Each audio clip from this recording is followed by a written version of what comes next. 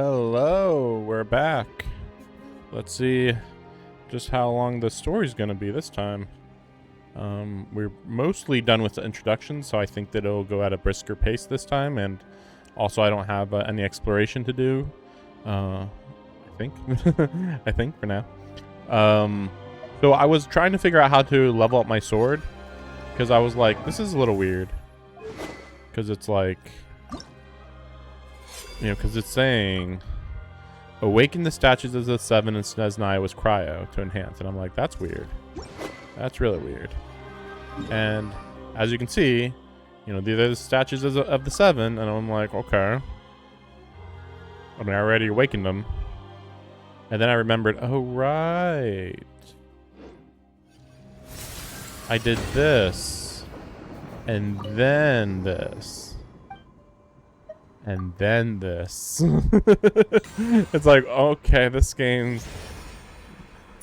Like, I know they showed me it, but like, I wouldn't think they had to keep doing it. In some corner of the universe, there must be answers. Oh my gosh. Is there any way to... I think there might be a way to look at it again. Wait a second. Yeah, in some corner of the universe, there must be answers and hope. How much time has slipped away since someone looked up at the starry sky with such a thought? And I did this one already because I was like experimenting. It is not known when the traveler gave up on capturing sounds amidst the eternal silence. If that is the case, then allow me to say a few words. Oh, these are like pretty random, but the traveler journeyed far into foreign lands, all for a slim chance of redemption. Redemption makes me think of the brother.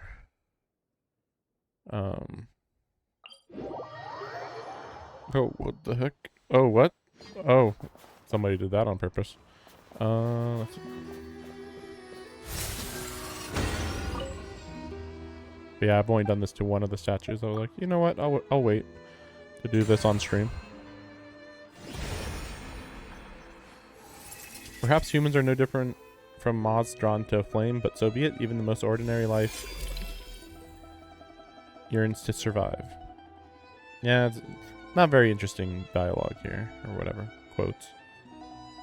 I mean, these seem like really good upgrades, right? The interesting thing, though, is there's one more for me to unlock. So it's kind of weird that there's already 5 of these to unlock right now. Because, like, you would think that, every patch, there's generally 2 of these to unlock at least, I think. Let me see, like... Nod Cry had all of this. And all that. This was all on release.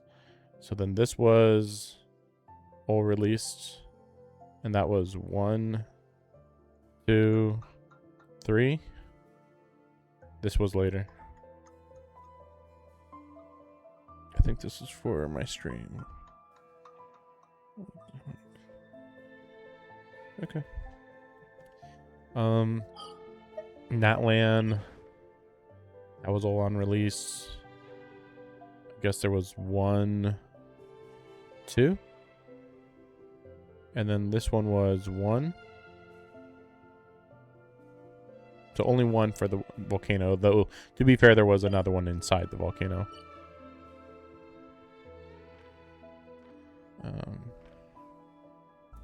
Was that it? Was it just this area and this area? It felt like it was more that unlocked. Oh, you know what? I know why. It's because this place was awful. So on the release it was all this area. Or actually, no, sorry, it was this area, because I just remembered this area and this area were wait, was it all 3 of these? I know for sure it was this one. Wait, what?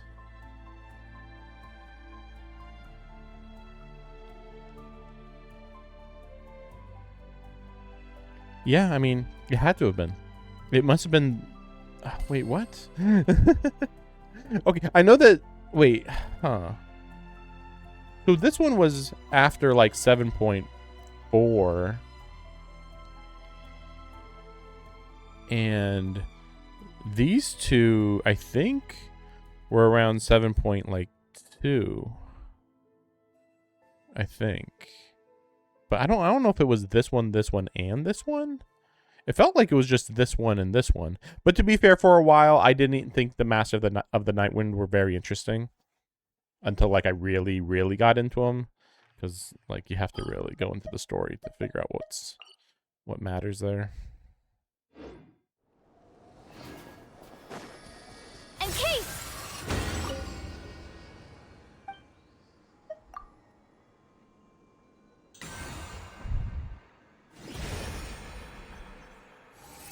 The darkness cannot dull the traveler's edge. With swords and plowboards aboard, a new beginning is well within reach. Swords and plowshares aboard. But yeah, like, so it's kind of weird.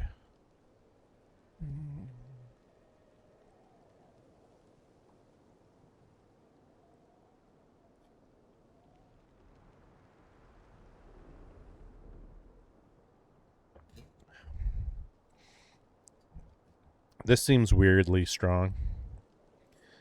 Like, this one is like crit damage increased by 6% for every element they have resonated with. Well, I mean, I guess some people might switch. I guess that maybe you can skip to Snezhnaya. Maybe? I don't know how much you can do that, but okay, I guess. But I mean, logically, you have 7 elements, so that's 42. Yeah, 42% crit damage, and then 33 crit rate. They're definitely trying to make the traveler good with this. Well, I guess that's everything for now. Let's just try to use it on this and just see, like, what's the neutral damage, like, without doing anything special. Looking for trouble? Fighting frog. Yeah, nothing special. I thought, well, maybe there could be maybe something, but no, okay. How tiresome.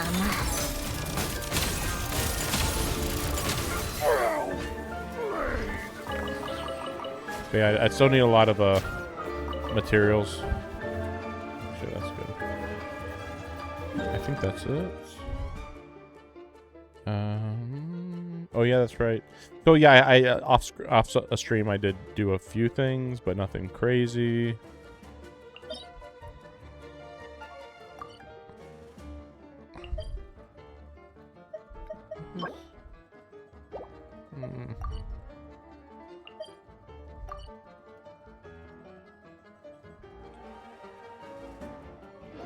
Let me see something.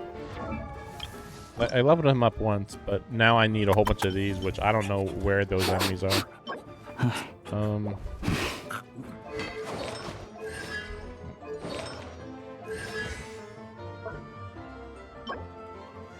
need a lot of those. Yeah, I guess I'll just do this real quick, just to use some of my stamina, and you guys can see some of the new stuff. Ice and electricity.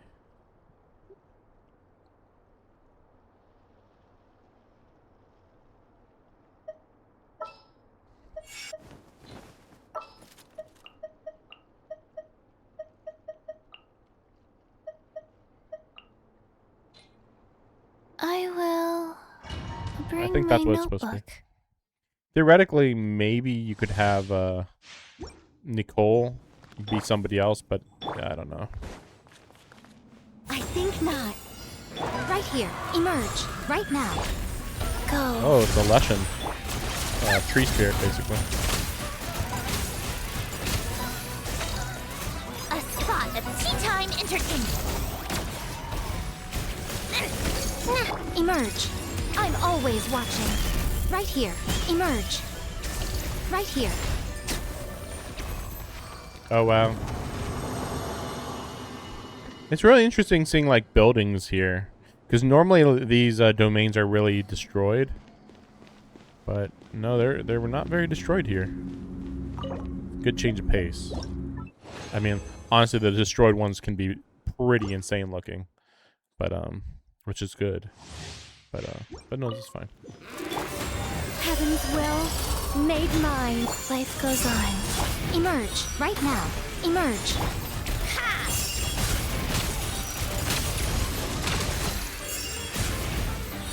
Come on, keep up. Ha! Ha! Right here. Emerge. Right here. Ha!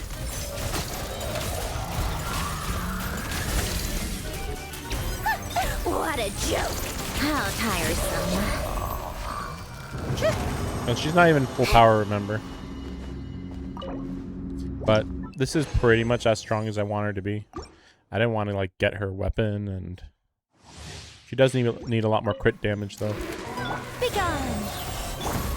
Emerge right now. I live within you.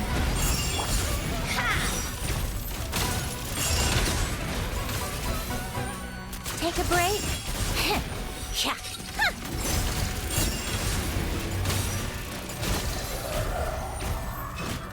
A sight to behold. Right here, right now. You'll regret that. Come on, keep up.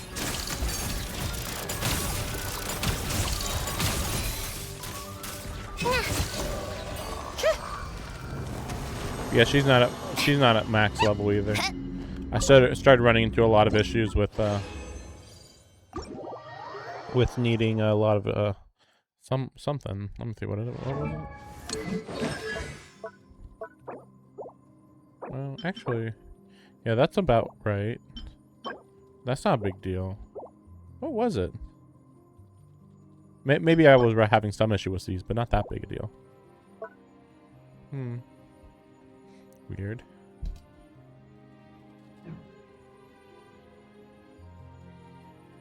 Maybe it was a different one. I think it was her.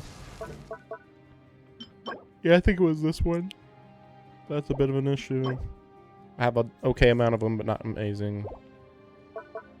I don't know if I need to even level this up.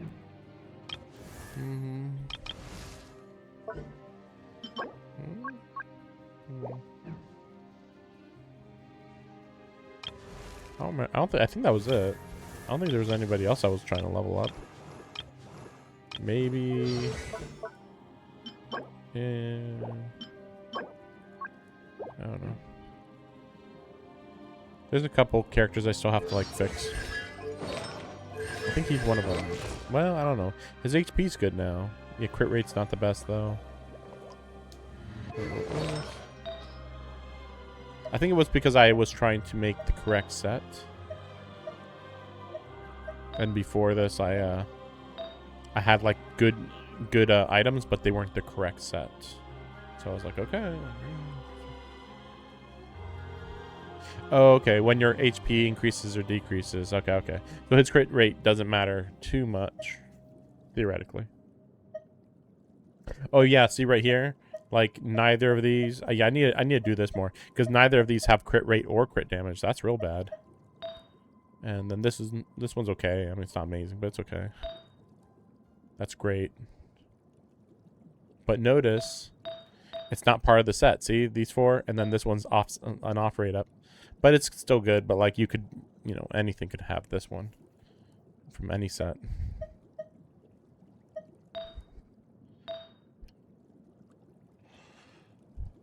Where is your weapon? Oh, wait, what's I think HP's a better one. Like, I was just thinking, like, wait, don't I want crit rate? But no, I don't think so. I'll have to look up his stats, his required stats. And then he's really good. Yeah, I forgot that I even had him, honestly. Not because I don't use him, just because I've been using him so much that I kind of went away from using him. Called back to the Zeppeljärny Palace again? Ugh, seriously. What's the point in all these endless meetings? Wait, let me see this.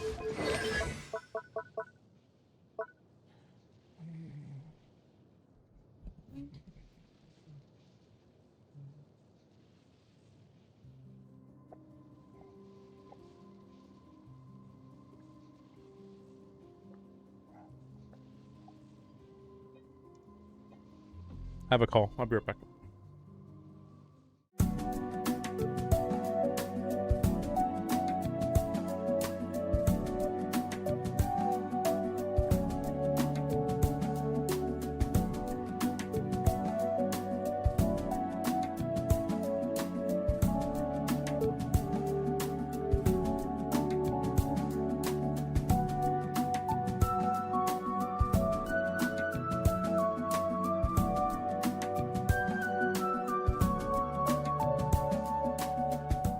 because that was fast.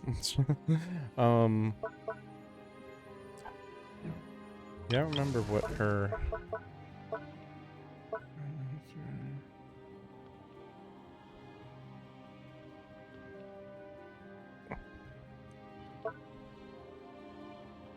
What was this? What was this?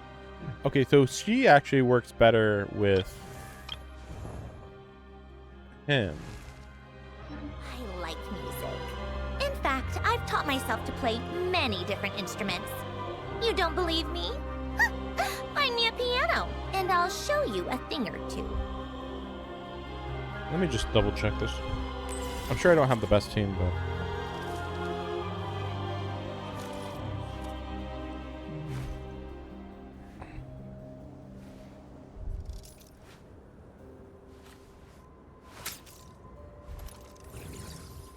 Yeah, I don't have that many good. I don't really have that many good teams, technically.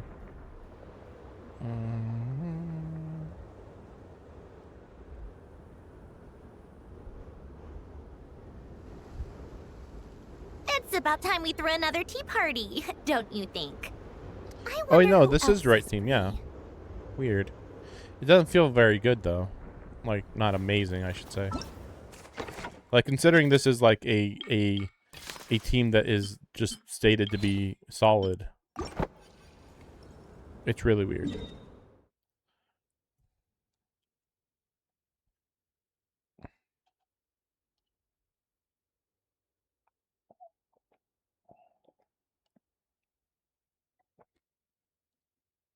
I think we just don't have enough enough other characters. Escoffier is supposed to be with her, of course, just because she does good ice damage, but I don't like her. So yeah, there's nobody else really. I mean, there's other ones, but You made it. I've got some tickets, Like and I Kazuha. managed to set something up with the Rokot.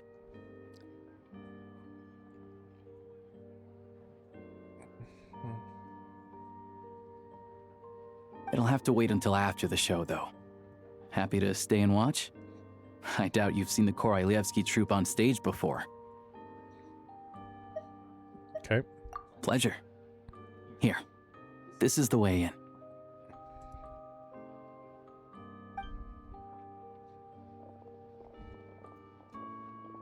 Please present yourself for a routine inspection.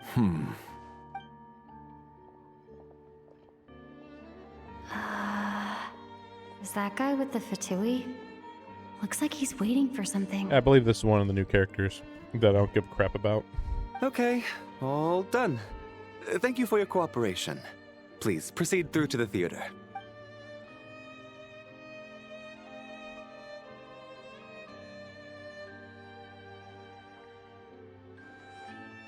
What's up? Everything okay? Snezhnaya's business and political leaders are always passing through here, so it makes sense that security's tight.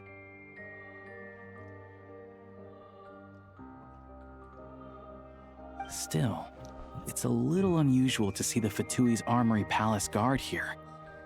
You saw him, right? The guy right at the back. Strong, silent type.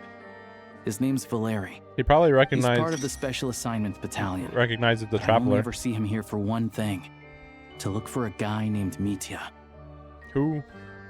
Supposedly a researcher, though he never seems to put much time in at the office. The theater is one of his favorite places to hang out when he's playing hooky from work. But that's not for us to worry about. Let's go. The show's about...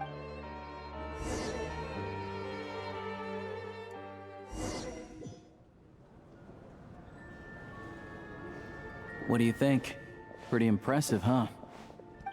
No. It's a blue room with a...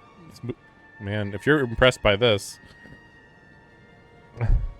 I wouldn't even say it reminds me of the Opera Epiclese. It's not even comparable. It's not even close. Like, there's at least twice as much seating at a courthouse than at an entertainment venue. Oh, the one in Fontaine? I hear it's iconic. Here we are, just in time. Sorry, Coming through. So I wonder if you are allowed to leave Snezhnaya, though. Because, you know, he mentions, like, oh, I've never seen it, but, like... If you're gonna show up late, keep your mouth shut. What's his problem? Whatever. No point arguing with people. Look, there she is. That's who I'm introducing you to later. Oh? She's the lead singer of the troupe, Vodyanitsa.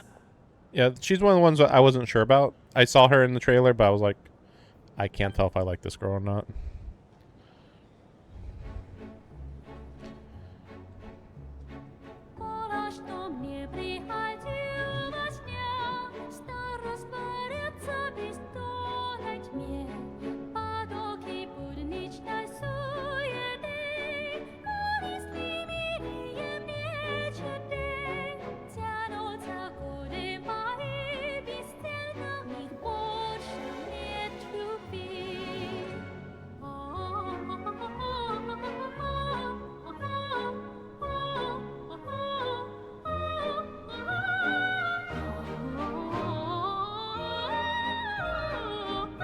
Are we gonna have to check out the Chinese version of this? I mean, I think this is an English singer.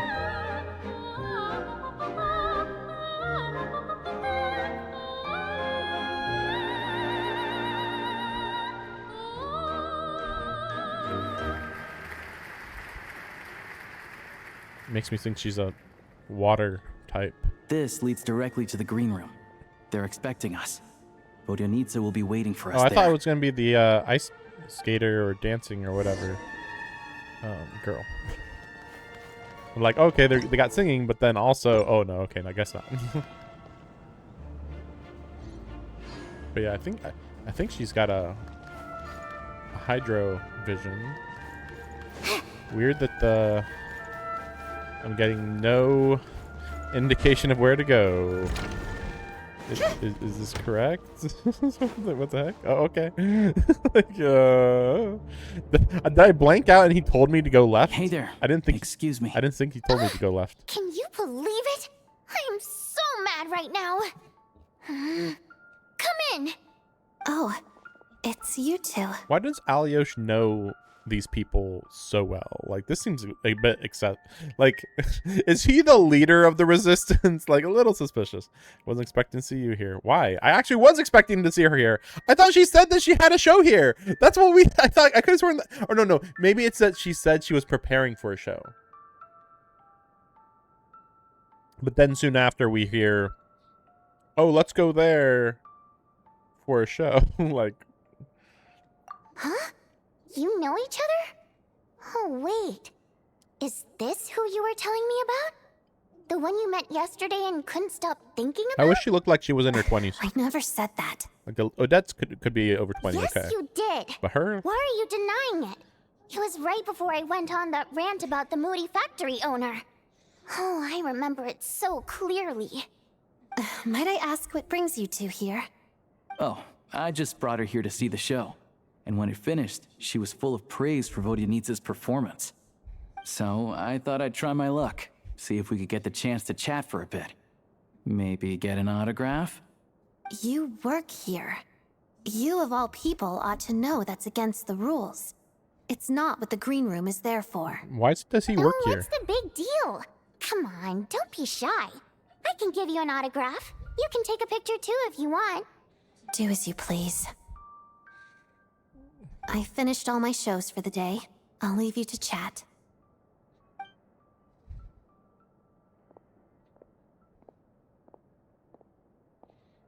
I wasn't making that stuff up, you know. Odette's just too proud to admit it. She thinks very highly of you. And so do I. You did the right thing in Svietloladovka. We're good. Odette's out of earshot. I'll lock the door. I mean, she is the or one of the members of the resistance, or is she the leader? I really hope we don't have another female leader of a resistance. I really hope so.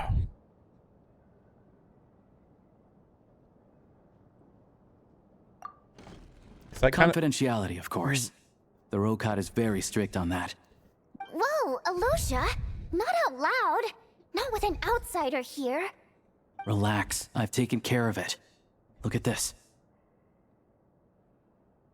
The president's reply sent this morning. Wait, so she's been approved to join? President's reply? What? Okay, it does seem like she's not the leader. President?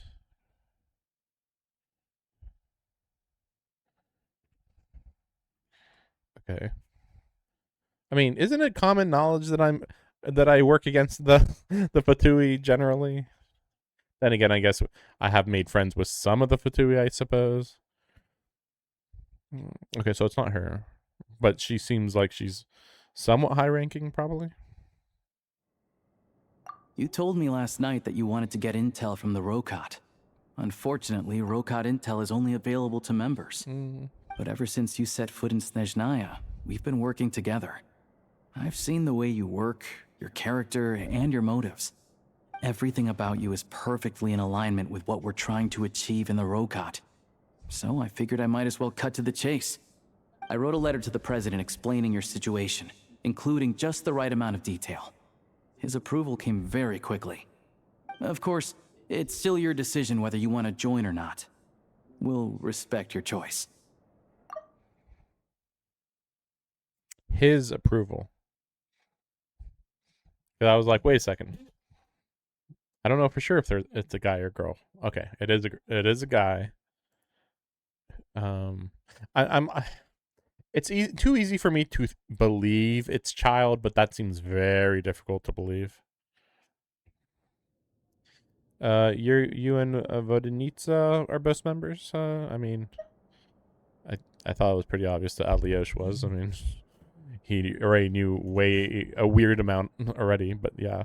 I don't know how it's determined who becomes a member anyway. Well, assuming Odette was telling the truth and she didn't misjudge you, I guess we don't need to worry about you blowing our cover. Still, you gave me a real fright. I didn't know that's why you came looking for me. So, that stuff you said about admiring my performance, was that just because Odette was here? Did you actually mean it? Yeah, I see the. I saw a little bit of a hydro vision behind her. Unsurprising. Unsurprising. They could have made her Dendro, but it feels like it's more likely that a hydro character would complement cryo characters than Dendro. Dendro's kind of dead when it comes to cryo involvement, which is sad because they need more Dendro characters, but you need to justify it, so. Now you're talking. That's what I like to hear. Anyway, let me give you a quick rundown of how things work. Like I said, the Rokot is a covert organization, and we hide our identities. Members typically don't meet in person or even know each other's identities. This helps us maintain a high level of independence and secrecy. Because of this, members are basically free to decide their methods without constraints, so long as the outcome of any activity doesn't violate the organization's principles. After all, we don't have any ostensible contact with each other. This way, if anything goes wrong, no one else will be implicated. Beyond the freedom to choose how you operate, it's also your choice whether to act at all. We have plenty of members who have yet to take any action. That's really stupid. In short, joining the Rokot in and of itself won't place any restrictions on your activity in Snezhnaya. This almost makes me think that there's a whole bunch of sleeper agents. That's like, well, some of them aren't doing anything, and it's like, well, undoubtedly there is going to be at least one or two who are harbingers. Just a feeling, I suppose. It feels like they wouldn't really be impactful enough unless they were harbingers. There's a code of conduct you can read if it interests you. But basically, as long as you don't plan on using your anonymity to go around doing evil, you'll be fine. I tried reading it 5 or 6 times. Never made it all the way through. Even the most lackluster script makes for more interesting reading. Great. Then I'll go grab an official application form. Be right back.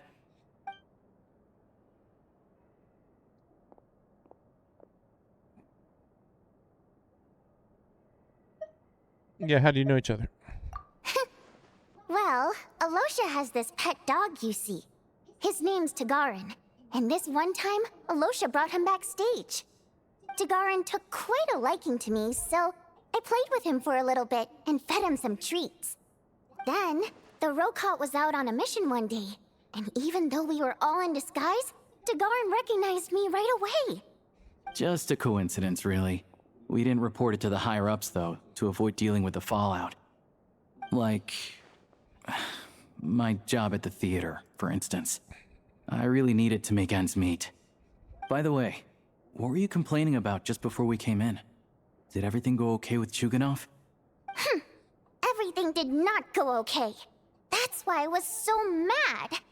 I tried to make some small talk with him before I went on stage to fish for intel about the Iskra manufacturing plant. But he wouldn't take the bait. No matter what I said, he kept dodging the question. And then he started complaining. He said he didn't appreciate his second-rate seat in the stalls because he usually gets a private box. I mean, what did he expect? Everyone knows that if you want a box seat, you buy a ticket well in advance. But instead, he sends me a letter the day before the show when we're practically sold out. I had to juggle things around just to get him a half-decent seat, hoping he would appreciate the gesture enough to share some information. But nope, he didn't give me anything. Yeah, meeting Chuganov in person has definitely been a disappointing experience. Oh, you probably don't know who we're talking about, do you? Chuganov was that older guy you were sitting next to today. I'm sure he didn't make a great first impression on you either. To the citizenry, he's a family man and a kind boss. But our interactions with him tell a very different story. It's one thing to ask for a favor, but he acts like it's his right. He always expects special treatment. Take the ticket situation, for instance. I've actually gotten him a private box in the past. But not only was he not even grateful, now he's acting like I've sold him short this time. Not to mention that he's never paid for a single one of his tickets.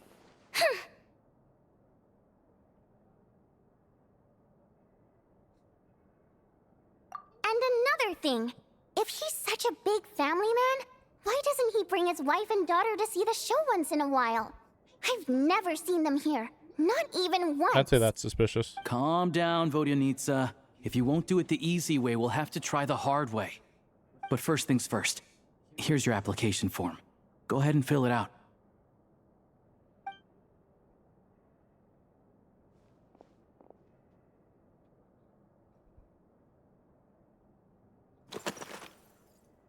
What? What? What? What? What? What? This is throwing me off. Like, wait. I mean, even to troll, this is... Oh, wait. Whoa, that's weird. So you can say this is your name, but then you can say this is your code name. I was already thinking, okay, I'm going to make up a new name, but then it's like, wait, your name and code name. Oh, this is... Okay. Well, the race is kind of weird that they even say this. Pipil Pan Idol. Janitor Pot. Prima Gem? Maybe? Faye? I mean, you could just say Faye, but whatever. Godoko? No. Okay. Oh. Oh. Alrighty then. Okay. I was not prepared for this.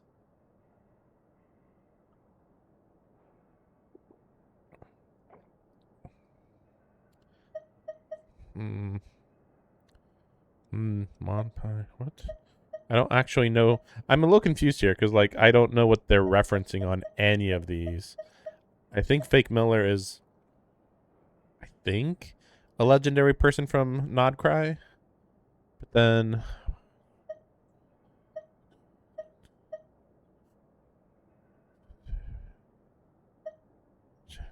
I don't know the rest.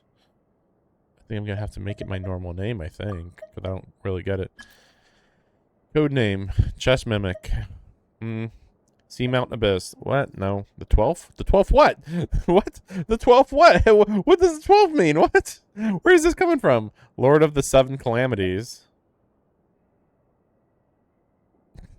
feel like if you did the 12th, everybody would be like, what does this mean? What? Like, this is the one that I'm most like, like, definitely not. Funny, but no. It's edgy, but not even good. No, just silly, whatever. Lord of the Seven Calamities sounds interesting, but it's long and, again, too edgelordy. Like, I like edgelord stuff, but this one and this one are just like, what am I supposed to think? Just, am I supposed to groan? Am I supposed to just go, oh, okay, funny, yeah, I guess. Like, what? Again, Monpai, I guess. No, like Paimon, I guess. Because you switch Bon and Pi, I guess. No. Fake Miller. No, we'll just go with the name. I mean, it just seems weird. Otherwise, I mean, they have my photo on here, so it's not like, oh, maybe I could, like, if this gets stolen, I could give wrong information. Like, they got my photo. Who cares? Like, literally, who cares? Why am I joining? I oppose Project Stuza. Do you? How can you oppose something that you don't even know what the point is? I want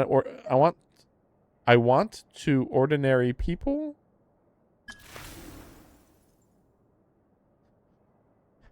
I assume it means I want to help, but they didn't proofread this. I think the Rokot is cool. Here to put an end to this organization. This sounds interesting until it's like, okay, what? You know? And like, since I can't actually answer what that means, then it's like, okay, this is stupid. I need a part-time job. Mom told me to give it a try. Honestly, these are not as interesting as I was hoping for. This just seems too basic.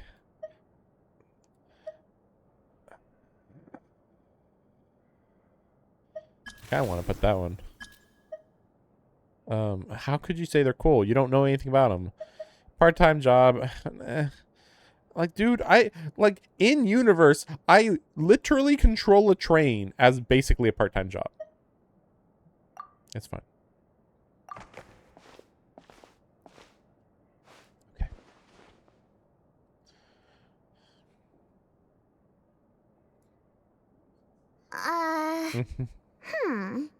Looks like I'll need to make a few little tweaks here and there.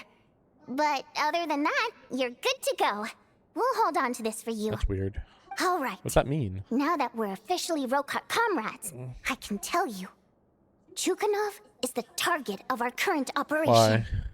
Recently, we've done some recon work at the Iskra manufacturing plant, which pretty much confirmed that their energy consumption is way beyond the legal limit. No. All we need now is some direct evidence to present to the Vetcha, so we can demand that they shut the plant down. This is such a what do we work for the Vetcha now? Like, what the heck? That way, the Kresnik Crystal can be allocated to where it's needed most. Sure, but I still. was hoping he might let slip during one of our chats, but he's too tight-lipped. We'll have to find another way. I'm meeting another regular theater goer tonight, Mitya. Oh, Midya. Okay. But Valeri's here too, and he's probably looking for Mitya, so he may end up being a no-show. Don't you worry.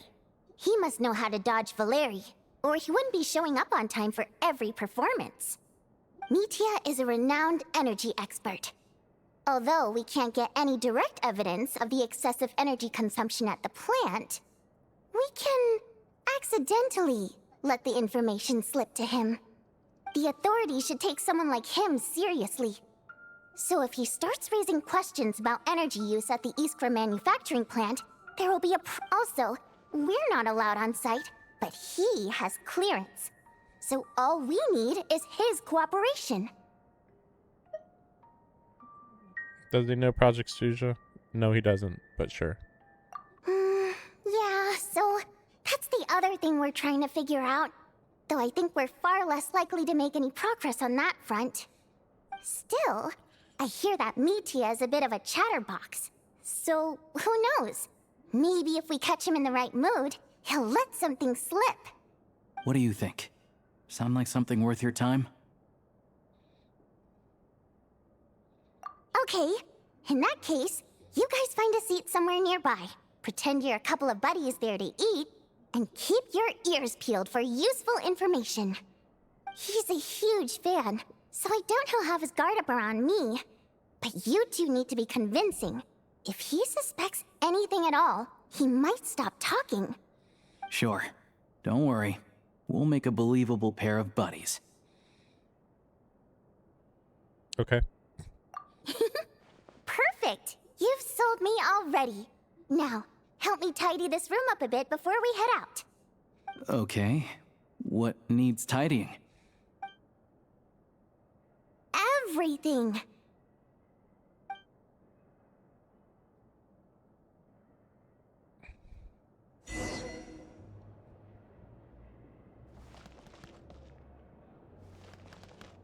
What? Does he... What?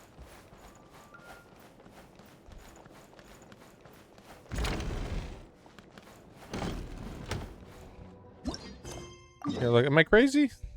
Oh, okay, so, okay.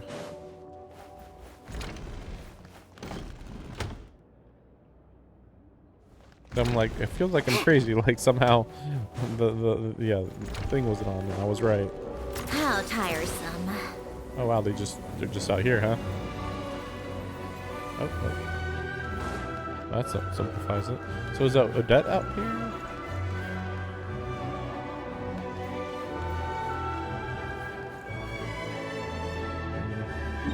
Later, I guess.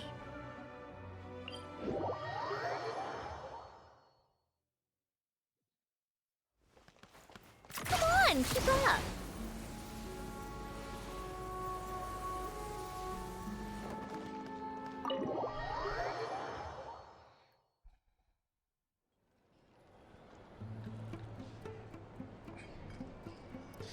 We come here often, so we shouldn't stand out. Let's sit here. Now, it's up to Vodyanitsa. Let's see how the conversation goes. I've been looking it up, and it looks like Vodyanitsa is probably good with Skirk. So that's good. Mr. Mitia! Over here! Over here! Oh, sorry. I got a little held up on my way here. Now we have even less time than we planned. Go ahead and order some snacks and drinks. Whatever you like. Let me see. According to my schedule, we still have 25 minutes left. You're really pressed for time today, huh? I was imagining this would be a leisurely chat. If you'd prefer, we can always reschedule for another afternoon when you have more time. No need. Getting to meet the lead singer is a very precious opportunity for me. I'm not about to pass it up. I've already had to decline your invitation several times because our schedules rarely align. If I don't grab this chance while it's here, who knows when the next one will come around? Well, it's very kind of you to make time just for me. I'm not too sure, to be honest. But Snezhnaya's full of weird and wonderful things like that, so people tend not to bat an eye. I'm sure the same will go for the Eye of Grey and Paimon. So there's just a lot of random lost technology. Yep, they're all that big. They're all massive tables. I don't know why. Yeah, they're... Well, yeah, I guess maybe it's just the tables they talk over. I mean, there are some randomly small tables. I think it's just random. No, I think it's just random. I remember, like, some tea shop that has, like, a really... like a table this big or something. It's weirdly tiny. The reason I invited you out for tea and a chat today was to get some feedback from a true fan of the theater. Well, I genuinely have nothing bad to say. No matter how many times I hear you sing, it never gets old. It always seems fresh and new somehow. Maybe it's because the more times I listen, the more details I notice. Or maybe you simply improve with every performance, delivering it better each time. Thank you! I'm delighted to hear that! Could you give me any specific examples? Oh, yeah. The piece you sang today, for example. Beneath the Frozen River? Hey, what's with you? I'm just praising a good performance. I always used to find that such a bleak and lonely song.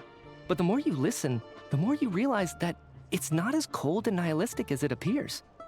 When you really dig down into it, there's a certain level where you're surprised by the emergence of hope. Wow, I'm impressed. I didn't expect you to pick up on that.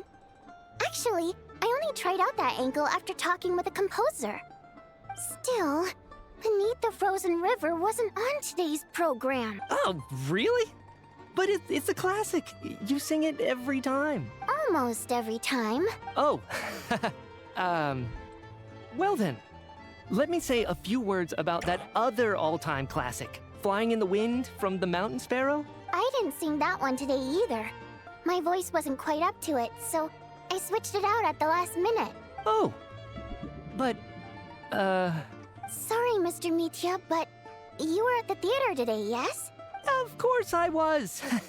Remember? I said hello to all the troupe members before the show started.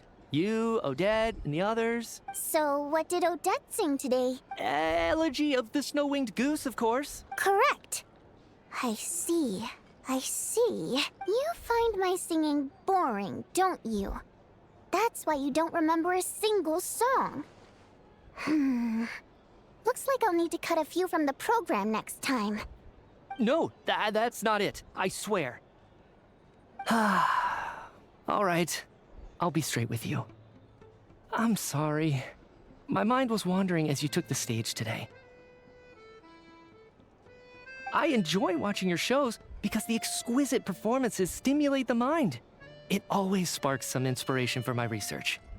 So, whenever I get stuck at work, I come to the theater for a change of pace. Odette's dance during the Elegy of the Snow-Winged Goose today was simply incredible. It got me wondering what she's been going through recently. That look of sheer defiance in the face of utter tragedy? It was so inspiring. I started scribbling in my notebook right away. I don't know. Nobody Not knows that I made what's a going ton on of with progress in the grand scheme of things, but I this coat still or think it was whatever. productive. By the time I snapped out of it, the entire show had finished. So what you're saying is, you didn't listen to my singing at all? Unfortunately not. I'm sorry. I don't know which is more disrespectful. The fact that I don't always come for the show itself, or the fact that I missed your performance. Seems like things are getting a little awkward. Mitya just stepped into a conversational minefield. If there's one thing Vodyanitsa doesn't like, it's people who show disrespect for her performance. This meeting was so hard to set up. Don't tell me it's already falling apart. It's fine. I suppose this is affirming in its own way. At least, it shows that our performance really touches people's hearts, right?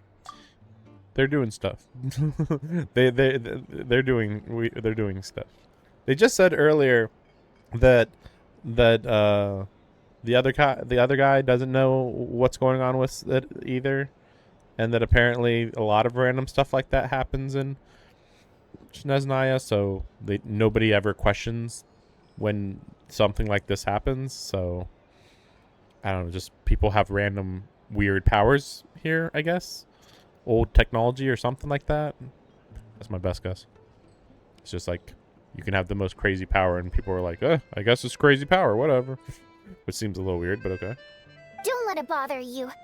It certainly doesn't bother me. She's showing a lot of restraint. Well, I'll be sure to let Odette know how much you adored her performance. Please don't say that. I always love your performances too. It's just that inspiration struck at the wrong time today. I'm usually all ears. I know, I can tell. That's why I value your opinion. I'm sure some people can't stand it when others praise their coworkers right to their face, but not me. No, sir. Fair enough. I still feel kinda bad though. But you know what I really can't stand? People who only show up to the theater to pretend that they're cultured. Makes me sick to my stomach. Oh yeah, 100%. There are too many of those people around. By the time they're walking out the door, they've forgotten all about the show. Okay, I don't do this often, but whoever is writing this, yeah, you're right. Yeah, you know, yeah, rich people and all that. I don't usually do this, but whoever's writing this region has got a weird idea in their mind that world building should be about learning every little tiny detail about every little thing in a new location. I feel, you know, last time we were going into the weeds of the politics too much. Now we're getting in the weeds of social etiquette and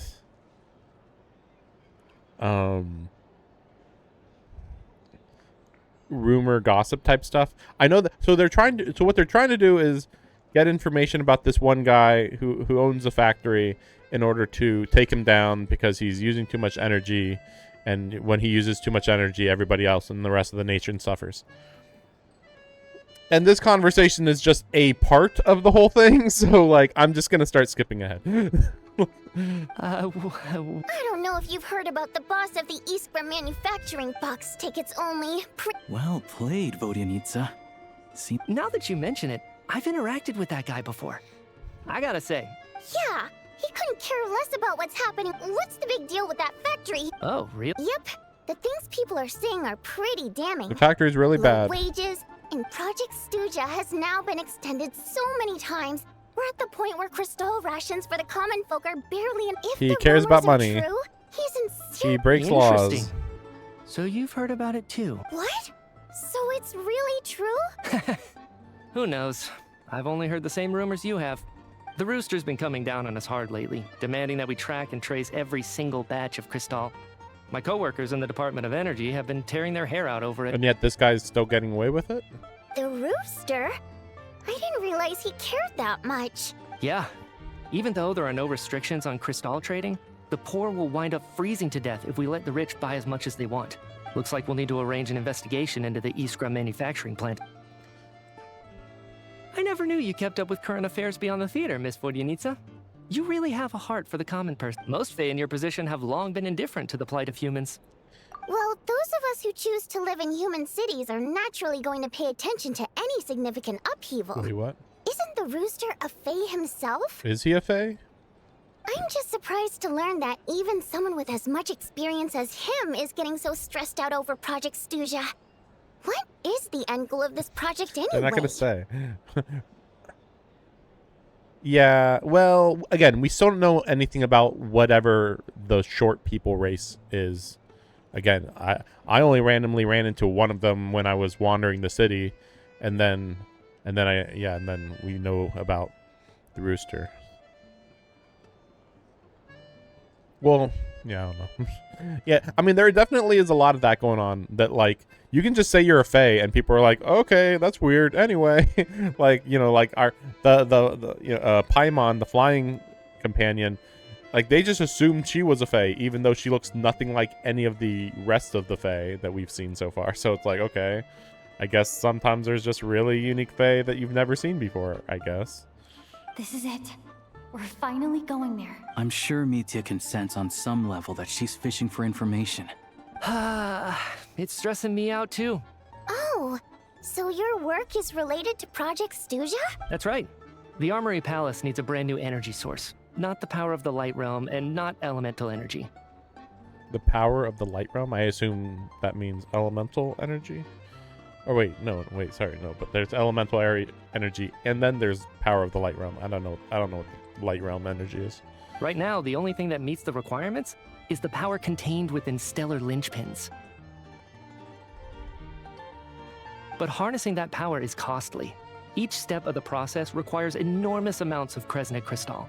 From extraction to quantification to attempts at conversion, progress has been painfully slow, and the team is getting burned out as time goes by.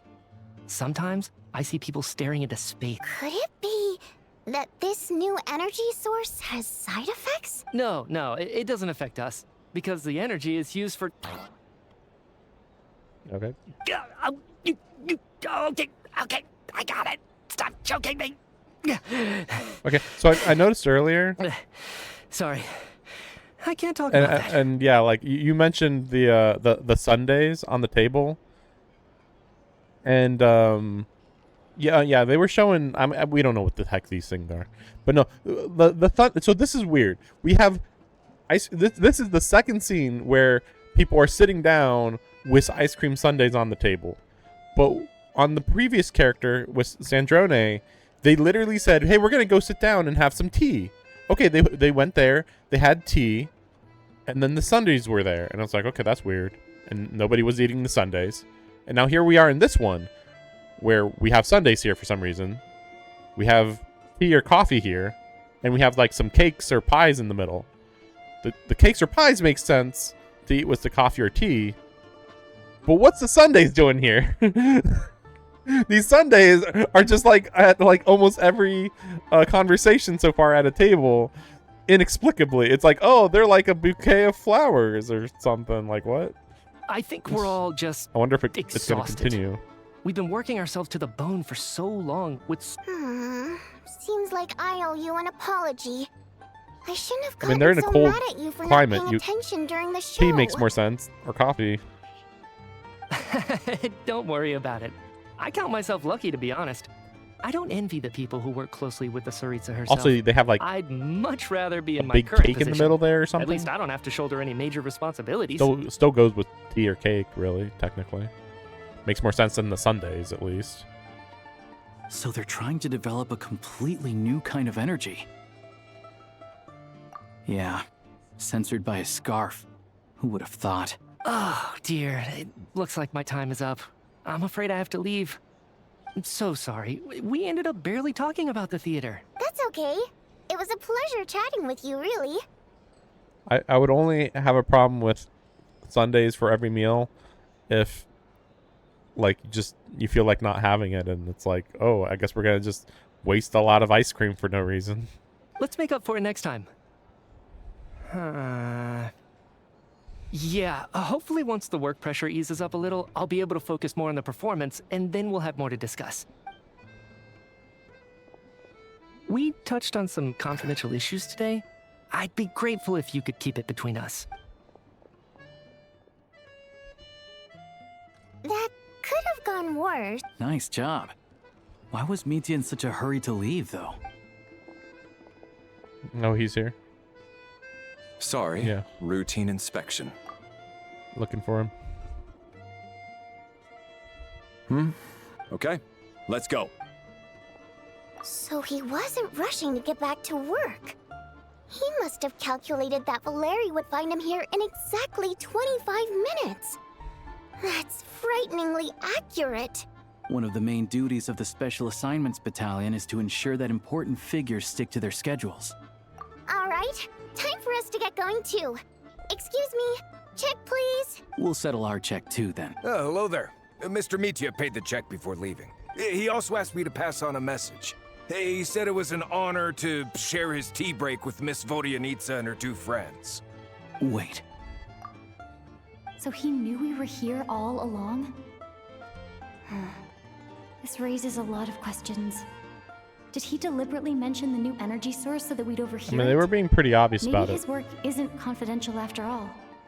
Maybe the key here is the purpose of this new energy. I guess that's the next thing to look into. Like they didn't need to be looking at their conversation when they were having it. Both left. Time to head back and call it a day. Like, why are you looking at him so much? Stop looking. So all you need to do is listen, nothing else. You're back! Here, Paimon was just gonna mention that. After she woke up today. Still, there's some good news. It's like there's some kind of mysterious power affecting Paimon. Yeah, I know. She only started feeling this way since Yeah, we already know this. That's right. We know this The already. Armory Palace needs a brand new energy source. Could that have something to do with it? That's an assumption. Big assumption. You're making that face again. You know, the one you get whenever you have a light bulb moment. Yeah, but you'd think that if some people are being affected, why isn't everybody being affected? And on top of that, Paimon was just walking in the middle of a blizzard when she got affected, which is pretty random. Radiation. I doubt it. Well, I don't know though.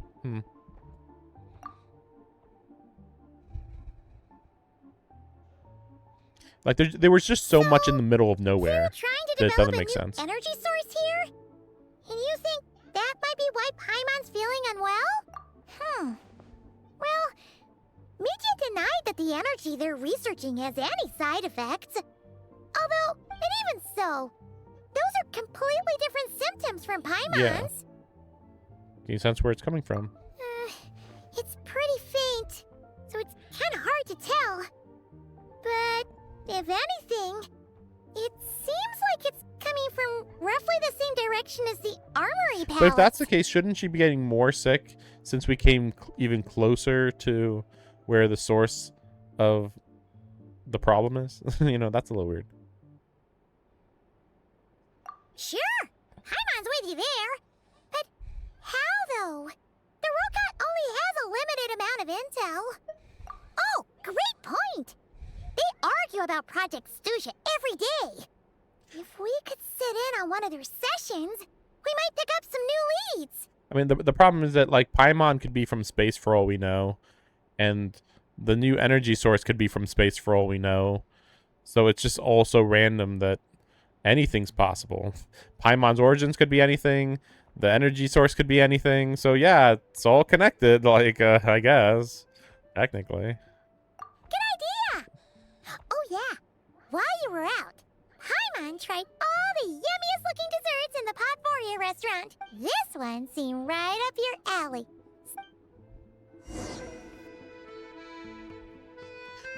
2 days? Sheesh. That's not typical. You'd think that you could do something in those 2 days. Wander around the... I guess technically they think that maybe you would just go and explore. I guess. Alosha replied. He says that we won't be able to speak at the Vecha, but he can arrange for us to attend as visitors. Time to get ready. Then head to the Snezhnograd Vecha.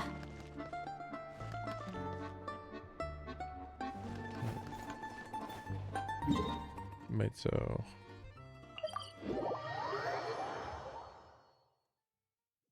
I can't believe this is still Act 1, right? That's crazy. Every time I think, oh, this is going to be the end of Act 1, it's like, nah, more time. Yeah, I said yesterday, like, oh, I feel like I'm at the end of Act 1, but it could be 30 or 60 minutes, and I don't know. Miss Vodianitsa, yeah, it's prima donna of the already gone Korea an hour, State Troupe. so... What a surprise meeting you here. Will you be sitting in on a session of the Vecha? Sorry, I'm not taking interviews today. Oh good, you're here. Please wait, Miss Vodianitsa. Could you introduce me to your new friend? No. Time for politics. We didn't get enough politics, so let's go have more politics. They talk about Project Stuja at the end. Oh my gosh. Okay, you know, this might all be boring, but at the very least you could do like introductions for some of these characters. Instead, we're just going to be like, and now on to this docket today. In summary, Yeah, here. the energy management commitments made for the outgoing period have been delivered upon. Furthermore, both the production and consumption of Kresnik Crystal show clear signs of stabilizing. The relevant agencies have assessed the present circumstances and determined that the status quo can be sustained until the next period. For detailed statistics, I would refer you to the industry reports that have been distributed to all persons present. It should also be noted that while the recent blizzards have led to a significant there's a lot of fellas back there. increase in people's energy expenses, this is strictly a short-term phenomenon associated with a remotely located The Lalafels have monster. pointy ears too. Her Majesty Yeah, he's the definitely of that race. Tsaritsa is giving her full attention to this matter. We should have every confidence that it will be dealt with swiftly and conclusively. A financial report on disaster relief is also present in this report, courtesy of Pantalone. This guy's semi-evil businessman. He's pretty weird. He's a weird guy. He's a weird guy. I think that he might end up being one of the big villains. More evil than anyone else in this nation, but we'll see. Already very suspicious, though, that he's all in black and purple, which has been shown to be, like, the most evil thing you could possibly wear. Like, you'd think wearing black is a big deal, but it's like, no, the purple is the bigger deal. Like, black and purple? Like, that's crazy. That's crazy evil. Like, let's see. Why does it keep getting noisier in here? Because, like, the most evil faction is the Abyss, and the Abyss is completely based on the color purple. 100% purple. Evil energy is purple. But nah, he's fine. It's fine. They cover the same old ground every single time. There's a general lack of trust. People aren't seeing any tangible benefits that affect them directly. Of course, none of that will be— Yeah, if it weren't for these hard copy documents, I could have at least made something up. Oh, don't mind me. I'm just out here trying to hit my interview quotas. Bring out the Kvass. Ever read it? Best-selling newspaper in town. If I remember correctly, you guys don't even have a sales permit. You have to sell from stalls on the street. Okay then, best-selling street stall newspaper in town. Still counts. Wait, was that vodka? Also, it's really funny because in a different nation, the reporter was like a huge major character who was, a designed character that you could play as. But then here, this character, nah, you can't play as her. Like, okay, that's kind of weird. Order! Well, there is evidence of Chernobyl already, so there's heavy indications that even though we're in this snow nation, there's a lot of indications that it became like 10 times snowier 500 years ago, and 500 years ago is when the leader created the Akatsuki of this game. So, like, obviously there's some major things from the past that we have to learn about, and I mean, it's hard to tell who is responsible for it. That's probably my guess is that so I mean, this is real deep in the lore, but basically God did a whole bunch of stuff while other lesser gods were doing a god war, and in the middle of that god war there were a lot of genocides and like basically anything you could possibly imagine was happening during that time, and that created a lot of problems. And then 500 or so years later, I think it is, there was a nation that was like, we don't need gods here, and then that somehow created a massive war to exterminate that entire nation. And during that is when the 500 years ago was that made everything really cold here. And I think this nation was closely tied to that nation. Like, I think they were getting their technology from that destroyed nation before they were destroyed. But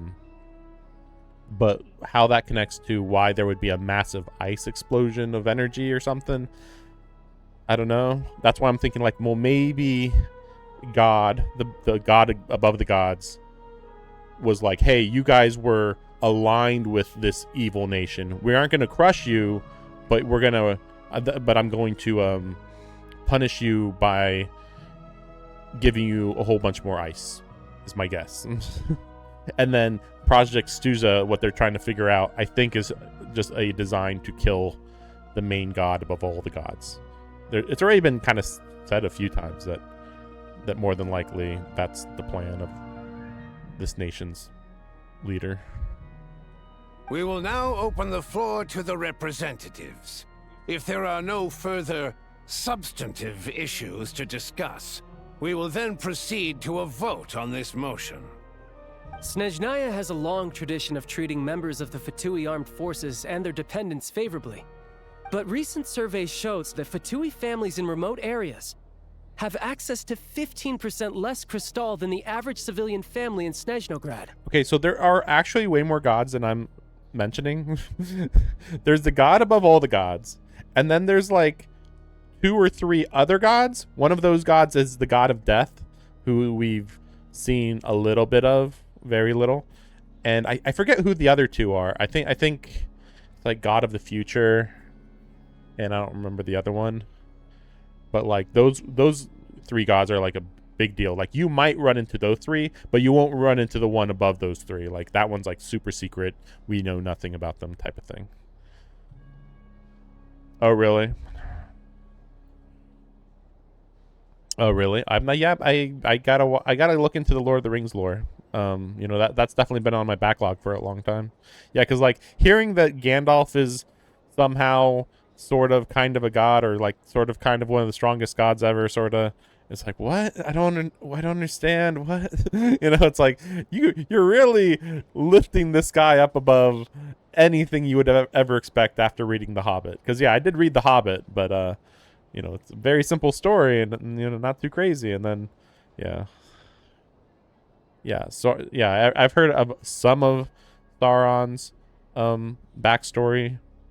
I mean, most of it just sounds like Christian, like a equivalent to like Christianity, of like Sauron is Satan and he tries to usurp God. And I mean, it would be like Gandalf is an archangel, but I don't know who would be like Michael in this situation. And then it gets even more complicated because technically Sauron actually does have an army that he fights humans with on Earth. So I don't really know how, like, hey, why didn't the god above all the gods stop Sauron from doing that? Is it just because, hey, we need to have a plot here, you know? I mean, is there even, I feel like there's no good reason why Sauron shouldn't have been stopped. If God is like, oh, I'll send archangels to manifest on Earth to stop you, but I'm not going to stop you myself. Like, okay, sure.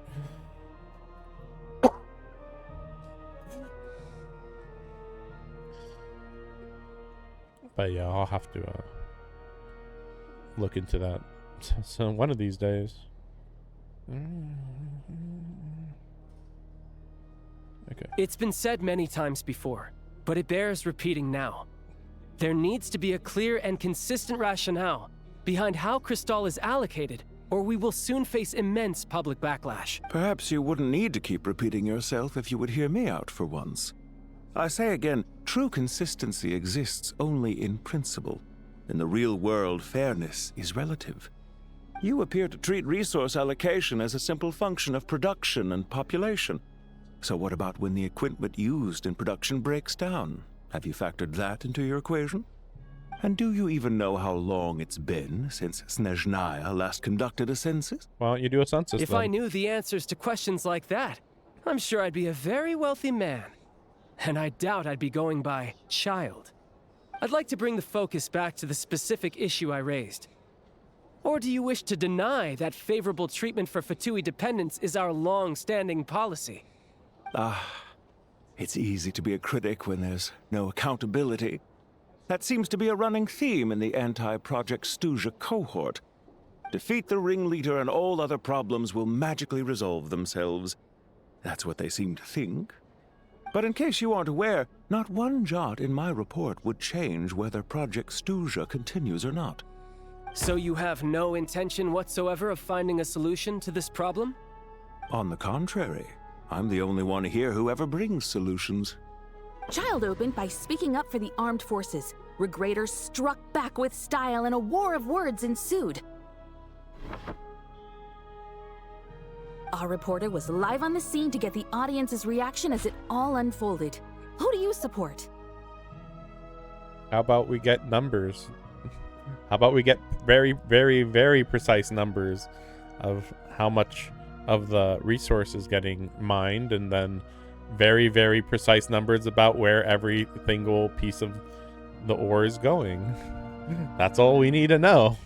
But they're like, oh, it's so complicated. Like, The people have spoken.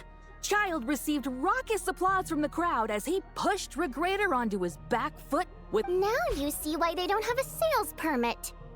However this reporter wants to spin things, I haven't forgotten that Tartaglia was representing the Northland Bank when we first met in Liyue.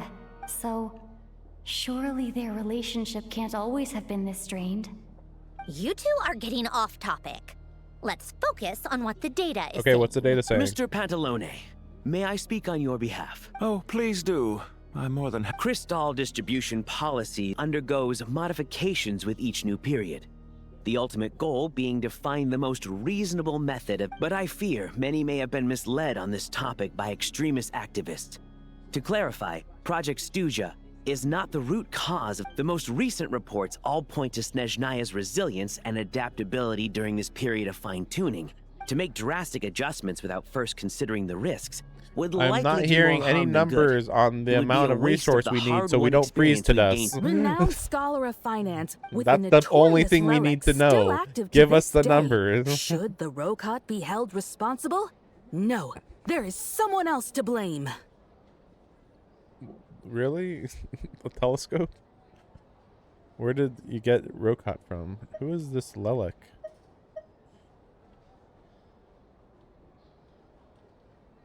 She's just rephrasing what Mr. Pantalone said.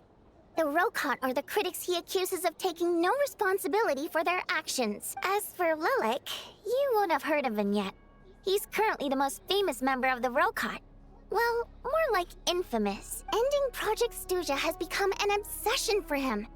Unlike the more decent ones among us, he believes that votes in the Vetcha are all that matter. That is all that matters. So whether it's threats, coercion, or bribery, he'll use whatever means necessary to get people to change their vote.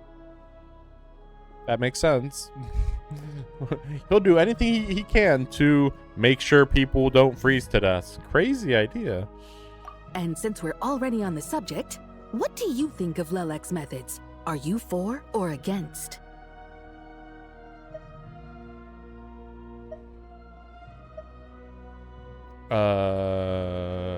Is there even any problem with what he's doing? Wait a second.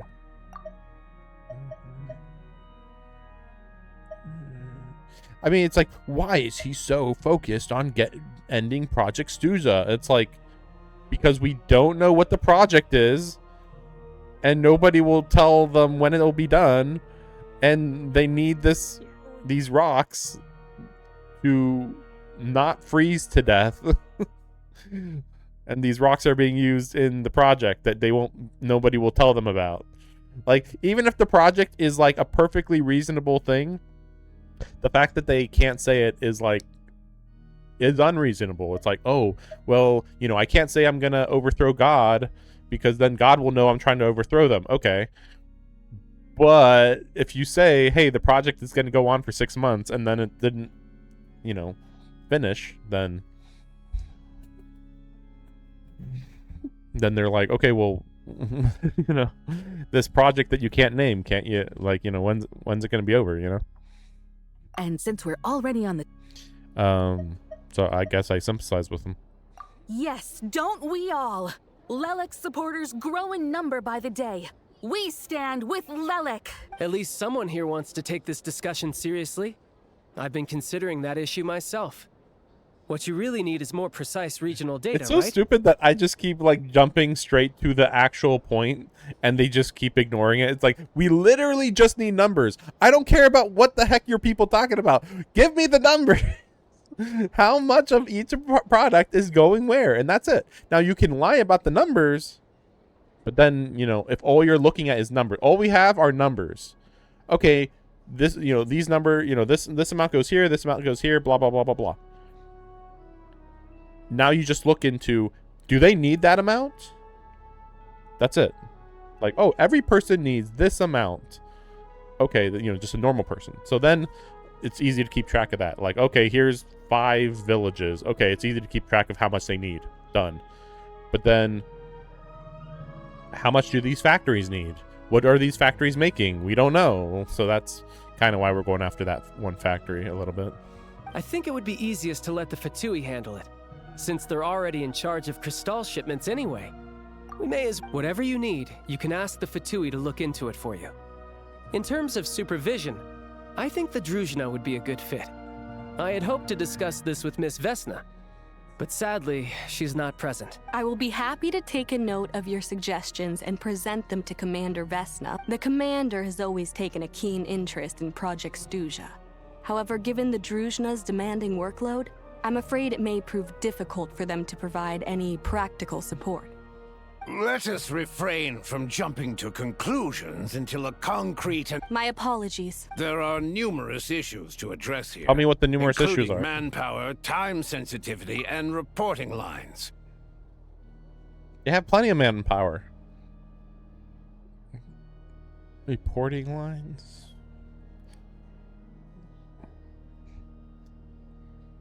Are you struggling to know how much product you're mining up and distributing? Like, these numbers are clearly very public.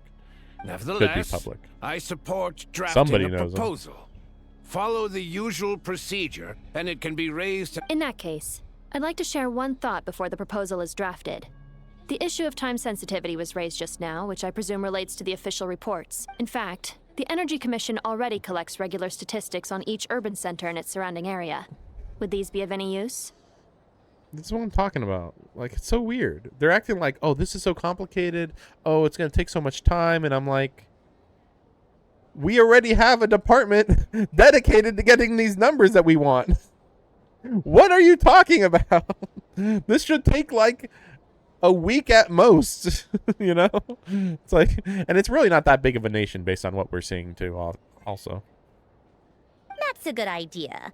I read every issue of Sviet Lolaidovka's report, and although my focus is mostly on the section about equipment operation, the energy consumption statistics also yield a lot of insights. Yeah, exactly. Oh, really? In the late Soviet era, numbers were fudged that much? Weird. So I guess they are really going... I mean, obviously they're doing all this based on Soviet Russia, but you know, it was always obvious from the beginning of the game. But it's interesting that they're actually recreating so many of those issues. I don't know if it was a big deal of them freezing to death in Soviet Russia, but I guess it wouldn't be that hard to believe. Probably it's all... I mean, it's very clear that there's a lot of corruption. Like, it'd be one thing if it was just like 2 or 3 major people, but it's pretty clear. I mean, we started the region going to the first town, and in the first town, the mayor and some other big hotshot were both corrupt. That was the first town.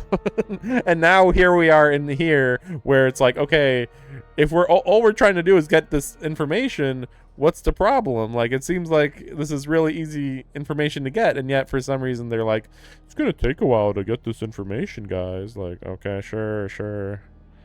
Be that as it may, does no one see an issue with using local data to determine crystal quotas?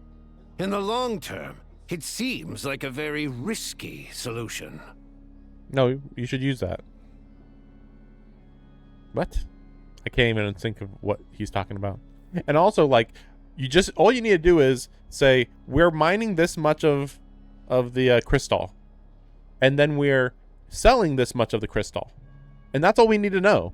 And in somewhere in that in between, you'll know, hey, how is it that we're mining this much, but we're only selling this much? That's it. That's all it is. Not if they are used purely for reference. So long as we have the report from the Northland Bank's headquarters to corroborate it, no one will be able to fool me. Oh, no one's going to fool the bank, guys.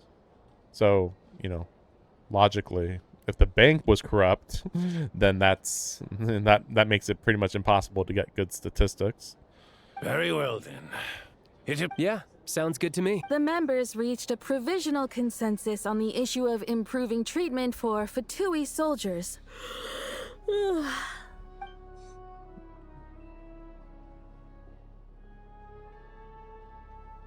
Today, the prima donna of the Korailievsky troupe attended a session of the Snezhnograd Vecha in the company of a most charming young lady. The question on all our minds is, What is the true nature of their relationship?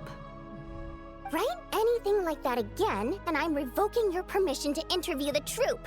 Got it? Healthcare technology industry.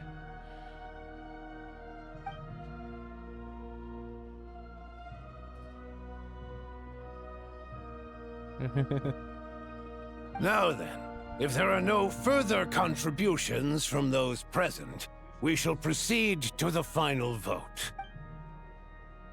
Hey, check it out! Chuganov.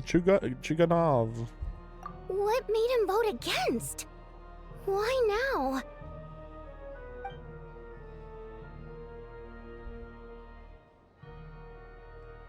The votes have been tallied.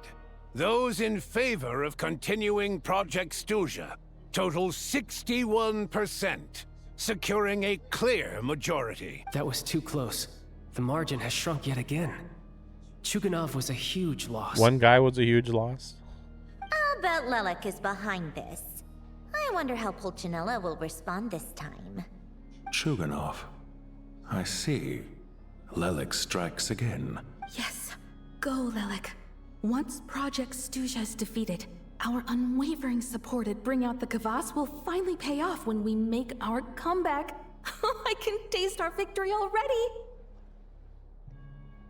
I'm pretty sure the whole point is that if they end Project Stuja right now, then a lot of crystal will be able to be sold. And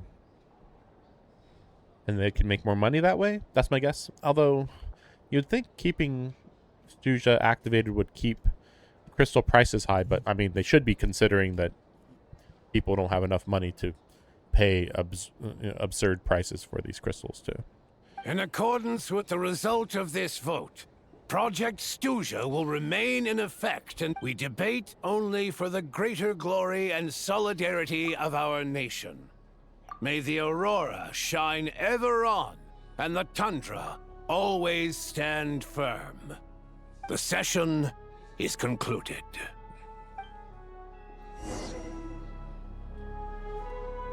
Yeah, I don't know how they'll make that guy playable. That seems just kind of hard to believe. So yeah, here's the Lalafels, I guess. I mean, that's just... I mean, that's pretty close to being Lalafels there. That's kind of funny, though. Look, so you look at the little kid, just looks like a little kid, right? But then the old guy, he's got this pointed nose and... no, I guess that's it. The wrinkles, of course. Yeah, the pointed nose. Like, seemingly as they get older, they get a pointed nose. Yeah, they're... Well, the rooster might be a little taller than them, though, actually. I feel like the rooster is, like... maybe 1 foot taller, maybe. Like, I feel like the rooster would come to her neck. Maybe, oh no, well, maybe a little shorter than her neck. Let's see. Oh yeah, that's right. I have this. This is just a child, by the way. This is not this race. Yeah. Oh, you know, it's funny. I would actually tell you the rooster is probably as big as her, actually, which is definitely taller than these guys. But like, you know, with that being like the tallest one that we've seen, that's still like giant size. Yeah, a giant among his kind, and he's the size of a 5-year-old or something. That's kind of what it seems like to me. I have to say, I really wasn't expecting Chuganov to vote against Project Stuja. Well, in principle, Snezhnaya's business and political elites ought to be the ones least likely to oppose it. As we heard, Project Stuja is basically just a resource distribution framework that requires everyone to cut back during the winter. But even if the policy got cancelled, the Tsaritsa's energy needs wouldn't suddenly go down. The extra demand from the public would have to be filled from somewhere. So logically, the factories would have to take the hit. I got a letter from Mr. Mitya just before today's session. He said he's confirmed that there are issues around overtime and excessive energy consumption at the Iskra manufacturing plant. In a situation like this, once the rooster receives the report, He'll order the factory to halt production and submit to an investigation before issuing a penalty. But that's a week-long process, and thus didn't make it onto the Vetcha agenda this time. I don't think he suspects anything so far. Exactly. And as you know, he's a very selfish person. I was originally gonna try and flip him after he received notice of the official sanctions. My plan was to convince him that the whole thing was completely unfair. Rather than just sit back and take the hit while his factory stopped production, he'd be better off voting to end Project Stuja. But now, he's already voted against it. Which means someone must have used more forceful means to change his vote. Blackmail, just like maybe. with everyone else who flipped. Yeah, I'm assuming it's blackmail. Yeah. No one knows why Lilac is so obsessed with ending Project Stuja. Lilac must have strong motivations, given how he'll stop at nothing to achieve his goal. Maybe my next step should be to focus on him. That's true. All right. Yeah, he's What got are to your know. plans for the rest of the day? Shall we head out? Hey, comrade. I noticed you were here during the debate. Comrade. This could become a meme. Hey, comrade. Hey, how's it going, comrade? But he said it because we're like a partner of him and we're like rivals. But it's funny because saying this in Russia, like, come on. I didn't take you for a political enthusiast. Greetings, Harbingers. I just happened to have some free time today, and my new friend here thought it might be fun to check out the Vetcha. Ah, Odette must have introduced you. Looks like you two are getting along pretty well. I'll leave you to catch up. I should head back to the troop. Sure. Break a leg and all that. I was just thinking, it's kind of funny that Odette is friends with a lot of Thought it might Resistance be fun to check out members. the Vetcha, did you? Things are never that simple with you, Traveler. There's no way you're here for kicks and giggles. Tell me I'm wrong. Oh, yeah. To some, he's a captivating enigma. To others, he's the bane of their existence. No one ever thought that some anonymous nobody from the Rokot could cause such a stir. Lilac sounds like he's one of the Harbingers. Huh? You want to look into Lelik? Then I'm sure his days of anonymity are numbered. What do you think, Sandrone? Fine by me, I guess. If the Traveler actually manages to expose Lelik, it'll be doing Pulcinella a favor. In return, it seems fair to let her in on what we've learned so far. My thoughts exactly. Head back to Glupov and grab the files on Lelik. It's easier to just pull the records than go through the rigmarole of getting the Traveler a visitor's permit. As you command, child, sir. In that case, since we're going to be waiting anyway, I'll have someone brew a pot of black tea. Still in Act 1. One common thread among the many incidents Lelik has been involved in is that the victims are all too scared to share any real information about him. Clearly, he must have threatened them in some way. His modus operandi is to silently infiltrate the scene and leave a threatening letter behind. But neither the letters nor the crime scenes ever yield any clues to his identity. So all these files have to offer are short statements by the people affected. They don't give us a lot to go on. If nothing else, it shows we're dealing with a trained professional who's versed in counter surveillance. I mean, that kind of sounds like it could be Arlecchino. But I don't know if Arlecchino would be this dedicated. Yes, and to that point, he often strikes in highly secure locations. The victims are high-ranking and influential people who take their personal security very So seriously. you'd have to be very good at your job. Wait. I think it's the director. Weirdly. Like, even the director doesn't believe in Project Stuja, maybe. That'd be pretty crazy, but it is interesting that he's, like, very behind the scenes, has a lot of political power and abilities. Somehow, Lelik slips right into their rooms without making a sound. There's never any eyewitnesses, nor the slightest trace of a break-in. Almost like they use some sort of dark shadow powers of some sort that the director would have, maybe. If he can get in and out undetected, it means he can strike without warning. Not that that's ever happened so far, but the thought is enough to scare these people sleepless. It's hard to believe that a human being could pull this off flawlessly every time. So they switched the focus of the investigation to Faye. Unfortunately, no one's found anything yet. Well, I don't know what the Faye's powers even are. Are you saying even you couldn't pull it off? Careful. Don't underestimate me. Although, truth be told, I'd probably find it hard not to blow my cover. Direct confrontation is more my style. We haven't ruled out the possibility of Lelik being human. It's just, there can only be a handful of people in all of Teyvat who'd fit the profile. Right. Faye, on the other hand, plenty would have the ability, but few would have the motive. Someone as strong as Tartaglia and even more meticulous. Exactly. And there's not many people who are that meticulous and capable. Such as the director.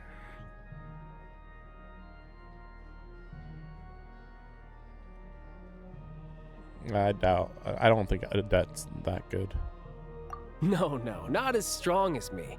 You'll never find the culprit with criteria like that. Let's go with a little weaker than me. Skirk? There's no denying that Master is strong, but meticulous? We can only hope. She could be meticulous, to be fair. She's just trying to find a reference point.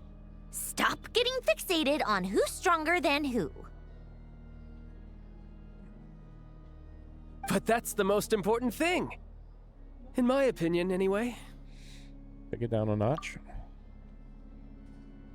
How about Odette as a reference point? She's someone we all know. So they're going to say, oh, maybe it's Odette. Odette? Yeah, that seems about right. Her skills are solid, and she's always calm under pressure. Except she's Fatui, so the likelihood of her working against us is pretty low. I disagree. But yeah, much more accurate than your previous example, at least. No, wait a moment. Maybe we should interrogate that assumption. What do you mean?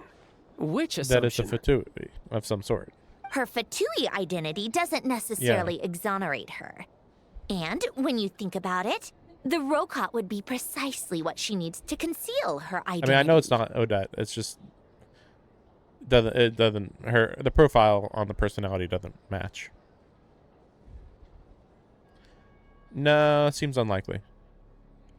So the weirdest part about that would be, why would Odette be the head leader of a secret revolution organization,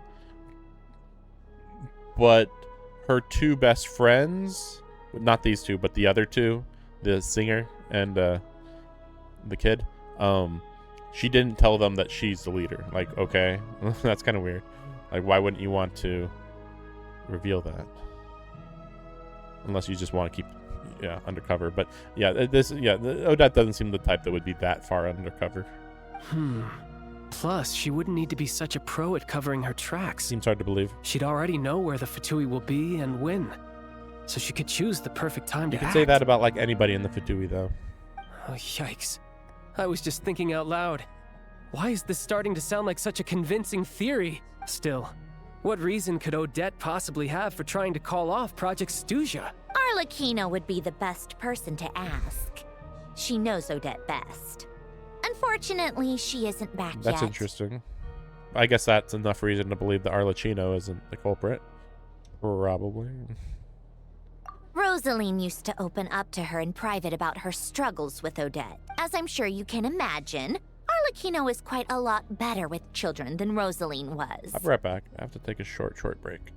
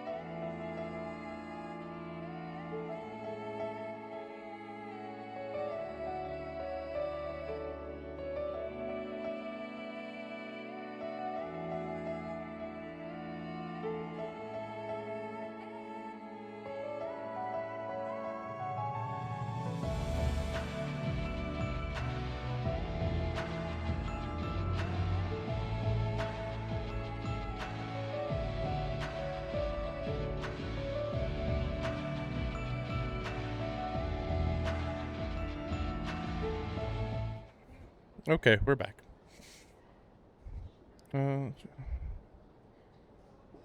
She gave her some tips on how to handle the situation, and Rosaline managed to reach a settlement with Odette before leaving. So I suppose there were at least no lifelong regrets left behind. Beyond that, I don't know the details about that side of things. But I do know that Odette definitely has a motive to hold a grudge against Project Stuja. The reason being, her father passed away during the early stages of the project. That was back before it had been named Project Stuja, when things were still being worked out. But in essence, it's remained the same ever since. Huh. The more you know. Rosaline was always so self-centered. I never understood why she started paying so much attention to Odette. Is that such a surprise? If you cast your mind back, you may remember that Rosaline and I weren't exactly close. We had tea together a few times, but that was about it. Odette's past is no secret. Her father was a fatus and her mother was a very famous ballerina. On the surface, it looks like she followed right in her parents' footsteps. But the truth is quite a different story. After her father passed away on a mission, her mother was overcome with grief. She broke her leg during a performance and could never dance again. Odette was only interested in ballet at the time, but this tragedy left the family with both breadwinners gone. They could barely make ends meet. I don't believe that one.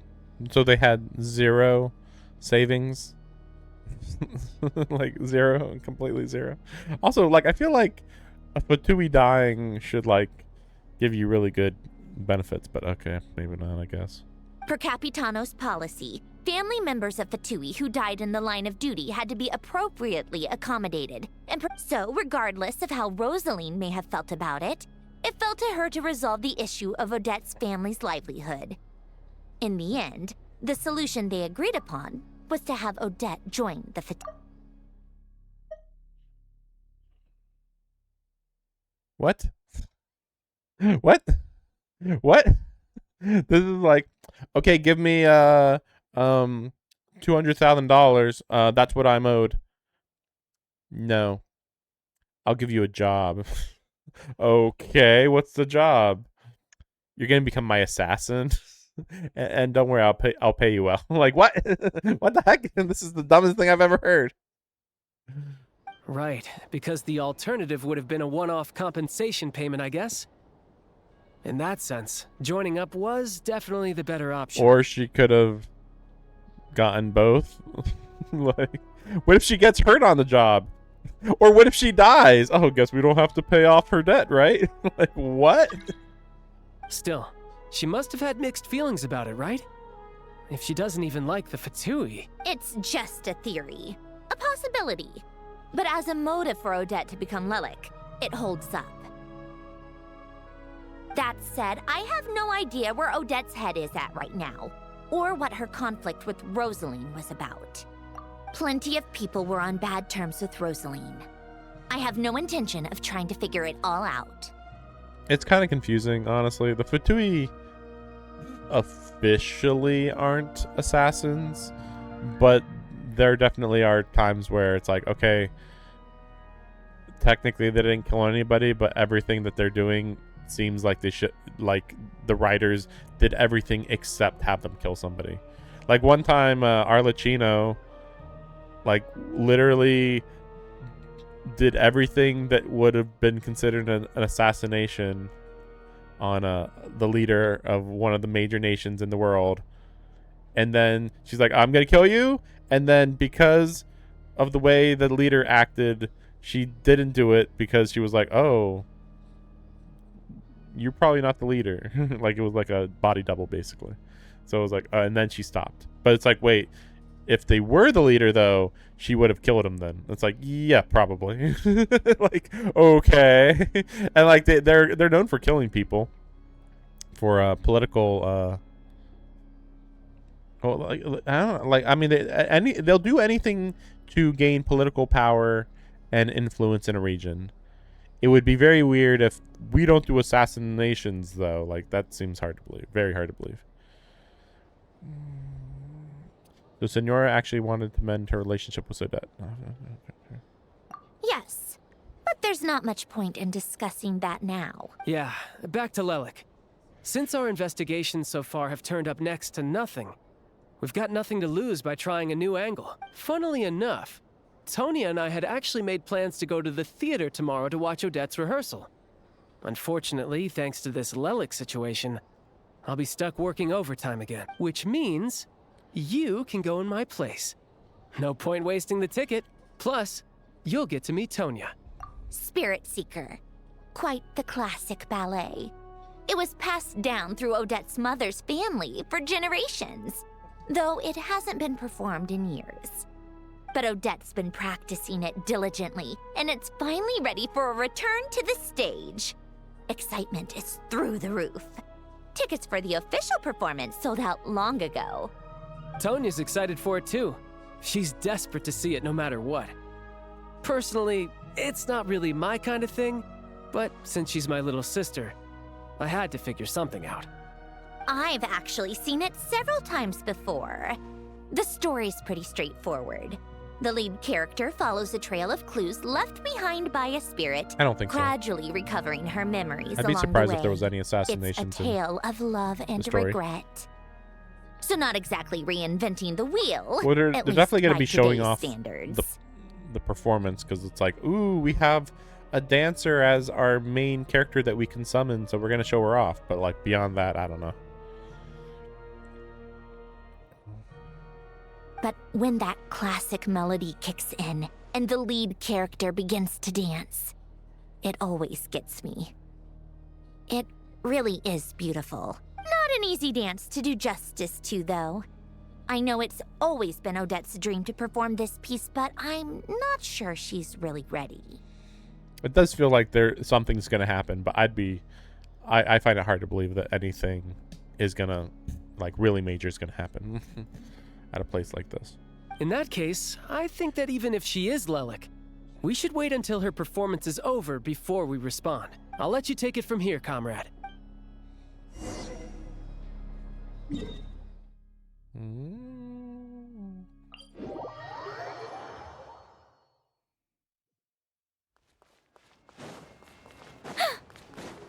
I keep forgetting that I can just probably teleport inside this.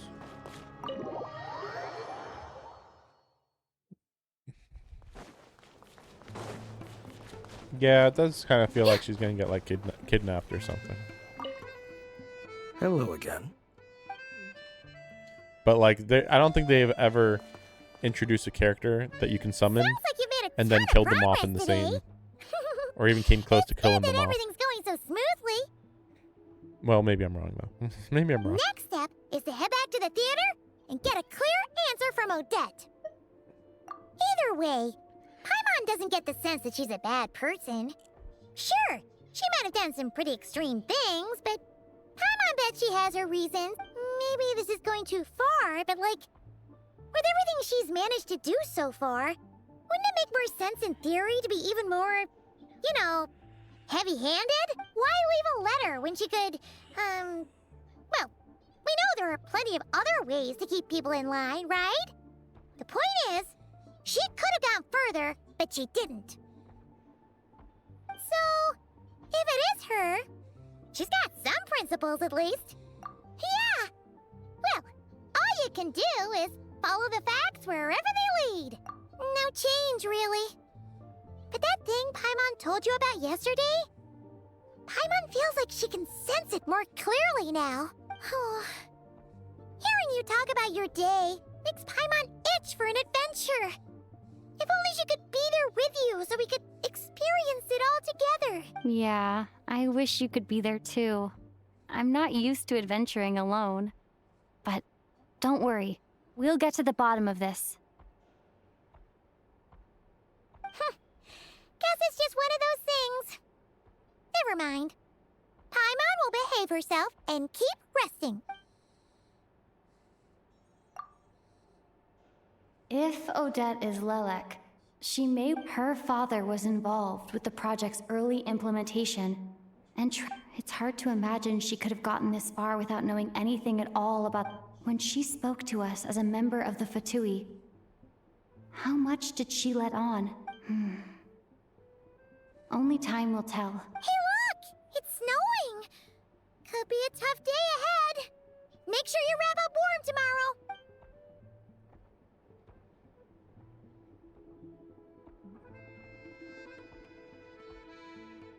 Okay, I was gonna say, like, surely now we are done with Act 1. Surely. After 2 more hours of story. Okay. I'm calling it now. Act 2 is gonna be much shorter. Surely. Surely. Or at the very least, if again, we will be skipping any significant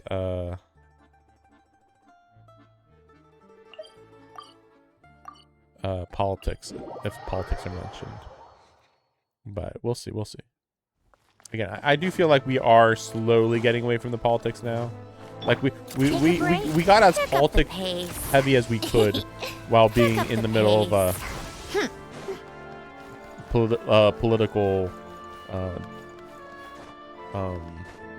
basically debate. So I don't think the conversation could go much further at the moment, at least. Like maybe in the next update they'll go further. Maybe. Kind of weird that they're having me just walk up like this. Why are we doing it this way? Okay. Not even like this is the first time we've been here. Ooh, it sure is cold today. I wonder how much heavier the snow's gonna get. Here to see Odette? I just need to see your ticket. Perfect. Thank you. They definitely are building something up.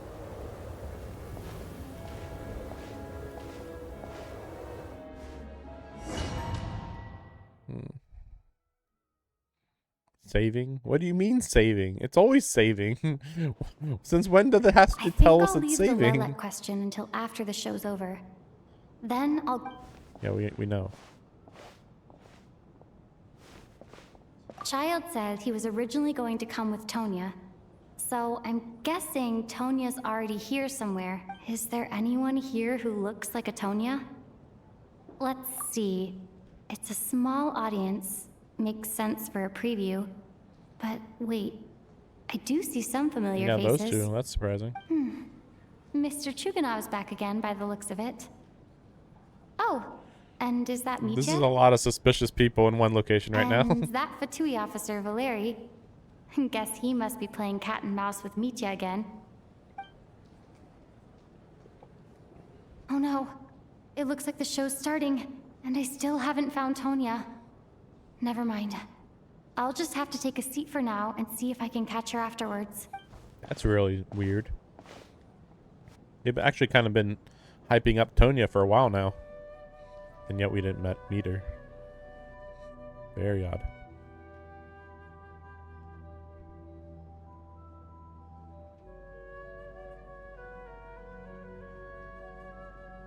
This is like a small performance. It's not like the true performance. They said it's like a... What was it? More practice, basically.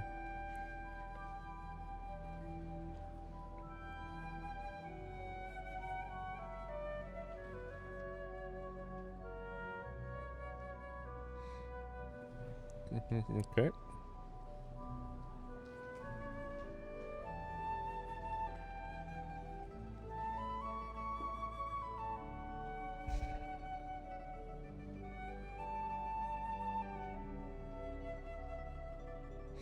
Low on power. Seemingly. They lost heat and lights for a moment. Hello, members of the audience. I'm a staff member here at the theater. Today's performance was a very special one for us, as it marks the first attempt in a long time to revive the classic Snezhnayan ballet, Spirit Seeker. To commemorate this occasion, we would love to take a group photo of the cast, crew, and audience members present today. Could I kindly ask the audience to please come up onto the stage? How convenient that there's only like 6 of us, because there could have been like 100. Like, All right, everyone, huddle in a little more. okay. Now, wait, look he's at the here? Camera. 1, 2, 3.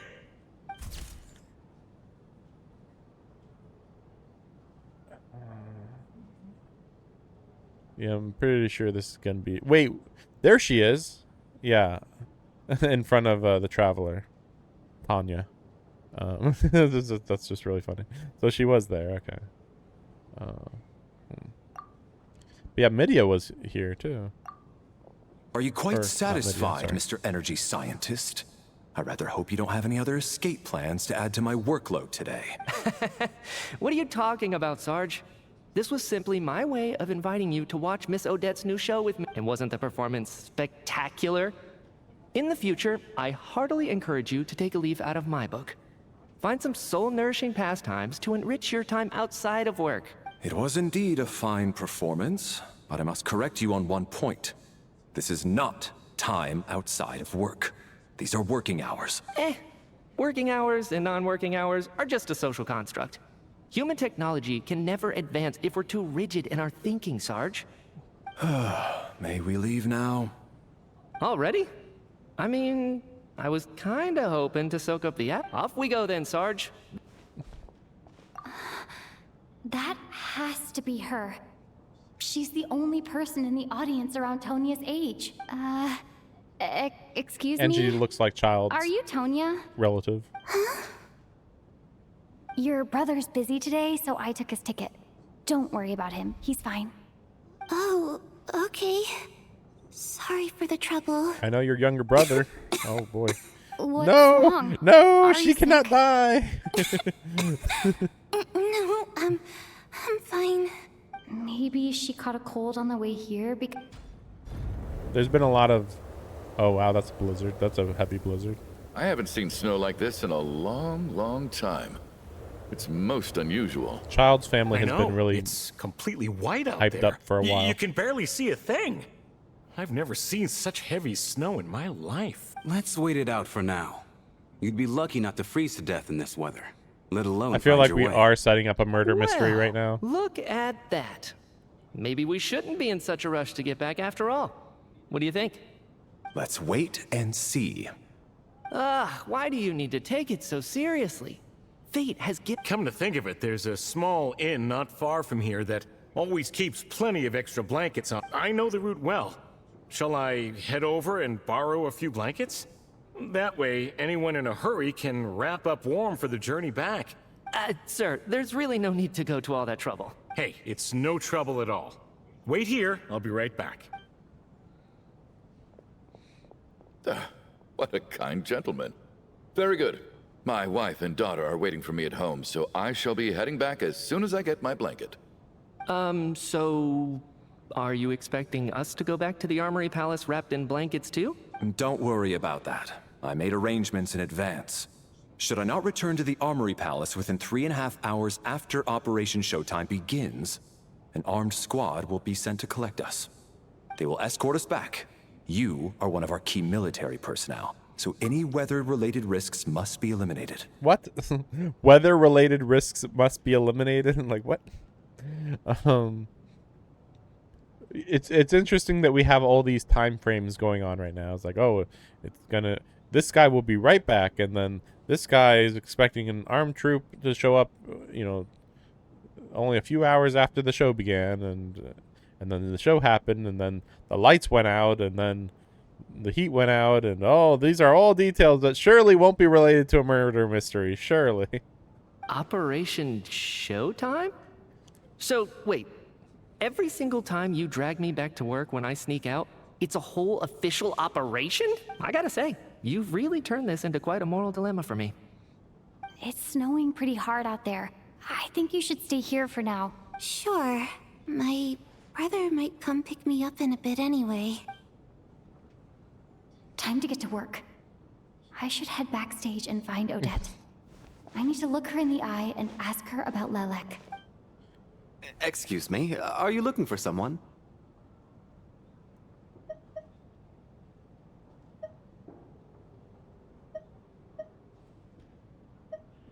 Ah, you're a friend of Alosha's. I think he's busy moving props backstage, right? Sorry, but that area is currently off limits to everyone except the cast and crew. Huh.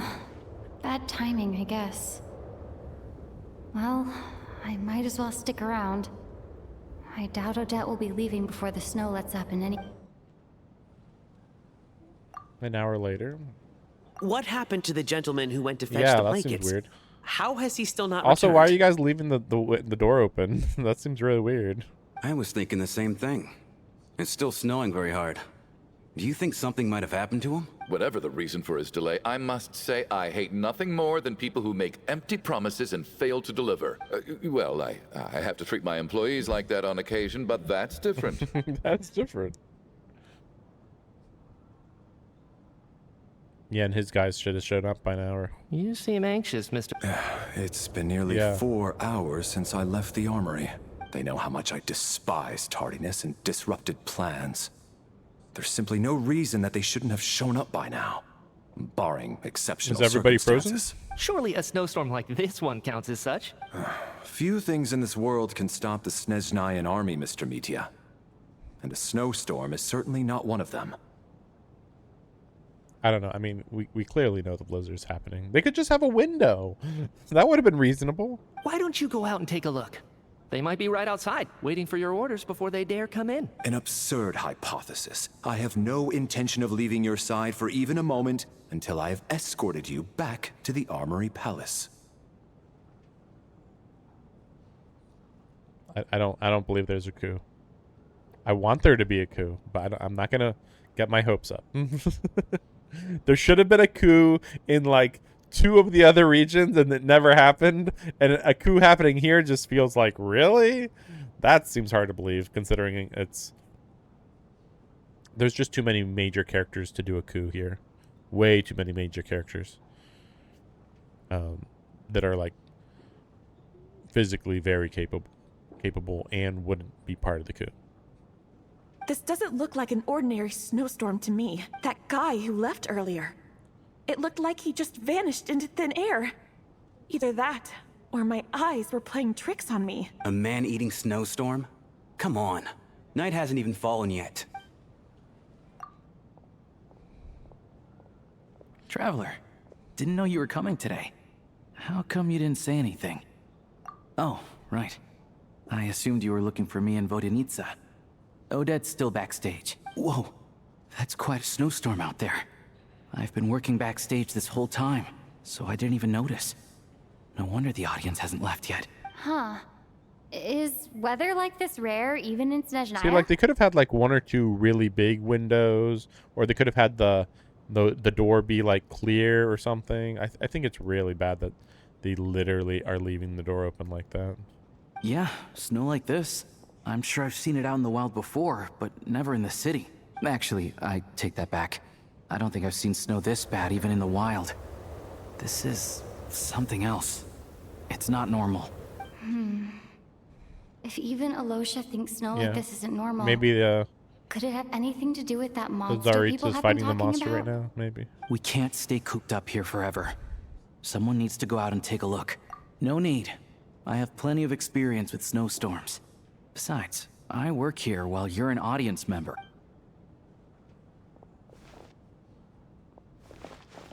Everyone by the door. Careful not to let the snow soak into your shoes. In a snowstorm, you gotta look after your toes above all else. Heading out, my man? Be careful. I've been told the snowstorm eats people alive. Thanks for the advice. I am planning to be careful.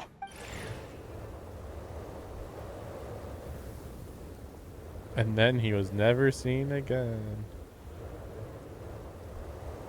Oh. He's back! He's back! How was it? Did you see any soldiers patrolling the area? Something about this storm isn't right. There's no one out there. I didn't see a single soul. And something in the air gives me the creeps. This isn't your average snowstorm. I suspect it might be related to recent events in our nation. Are you serious? So all of us are trapped here now? That sounds a little far-fetched to me. You want to go outside and see? I, for one, am not risking my neck in that weather. I mean, it's so bad. It's not like you could go anywhere anyway. So. This just turned from a minor delay into a major hassle. We can only hope that our friend who went to fetch the blankets just ditched us and went home. Is it really that bad? But my daughter, I won't be able to read her a bedtime story tonight. My team. What are you all still doing here? We're all trapped. Whoa! It's snowing hard. So now we're stuck here? Oh, this is terrible. On the bright side, the theater's always well stocked with supplies. If the snow still doesn't let up as we get into the evening, you can spend the night here, everyone. At least, I assume that's all right? Odette? Fine by me. This seems like a sensible backup plan under the circumstances. What are you staring outside and praying for, my man? You anxious to get home too? Oh, Your Majesty the Tsaritsa, I beg you, please do not let tonight's snowstorm stop. This is a golden opportunity to spend the night under the same roof as the 2 top stars in all of Snezhnaya. It's a once-in-a-lifetime experience. I think I've changed my mind. Sir, if you so much as look at us funny, you'll be seeing stars in a whole other way. Behave yourself, or you'll be begging for that blizzard. It's getting colder. We need to keep the indoor temperature up. Close the door and lock it tight. Let's head somewhere warmer. I just can't think of anybody who would get killed. That's the weird part. Act 2. Races Nocturne. Unless it's going to be like a dream thing. I could see a dream sequence at this point. But yeah, I find this very hard to believe that that it would be a murder mystery. I mean, there's just nobody to kill. Oh, well, I guess I mean, theoretically, it could be that business tycoon guy who was his family. He's the one most likely to die, but like, since he voted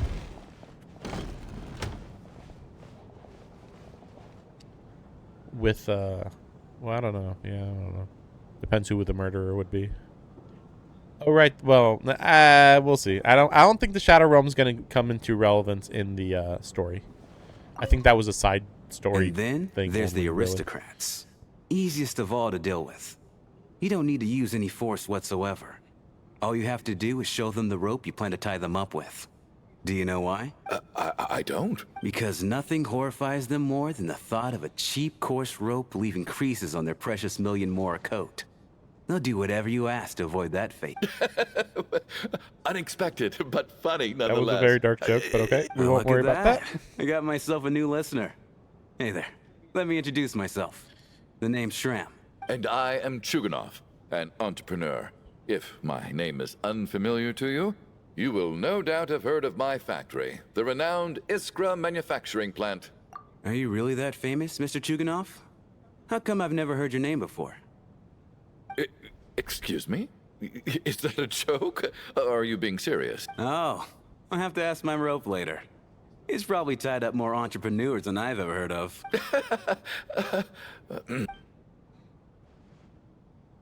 Is this guy even a human being? This guy is so absurdly suspicious. It's crazy. I mean, if they were in the Shadow Realm, though, they would, there'd be indications. I mean, the Shadow Realm has a very different hue, and, like, stuff gets destroyed inside of it. So, like, I just don't think that would be the case. My husband has major trust issues. To him, I doubt even this snowstorm is a good enough excuse for me to stay out all night. That's the price of marrying into wealth. You'll get used to it. I'm not about to stop you if you want to leave. Hello? How are you feeling, Tonya? I'm fine. Sorry to worry you. I'm used to it by this point. I take medicine for it. My brother usually helps to get it ready for me. Child must take great care of his sister. He's never mentioned Tonya's illness, though. You know, I actually find this whole thing kind of exciting. Stuck in a strange place thanks to a snowstorm. Having to spend the night with a bunch of interesting characters. It's pretty cool, don't you think? Kids, huh? My brother always says I'm not mature enough. Maybe he's right. I'm fine, really. Look after yourself. Otherwise, your brother will come after me. I feel like we should give her a blanket to go to sleep, but okay. I guess.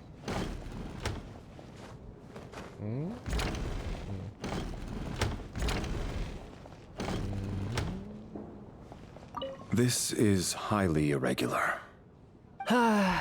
Sarge, the day you learned to let go and just, why, hello, ma'am. I believe you were the one sitting at a nearby table back. Any friend of the theater's star performers is a friend of mine. It's a pleasure to meet you. Greetings. Major Valeri, head of the Special Assignments Battalion. I am here to ensure Mr. Mitia's personal safety. Please let me— Miss Traveler, I cannot help but notice that Miss Odette is stealing glances at me. Any idea what that could be about? I've racked my brains, but I can't think of anything I might have done to offend her. Perhaps she noticed me spacing out during her performance? What? You mean I really did do something to upset her? Well, thanks for letting me know. So, Mr. Mitya, is your work related to Project Suja? Yes, that's right. The higher-ups in the Fatui transferred me from the Energy Commission to the Armory Palace because they wanted me to... And saying this right in front of this guy too, really? Really? I can't even talk about that? Pretty sure it counts as part of my private life. All right, I won't say anything. Sorry, Traveler. As you can see, I'm afraid this pleasant chat will have to end here. I'm starting to feel like this isn't his. Like, surely if this scarf was, oh, okay, I see. I was confused about that. Yeah, I thought that there was two arms or whatever for the scarf. But no, it's just the one. I mean, like, there could be more because, yeah, they have these hand-looking things on him a little bit. Like, the two right here kind of look like hands, too. But I think it's just the one arm right here. But, oh, I didn't even notice this before. He's a Geo character. Right? Is that Geo? Wait, is that Geo? I don't think it is, actually. That's confusing. Well, he's got to be Geo still.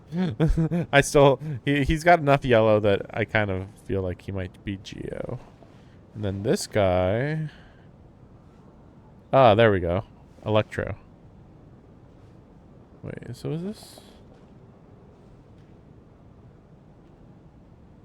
Normally it's a lot more obvious.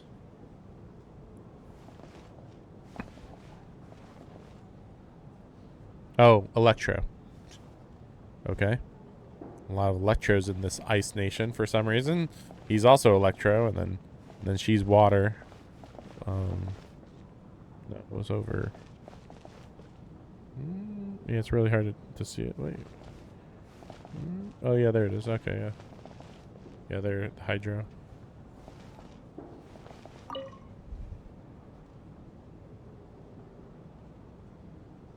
I don't think it's ever been this lively backstage before. I didn't know you were coming today. Hey, have you seen Chuganov? I heard he was coming today. I'm with you. This could be just the chance we need. So I'm gonna say Chuganov is gonna die, and then that guy he's talking to right now is gonna be the one that gets blamed. But it's going to actually be...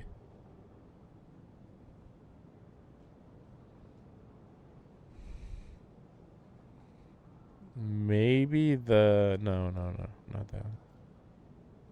No, I can't think. Yeah, I gotta figure out a way to coax some more intel out of him. I want to know why he suddenly changed his stance on Project Stuja. For the Rokad, or just out of personal interest? Shh! There are other people around. Don't say the R word. Wait, oh darn it. Darn it. That's a freaking classic as hell freaking quote. Don't say the R word.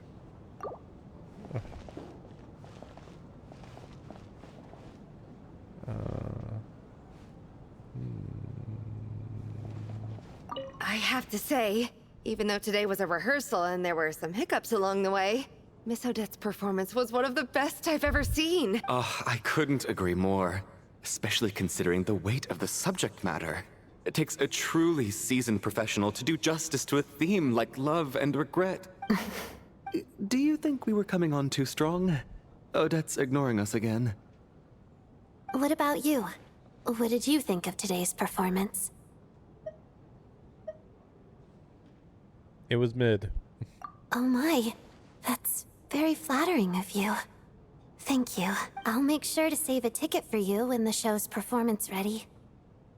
This doesn't seem like the time or place to bring up the subject of Lelek. I need a chance to speak with her in private. So unfair. Talk about double standards. And now it looks like I've been spotted. You know Mitya too? No, I don't. I just have a feeling that he might be dangerous. What the fuck?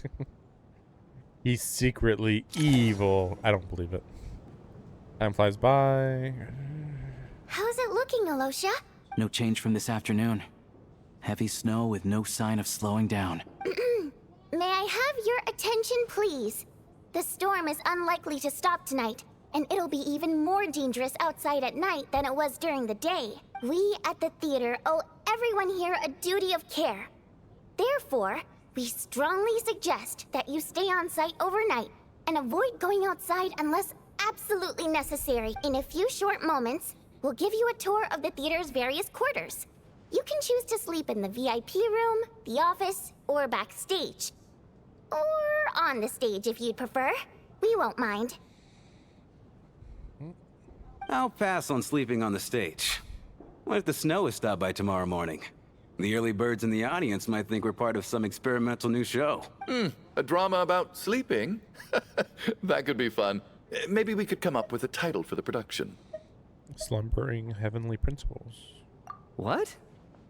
Gotta admit, I didn't get that one. Anyone who doesn't wish to sleep on the stage, please follow me. I'll show you to the rooms. I guess I'll call it a night.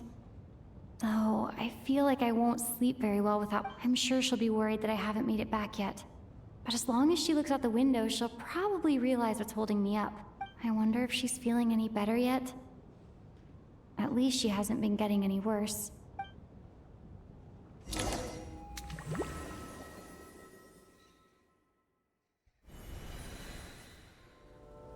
Okay, that's okay. Ah, finally. Welcome back to the world of the living, lazy bones. I was about to wake you. The black mist is almost on us. I assume this is the Shadow Realm. Still waking up, huh? You know, the black mist. It's been chasing us from below ever since we were born. You're just dozy. There's no way you've forgotten. Come on, let's keep heading up. Onwards and upwards is the only way to survive. Don't listen to a word those black mist cultists say. Here we go again. What's going on? That black mist down there is creeping me out. And it's rising. Okay. The black mist cultists believe that being swallowed by the black mist leads to everlasting peace. But if you ask me, they're just lying to themselves. We're the only heretics left, the only ones who refuse to give in. We have to keep going. But how do you actually know that they're wrong? Dangerous question there, Torgov.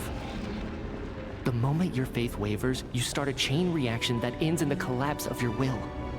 Put the question out of your mind. Stay strong and believe that the black mist means certain death. Okay, but it's not my mind that's the problem. My body's about to give up on me. It's already starting to falter.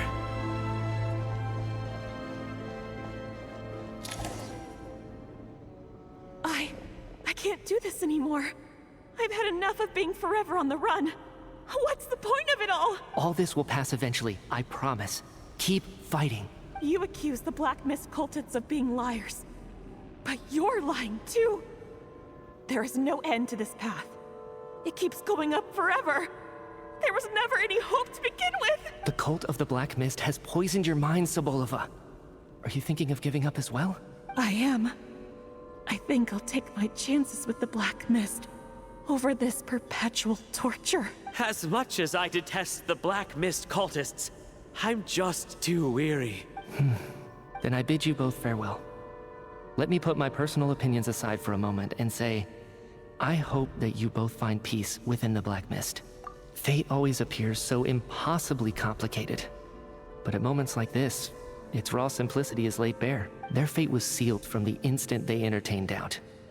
From then on, the outcome was both inevitable and irreversible. Let's go. Whatever. Torgov and Sobolova are gone. I never thought the day would come when even they would be swallowed by the black mist. It's just you and me now. Yes, it looks like it's satisfied.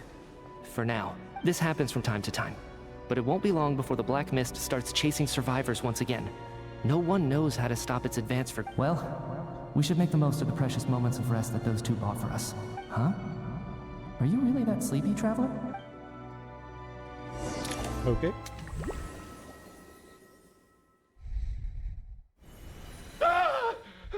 What is it, Chuganov? Is it Oh, morning Chuganov's already? alive. Sounds like it's coming from next door. Wow, I thought Chuganov would be the one that would be dead. Okay, so if Chuganov is alive, then I don't care. I'm just hoping that Alex's confession. Okay, whatever. I'm just hoping it's not Sonya that's dead. That would be complicated. Okay, Don't good. look, She's fine. Miss Tonya. Or Tanya, sorry. Stay here. What happened? Who died? Oh, right. Right, them two. Two people are dead. Or no, sorry, they're asleep forever or whatever. These two people have passed away. And the strange thing is that somehow I knew this was going to happen. I knew that they would be the ones to die. Have I seen this moment before? Or did I have some No, kind I was of pretty sure it wasn't a metaphor. premonition? I can't remember what They it don't really was. do metaphors in this game. Let very me much. take a look. Like, really, not at all. Yep, they're dead. Due to black mist. No vital signs in either of them. They're dead. You would be shocked how rarely people die in this game. I would say less than 20 people have died. Like, confirmed died.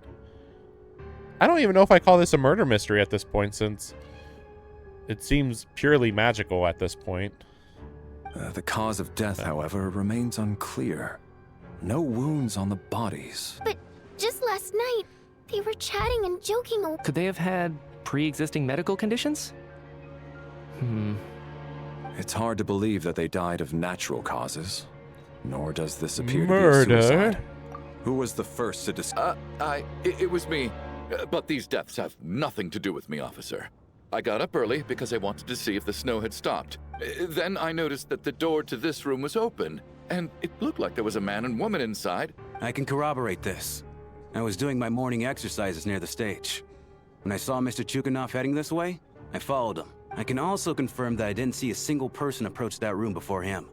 So you could say that this guy just said that he's the most suspicious person. The snowstorm was raging all night, and it's still going now. There's no way someone could have come in from outside. By the way, I want to throw this out there. Japanese and Chinese stories have made me despise murder mysteries because I don't believe that they are good at doing murder mysteries. Usually they get overly complicated, or they don't even have clues or anything. It's just like, and then this crazy thing happened, and then this crazy thing happened. And even when they actually do a murder mystery correct, it's just like so badly paced usually. You mean an intruder? So I'm likely to just skip not through most of this. I slept by the door last night as a precaution. There's no way I wouldn't have noticed if anyone had tried to open. Everyone, split into pairs and search the theater for anyone in hiding or any signs of suspicious activity. Pair up with Tanya. There's nobody else here. Nothing on your end either? Backstage is clear. No signs of suspicious activity. We checked the basement. Basement? Also clear. I don't think there's anywhere here that a living person could hide. You are now officially suspect number 1. Because 1, there's a basement. 2, it'd be very easy to say I didn't find anything in a basement because either there really was nothing or you're trying to hide that there was something. Like, the basement's the only place that we haven't even seen. Are we certain that the theater doesn't have a back door? Or any tunnel or passageway wide enough for a person to fit through? No, there's nothing like that. If people were sneaking in through some secret tunnel to avoid buying a ticket, we'd have sealed it off ages ago. I also checked the windows. All of them are locked from the inside, and there's no sign of anyone entering or leaving. It sounds like we can safely rule out the intruder theory. This can only mean one thing. It's like one of those murder mysteries you see in novels and plays, isn't it? We can't quite jump to that conclusion just. Could he be right? It's hard to imagine something like that happening in real life. I mean, it literally happened 3 years ago in the Hydro continent, but okay, sure. Set in a theater during a snowstorm, a murder takes place and the killer is among us. It's such a classic trope that it seems unbelievable. Looking at who the killer targeted and the clean entry and exit, it all adds up. I know what this is. It's obvious now that I think about it. What is? What have you figured out? Both victims were wealthy, well-known local merchants. And the door was deliberately left open so I would discover the bodies and witness the crimes. Such ruthless methods. This was your doing, wasn't it, Lelik? Lelik? You mean Lelik is among us? And he's the killer? Lelik. I know this code name. Member of the Rokot, anti-Project Stuja. Always works alone. I've read the case files at the Armory Palace. Okay, I don't like it. But because we've gotten such random opinions, I get the feeling that... what's his name? Maybe he's gonna talk here. Walk me through your reasoning. What now, huh? What now, Lelik? What more do you want from me? You snuck into my house the other day while I was asleep. Left a threatening letter. And I did all that you asked. Midia. So he really was threatened by Lelik. And now I think you're Midia resorting is to Lelik. murder to threaten me. Isn't that right? I knew it. The Rokot despises the rich. The lives of the wealthy are but refuse in your eyes. If it's one of them. Show yourself! Which one of you is Lelik, Tell me! I'll do whatever you want! Just stop playing these mind games! Was this really Lelek's doing? Would Odette really do something like this? If Odette really is Lelek, this seems out of character. But then again, how well do I really know her? I'm probably the only one here with a compelling theory about Lelek's true identity. But if I reveal it now, I'll be putting Odette in the line of fire. What should I do? I don't think it's likely that Lelik killed anyone, at least from the stories I've heard. He's never killed anyone before. Besides, even if Lelik did want to threaten you, why resort to such an extreme and roundabout method? Vodyanitsa doesn't know that Lelek might be Odette, but her assessment is pretty much identical to mine. Miss Vodyanitsa, why do you suddenly feel the need to speak in Lelik's defense? Because you don't even know if Lelek's here. Defense? Oh, no, it's just... I'm worried that we're jumping to conclusions here, so I wanted to share my point of view. Well, also, if you think I'm so wrong, what's your theory then, Why don't you tell us who the killer is? The case is still evolving, Mr. Chuganov. Please do not prevent others from expressing their opinions so... Even so, there's no denying that the recent threat received by Mr. Chuganov may well be an important clue. So there's still a good chance that Lelik is right here among us. I can't do this anymore. I don't care if it's still snowing outside. I have to get out of here. Whoa, take a beat. We all know it's far too dangerous out there. Even the soldiers can get to us. Go out that door, and you might not live to tell the tale. And whoever this Lelik is, they're surely not going to murder anyone in broad daylight. As much as I regret having to say this, I'd like everyone to cooperate, because as things stand, every one of us is now a suspect. Unless anyone has further information to share, let's adjourn for...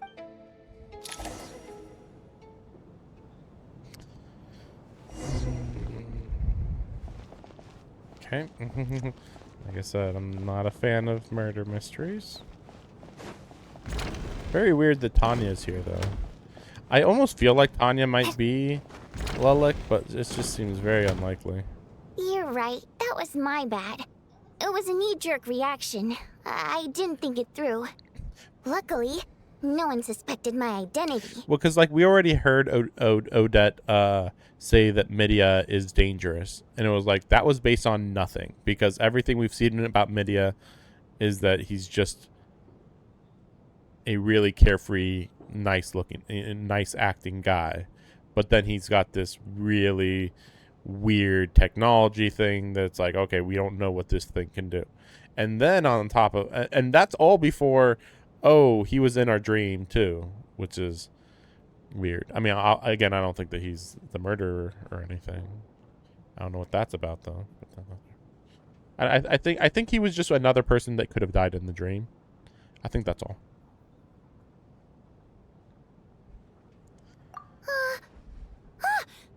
Oh, phew. It's just you. I thought someone was eavesdropping. Since Vodyanitsa and I were on the same page earlier, I think I should share my thoughts with the Rokot members first. You tell her everything. Whoa, whoa, whoa. Are you serious? I don't know if this counts as gossip, but it's definitely on track to be the juiciest this whole year. Odette? Really? Odette? Oh god, how dumb does this make me look? Lelik has been right under my nose this whole time, and I didn't notice a thing. Actually, it's exactly what you'd expect.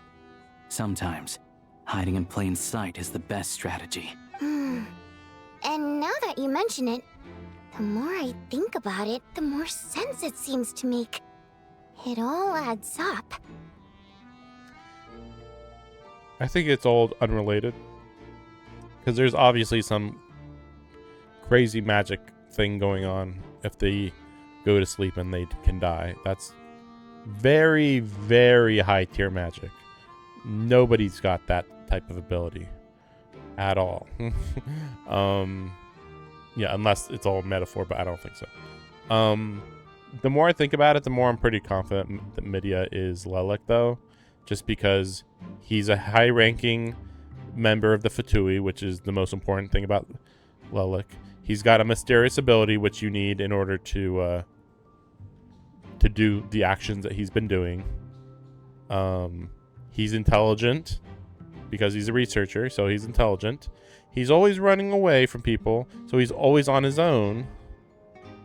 They're always like, "Hey, why aren't you doing your research?" It's almost like his research is something he's trying to avoid doing for some moral reason, perhaps. He's actually... It very well might be that he himself is holding Project Stuja back from actually making more progress than it should be. Yeah, I've played Catherine before. Yeah, it's very similar in that way. Same vibe. Well, in Catherine, the whole thing was arranged by like a really high tier demon, basically. But they don't have demons in this game, so. What are we up to now? 1, 2, 3. Odette's identities. She's my coworker, specifically a ballerina, and also a Fatus, a member of the Rokot. Now, Lelik. It must be so exhausting. I just want to give her a hug. I guess since I've always known her as a member of the Fatui, it never even crossed my mind that she could be involved with the Rokot, let alone be Lelik. I don't understand. If she's with the Fatui, what Probably best if you we ask already her said that the in reasons person. already. Well, Sort of. since you waited until Parents. now to bring this up instead of announcing it to everyone earlier, does that mean we're all on the same page No, she doesn't here? kill people. Yeah. This is all unrelated. Lelik may not follow orders from the Rokot leadership, but as far as I'm concerned, she's never crossed the line. If anything, her actions benefit the poor. Oh, I thought Lelik was the leader of the Rokot. Okay, that's interesting. Okay.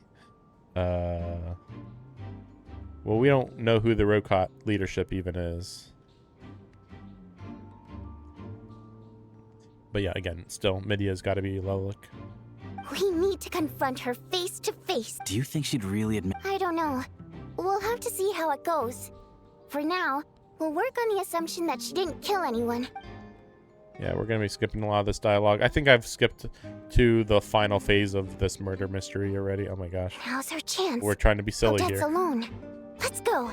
We're being real silly. Hey, shh. Keep your voice down. So, you're Lelik, aren't you? What? Alright, fine. You don't have to say anything or explain yourself. That's stupid. Just hear me out first. None of us believes you'd kill innocent people. Whoever murdered those 2 people last night, it wasn't you. The Traveler was the first to figure out your identity, but she kept quiet during the discussion just now. Still, it's clear where the group consensus is heading. Everyone believes Lelik is the culprit. If your identity She's is not we're your Lelik. colleagues, and we so can you clue us in? Tell us everything. All right. Yes, I'm Lelik. And no, I'm not the murderer. And thanks, but I don't need you to cover for me. Actually, I'm planning to reveal my identity. I'm going to skip all of the dialogue now. You're gonna That's right. I'll admit I was surprised, but after taking some time to assess the situation... are you sure? What?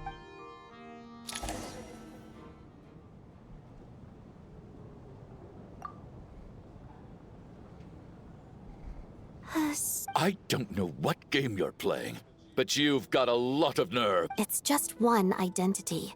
So what if it's exposed? I can disappear and adopt a new identity. I made my peace with this when I chose to become Lelik. But more importantly, I promise I am not the murderer. So, if anyone's still otherwise, I suggest that you bite your tongue. Because if you really believe I killed 2 people without making a sound or leaving a trace, pointing fingers at me would surely only make you my next target. Is this really the truth, Miss Odette? That's confidence, all right. I believe you. Like, it's really stupid because, like, she's like, I can just assume a different identity, and it's like, what? No. What? What are you talking about? Like, that's what? A real no-nonsense attitude. I can see why Marionette said that she's on track to inherit the title of the Fair Lady. Are you seriously buying this? Hey, officer! She just admitted to being Lelik. I do have one question, Miss Odette. If I didn't say anything, everyone would be focusing all their efforts on finding Lelik, and that is exactly what the real culprit wants. I don't want to be the scapegoat. Despite all the accusations, she made the smart choice. A remarkable display of rational thinking under pressure. Clearly, Odette's talent extends far beyond the art of dance. She thought so far ahead. Why do I always feel like I'm one step behind her in every... You've convinced me. Dealing with the murder case remains the top priority right now. Let's put the name Lelik and all related incidents aside until further notice. Nevertheless, the group still considers you the prime suspect. I understand. You're welcome to keep an eye on me around the clock. Mr. Chu... For my wife and daughter's sake, I'll let you off the hook for now. But don't think you're forgiven for breaking into my house and threatening me. Just wait till we get out of here, Lelik. We'll settle the score then.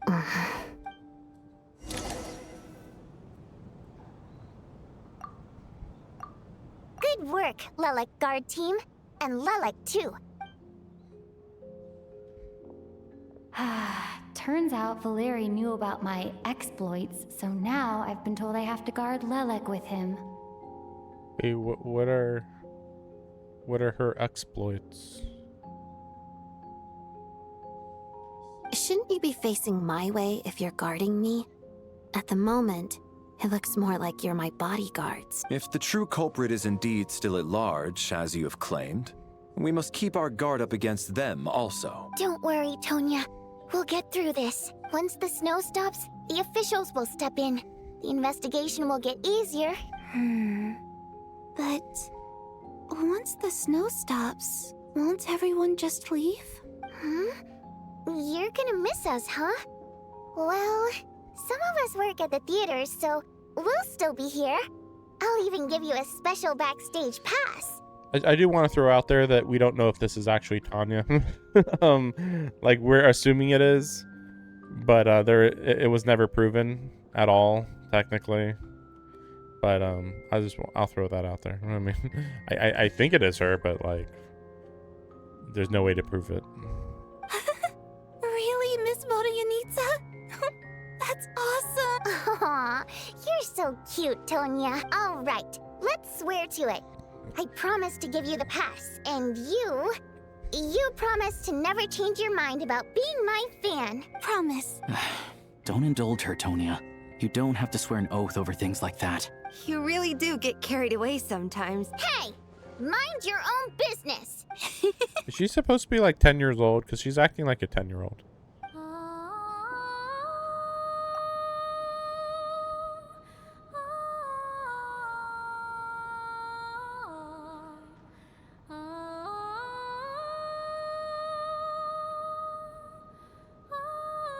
Don't be nervous, Miss Water Imp. Everyone's here. There's nothing to be afraid of. Excuse me? Do I look Water Imp? nervous? Don't be ridiculous. Hmm? No. You sound nervous, lass. I'm gonna play that again. I'll be right back. I gotta take a short break.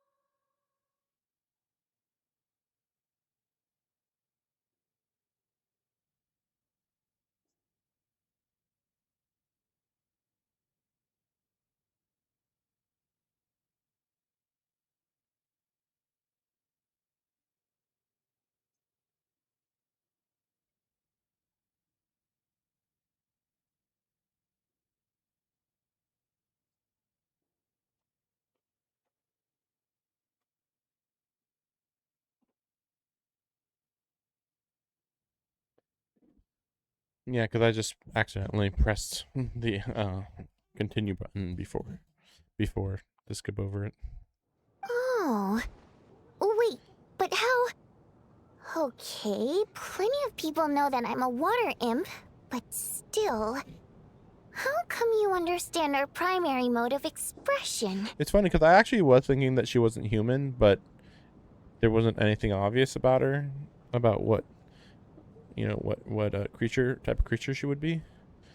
I guess theoretically those things on the side of her head are ears, I guess. But like that's the only thing that gives her away. She's got that little tattoo thing in there, but that's like whatever. Primary mode of expression. I've not come across that concept before. Do enlighten me, Vodyanitsa. Well, it's just... We water imps tend to communicate our emotions to each other by singing, rather than facial expressions. The emotions we convey through song take precedence over our facial expressions.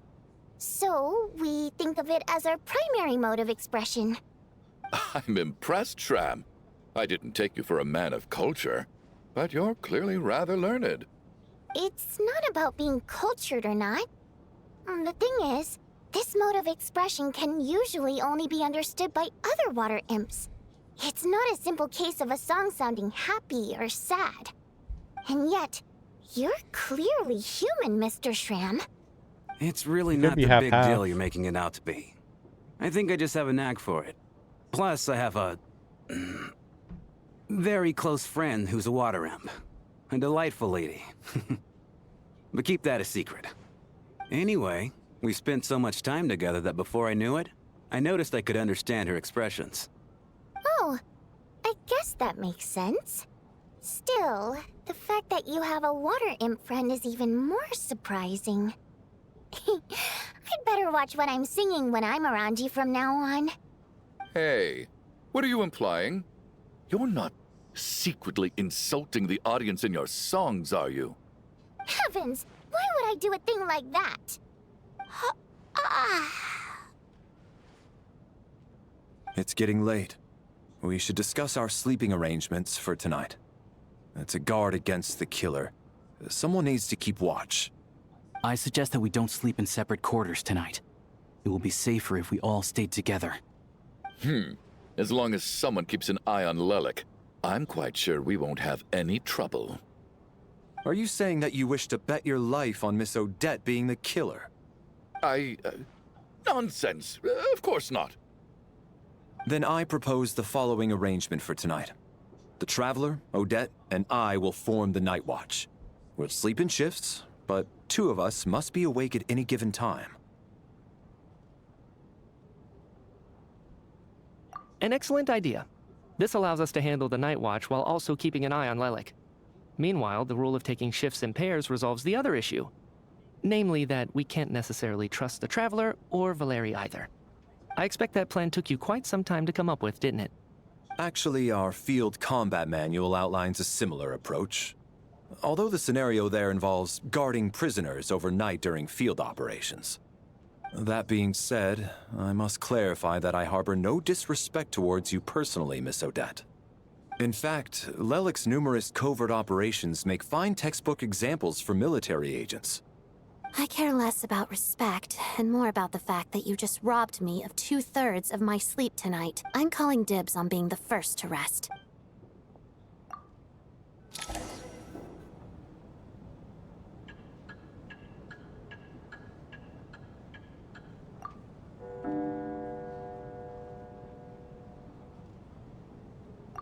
It's almost time. We should wake Odette. How are you faring? Oh, not going to argue with that. I'll take a quick nap. If you start to feel sleepy, wake me up anytime. It's finally time for Odette and I to share the...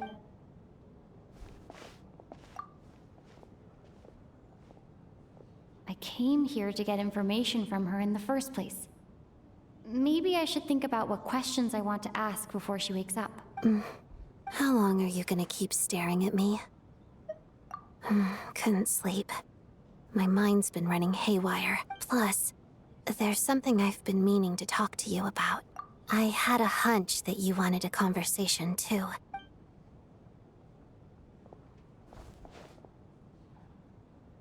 I just had a simple question. Rosaline, in her final moments, did she have any last words or anything? Yes. I believe she said, "Ah!"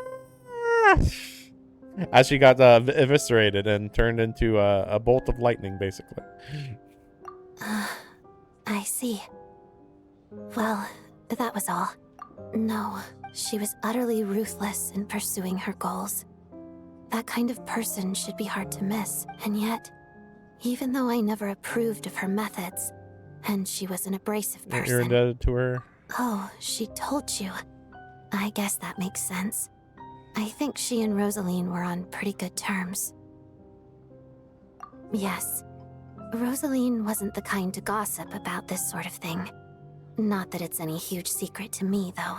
When I was a child, I had to join the Fatui for this. It was extremely grueling. And it didn't exactly come naturally to me. All I could do was try to ignore the biting cold and practice. I was a newcomer who'd managed to make a good first impression on a harbinger. There was pressure. Every day was a struggle against the cold, pain, and fatigue. After enduring all that, I've become almost immune to the sensation of pain. I suppose that was the cost of survival. Surely, any child who had to experience that would grow to hate her lot in life, don't you think? So, I put an equal amount of effort into my ballet. Because in my young mind, that was the only way to defy my fate. It was my way of telling her, the Fatui's demands and your expectations of me are not what I wish for. I think she probably blamed my poor performance in training on my passion for ballet. She knew my heart wasn't in it. One time, when I was secretly practicing a dance at night, she suddenly showed up. I told her, "You don't deserve to watch the dance I learned from my mother." She looked stunned. I guess she was surprised that I lashed out first, before she had the chance. But strangely enough, on that occasion, she wasn't fierce with me like she was during training. Instead, she fell silent for a moment, and then left. After that, she never interfered with my dancing or asked me how it was going. She never came to watch me dance again either. She was. But even now, whenever I take out this core Ignis, I can't help but think of that night. Of the look on her face. Sort of. Although gift might be too kind a term. This is her flame sealed within ice. A symbol of her favor, yes, but also her way of keeping an eye on people. She knew the location of every piece of core Ignis.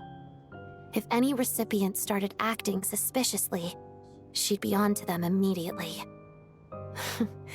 So, when news of Rosaline's death reached Snezhnaya, many people immediately crushed their core Yeah, you Ignis. should have done that. It gave them a profound sense of relief, like they'd broken free from her shackles. But I kept mine. With my sensitivity to pain being as dull as it is, the warmth from this core Ignis is one of the few things I can still feel clearly. I still wonder, did she really come to stop me that night? I wasn't sure, but I was scared, so I said some really awful things. I guess she didn't leave anything behind. Not that I expected her to. It's fine. It's just a bit of a shame that we couldn't settle our differences before the end. She did. Are you sure she was talking about this event? Oh, maybe that was Rosaline was coming to actually talk to her that time, and then she was like, okay. And she ended up not No, talking she to her. didn't. I didn't even find out that she'd gone to Mondstadt until a while after she'd left. Wait, in that case... Okay, I will. Thanks for letting me know. I think it was just like Rosaline was like gonna just talk to her that night, and then Odette said that, and so she was like, okay, I don't need to talk to her. You know, she's determined enough on her own to make her own decisions, type of thing. There's something I'm trying to figure out. I'm beginning to suspect that Paimon's mystery... Paimon's very important to me, so I have to get to the bottom of this. The ultimate goal of this energy experiment is to create a weapon for the final battle. Oh my gosh, the most basic information in the world. The weapon's construction was completed in Nodcry. Really? Now, all that remains is to arm it with a sufficiently powerful energy. Really? Yeah, the Experimental Design Bureau. We never actually addressed anything that was there. So they're just making something. Don't worry about it. It's like, what the heck? Yes. The weapon's development and all the related experiments are overseen by Lord P. I'm not sure why this experiment would be making Paimon feel unwell, though. The best way to get to the bottom of it would be to go there in person.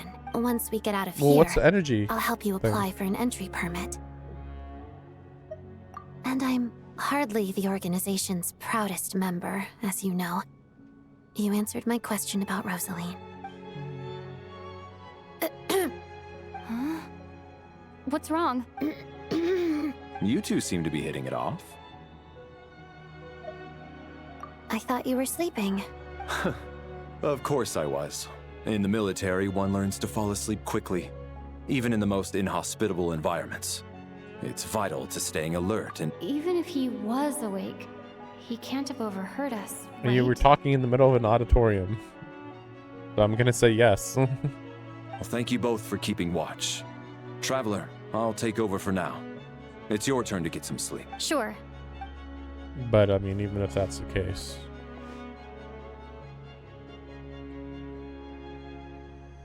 So, the mist? This is our second night here, but at least I found out a little more about Paimon's condition. I hope she's been sleeping well the past...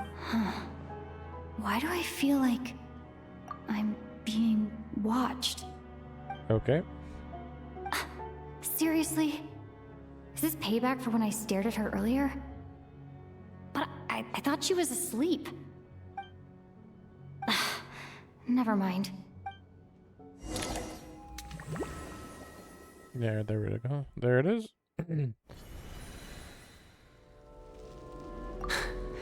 Hey, what are you spacing out for? Are you reaching your limit too? How long have we been walking for? Do you remember? Time's lost all meaning. Ever since we noticed that thing above our heads. Okay, that's crazy ominous. What was it called again? A star key? Or key star? Anyway, the person who named it was swallowed by the black mist. Whatever it's called, ever since we noticed it, we've been walking up and up, hoping that as long as we reach it, we can find a way out of this place. But it seems like no matter how... Well, we've come this far. I hope they don't die. I actually really do hope they don't die. Kind of silly that they have health bars. So. Great. Monsters! Watch out! Not again! I've lost count of how many times we run into them. Be careful. That's a bit. This is a bit of a hard battle.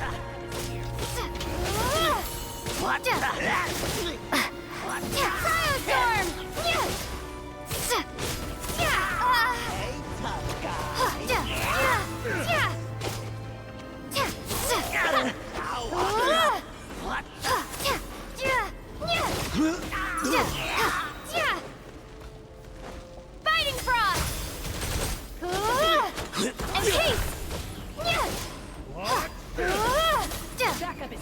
Thrilling gameplay, right?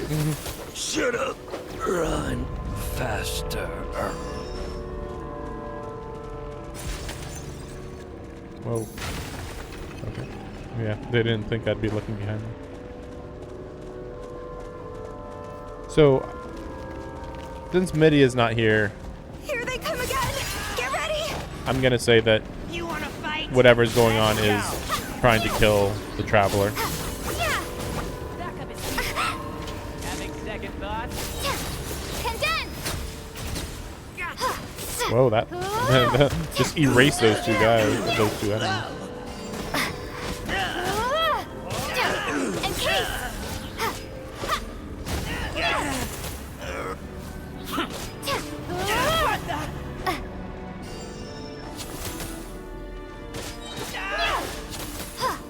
Backup is here. What the?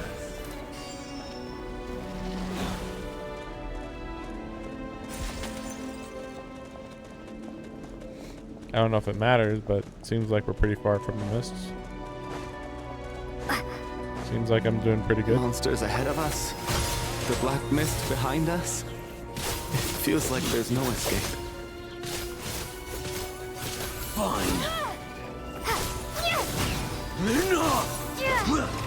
They're fighting pretty well considering they're just nobodies.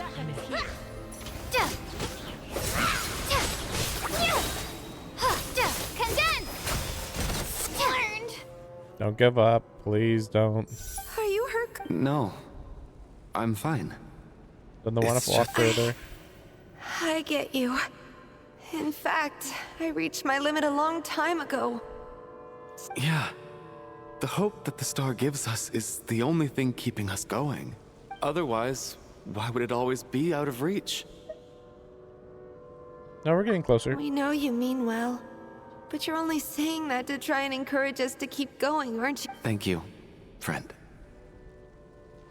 But enough is enough. Hope is poison in this place? Please don't give... You're going to continue, aren't you? I admire that. I've given up, but I wish you the best. May there come a day that you catch up to the star and leave this godforsaken place. Really? Obnoxious as fuck. It's not an illusion. We really are getting closer to the star. Really?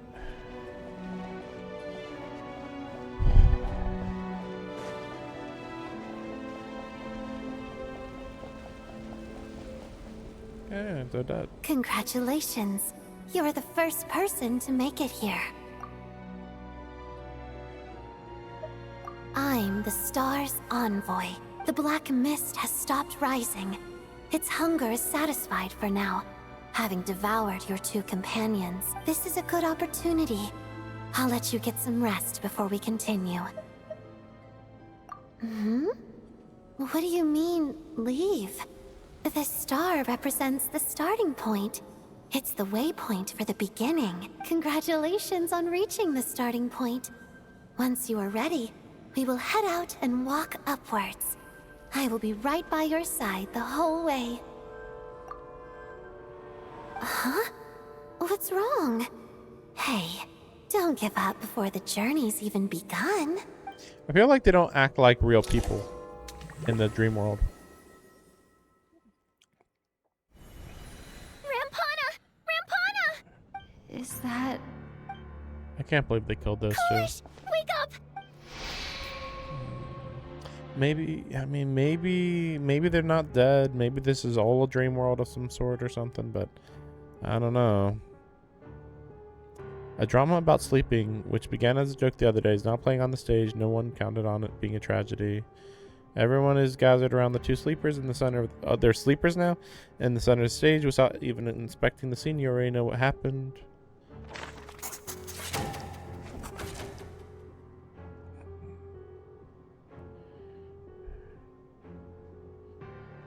Would have been better if to leave the theater at this point, I guess.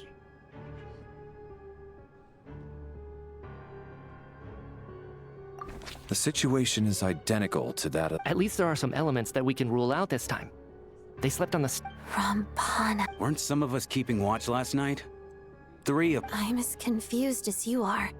Certainly nothing unusual happened on my watch. Likewise, and from what I've observed so far, both Miss Odette and the Traveler can be trusted. To be honest, I didn't get a wink of sleep last night. I couldn't help but think I was the target. I heard the Traveler and Lelek chatting, but otherwise I don't recall hearing any commotion during the night. Me too. I didn't want to wake everyone up, so I was concentrating hard, Yeah, nobody's trying not to sleeping. I hardly slept at all. Then, what could possibly be causing this? Once was bad enough. I can't believe it happened again. I worked closely with Rampana and Coolish for so long. I never imagined that one day they'd... And on the stage of all places... Vodyanitsa. 4 victims in just 2 days, and we still don't have a single lead. I need to get to the bottom of this as soon as possible. And above all, keep Tonya safe. I'd never be able to look Child in the eye again otherwise. Still snowing? Yes, I just checked. Still no sign of anyone outside either. Yeah, the person So who we got only lightning have bolted ourselves is to dead. rely on. They got If you literally ask me, turned to this killer nothing can clearly strike after whenever getting they hit by please. The Night Watch one of was the a most powerful useless people endeavor in from the entire start. world. Lelek must be an expert in poisoning. And that's after losing a fight to Clearly me she too, used some on top poison of that that. can't be detected on the corpse. Here we go again. They died quite a long time ago, like Listen, 5 years ago. I was No, already 6 thinking years to ago. myself last night, was Lelek's No, reason for 5 years revealing ago. her identity the In real real story? life. Well, now I have my answer. It most certainly was not. She's been playing us for fools. You get off on this, don't you? That's a hideous thought. One that only a hideous mind like yours could dream up. How dare you? That's enough. Yesterday, you named Lelek as a suspect because the victims were both wealthy merchants. Lelek might have had a motive then. I mean, everybody's being Today's targeted here. victims were just ordinary people. Not to mention that they were colleagues of Odette and mine. What reason would she have to murder them? It's like an AoE. Let me guess. Just Everybody to here scare who you? sleeps Who knows? goes to it. Maybe you don't know her as well as you think. I implore you all to ask yourselves, how many people are there really in this world that have what it takes to kill another person? Why even talk about this? It's clear that they just died suddenly in their to be sleep. a ruthless operator, and now she has revealed her identity. Everything you've said so far is still just conjecture. which doesn't constitute a concrete lead. How can you defend her, officer? What did she say to you while you were on night watch? Maybe I shouldn't be so surprised. You military types are always colluding with criminals to target the rich. Really? All so you can get your grubby paws on our hard-earned fortunes, then tell us to fall in line. The Fatui, the Druzhna, and the Rokot. Don't you... Sir, but...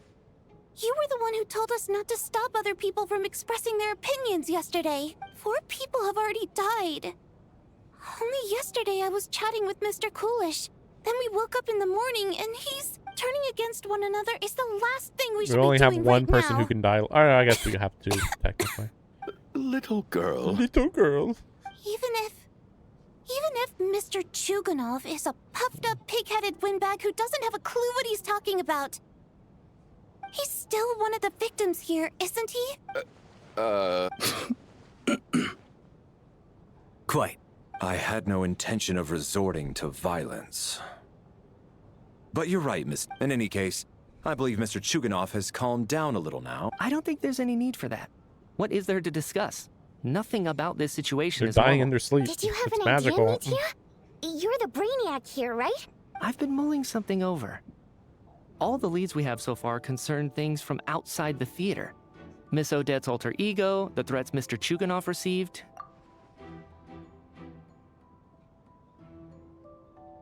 But then there's the 2 double murder crime scenes themselves, which have given us absolutely nothing to go on whatsoever. So what are you suggesting? I think this could be a supernatural event. It isn't characteristic of human. Correct me if I'm wrong, but aren't you supposed Magic to be a exists scientist? in this world. That doesn't sound like a conclusion.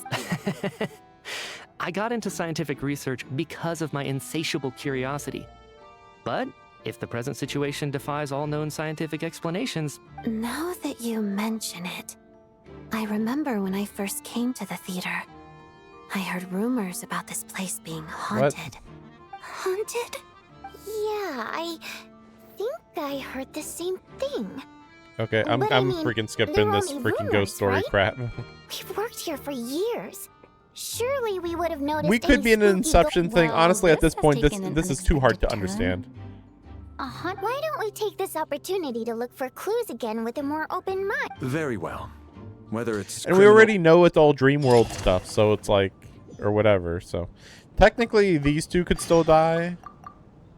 I mean, I guess she could, but like, oh my gosh. If she dies, then I know everybody's coming back to life for sure. But I mean, I guess he could die, I guess. But I mean, all of these seem, you know, these 3 definitely are going to be playable. And then, you know, he just got introduced, so he's not going to die. Like, yeah, it's that type of thing. But yeah, again, I'm just going to skip the dialogue until we get to the part where they actually somehow figure out the dream stuff. So at this point, this is just dumb that it's not... I mean, it's hard to figure out, of course, but like... Some sort of notebook. It's so supernatural, it's crazy. It's the on-duty logbook for the theater. He mostly used it to record any unusual incidents during... Yes, he'd always have this logbook. This should confirm a lot of key details. Yes, the number of people. I've checked and double-checked. The numbers don't but match the numbers what's just, recorded. Apparently, we have an extra It's person Tanya, among because us. she showed up randomly. certain Okay, that got logbook it. is accurate? No, I'm done. No, I'm done. I already figured it out. She was already suspicious in the first Did place. an extra person just material? Yeah, I know. I saw her materialize. I saw her show up out of nowhere. Literally, we looked everywhere. We didn't see her. Then the play happened, and then we found her. Where'd she come from? We don't know. Oh yeah, this doesn't look suspicious here. Did you find Hey her? Tanya, why are you in the corner there? Still looking. So, are we, You should team up with me so I can kill you. This looks like somebody's notebook. all right.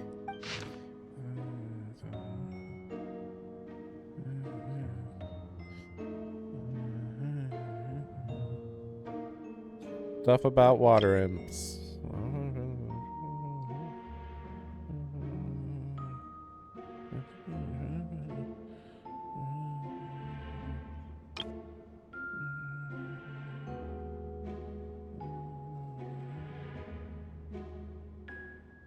Huh. Maybe it's a little rude for us to peek at this. I feel it sounds like she's writing this for her parents, right? Because her water imp parents belong to the aristocracy, who were driven out of Snezhnaya by the Tsaritsa long ago. And now they live somewhere new, where the postman can't get to. Where? Where do they live now? There's a water imp village? It's fine. My fault for not storing it properly. I can't leave things lying around and expect them to get ignored when everyone's scouring the place for... Alright, give me my notebook back. Okay. Alright. Normally I'd actually suspect her.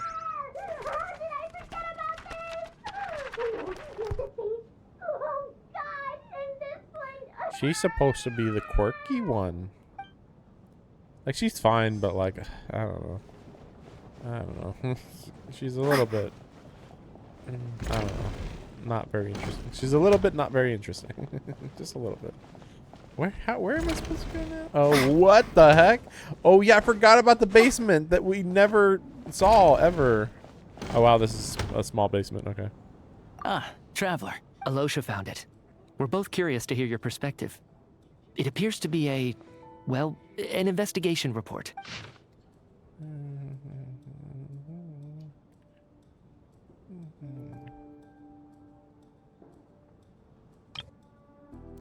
Ley lines. Devour or guide souls.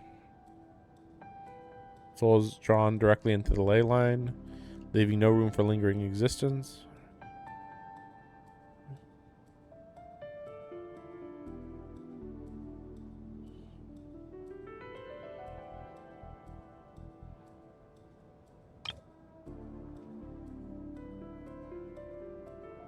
The existence of an angel civilization and its preliminary attempts at ley line renovation. Okay. This would be a common occurrence, though, if this was a persistent report, huh? issue. Looks quite old. Sumeru person? This person... The theater manager must have hired an investigator once specifically to look into this issue. Presumably, the manager wanted to know if the supposed haunting was dangerous, while also being fearful of word getting out in case... Anyway, the bottom line is, the haunting is actually real after all. Obstruction it's caused in the by ley an line. obstruction in the ley lines. Ley line problems are pretty unexceptional to me by this point. And while it certainly offers an explanation, it's hard to imagine what connection it could have to these two murders. Their souls Some of the leave their language that bodies, appears at the very apparently. end of the report caught my eye. Angel civilization? My area of research doesn't touch on any of that. So, huh? A piece of paper just fell out from the report. It landed right by your feet. It just shows. No, death is near. Okay, cool. Okay. How unnerving. It was tucked inside the report, so death is near. But if so, how did the author foresee it? Maybe things are more complicated than we thought. No, wait a second. If we take the report and the note at face value, they completely contradict one another. Not really. The report definitively concludes that the hauntings in the theater are harmless and cannot affect the real world. But the note seems to... What? What? The research literally said that the people's souls are getting taken in by the ley line to kill them. The question is, what exactly does the note mean by death? The various ways we could...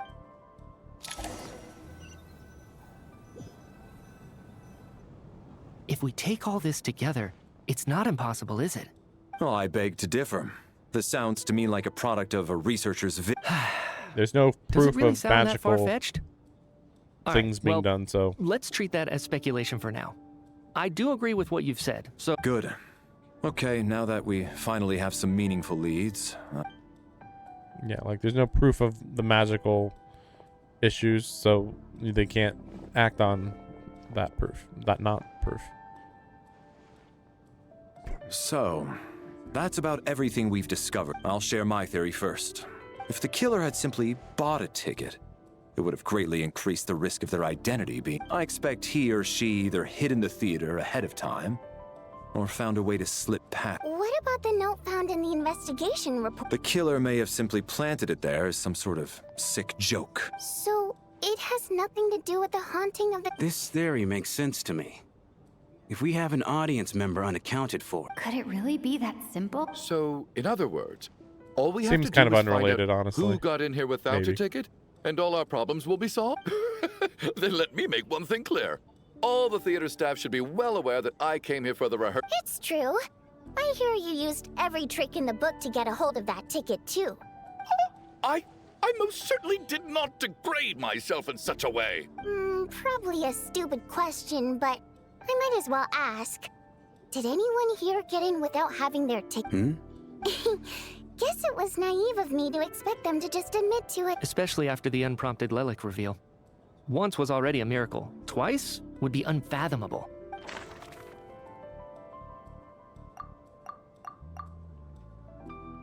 Well, okay, actually, it's this guy. This guy. It's him. I don't believe any of us here knew Shram before all this. This guy. Mr. Shram, did you really go through the ticket inspection? Huh? Me? Why am I being singled out, my friend? Because you're the poorest person Do I here. seem that suspicious? It's not that you stand out as suspicious, more that everyone else has been ruled out as trustworthy. Okay. Well, we spent the best part of 2 days together now, so I'm sure you can all tell what kind of person I am. Yeah, I have no doubt that you're a good person. But the problem is, although actually, what was it you said last night? Yeah. Last time I checked, there were barely any of us remaining in Snezhnaya, since most of the water imps left. Could you tell me a little bit more about your friend? There's a good chance I actually know her. And I suppose it's also kind of a way for everyone else to get to know you a little better. Good grief. Are you blushing? Hey, revolting is a little strong. We're dating. I was just the bodyguard hired by our family. But the stars must have aligned, because sparks began to fly between me and their daughter. We don't need details. Just get to the point. Okay. I'm just a little hesitant to reveal her name, that's all. Even with me to protect her. If word gets out that she's dating a human... But really? Wait, no. Huh? Shram, what? Why is everyone looking at me? Delicate times. Yes? You know, the Civil Oh, War. boy. Last time I checked, the Fae and the humans were still at each other's throats. If I'm not mistaken, the last significant civil war in Snezhnayan history was over Like, I 400 wasn't years expecting ago, whatever this is. when Her Majesty the Tsaritsa had just taken the throne. What do you mean, 400? What's going on here? Is Shram from the This past? stuff makes no sense. All right, Mr. Mitya, I want the you story win to this be round. over. As far-fetched as it is, I'm just as amazed as you are. Is someone going to explain I what's didn't think it going was on going to be here? this extreme. From the look on your face, you figured it out He's a too, ghost. haven't you, Trap? From the ley line. That seems to Don't be the worry. I don't care what this Lydia says. He's a ghost from the ley line. I get it. No. The theater's And this is ley also line. still not what Mr. I was Shram's thinking. state I actually and still was suspicious of Tanya. So, like, what? For some unknown yeah. I don't even know. The contents of the death I hate is these. near. Hate these. Ah. Yeah, the logic. Mr. Shram must. So when the note said He's a lost Someone- soul, In and then short? he died, so You mean I'm a he goat, but represents even if I death. was- Yeah. So him being here means that death is the ley lines have nearby. a powerful ability to attract and devour souls. Yeah, see, we already Let's say know that this the ley part. lines are like a black hole, constantly seeking to engulf souls. But the souls that don't want to return are trying to avoid being sucked in. Huh. Why does this analogy? What happens when the black hole can't achieve its goal? I'm only He just speculating keeps here, sucking out more but- souls. what if it? that could he's explain not why going we to sleep, weren't I able to guess. determine a cause of death. If you're right, and their souls were devoured by the ley lines. It does seem to explain a lot of the things we couldn't make sense of. Except there's no concrete The evidence. concrete evidence is that these Media is people relying on died a lot of logical by leaps. non-physical means. And Still, clearly it not seems poison like the either. best explanation we have under the circumstances. All right, so how could Shram not know that he's dead? On the Could be the contrary, ghosts. it's perfectly normal for us. I'm a ghost. I'm trying to remember. I'm a ghost. I was the... Well, my lady and I snuck out to go on a date one day. We bought tickets for the theater. It wasn't really my thing, but I was just happy to be together. All of a sudden, a group of people burst into the theater, shouting for all the water imps to get out. Performers and audience members included. It was clear the conflict between humans and Fae had reached a boiling point.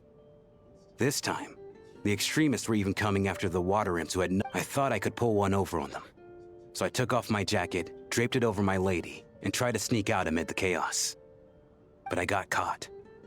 They started shouting, calling me a traitor to humanity. But I was going to do whatever it took to buy our chance to escape.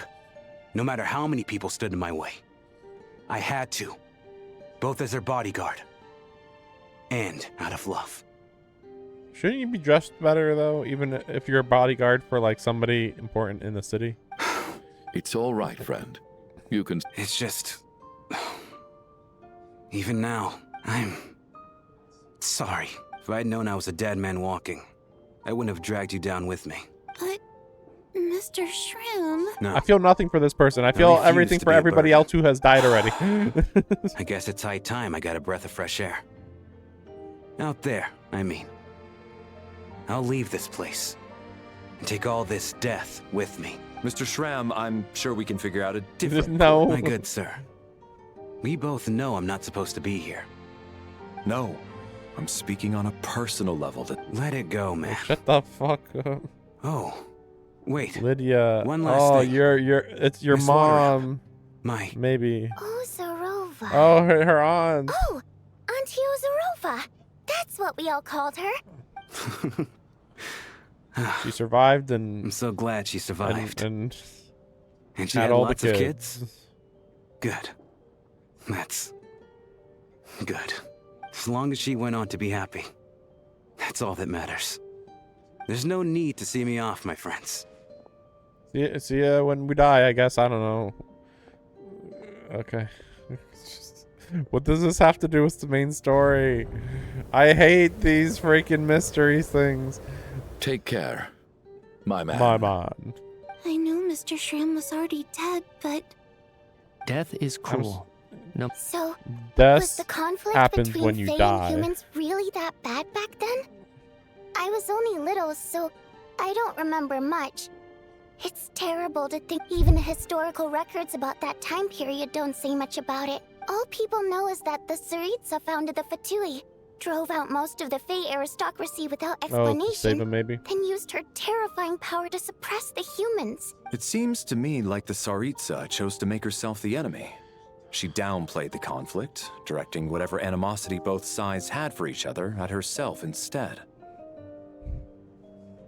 That's also why, despite how brutal the conflict was at the time, there hasn't been much lingering tension between humans and Fae since. Things have been fairly harmonious for the past few centuries. So, This is a really weird way to banished explain the this Fae whole thing. to That's what the whole point of Fae this was. living in the city? But like, She offered herself up to be hated in exchange for peace. this sounds very similar to another fairy I'm aware of.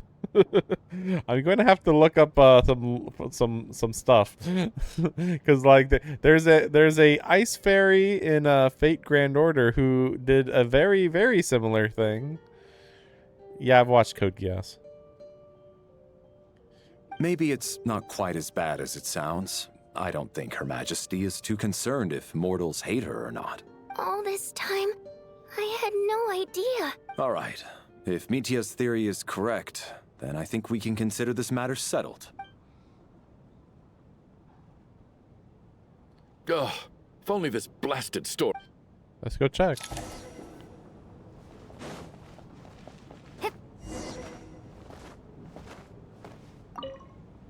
At least the lingering regret that kept him here has been... Wait, so are we going to...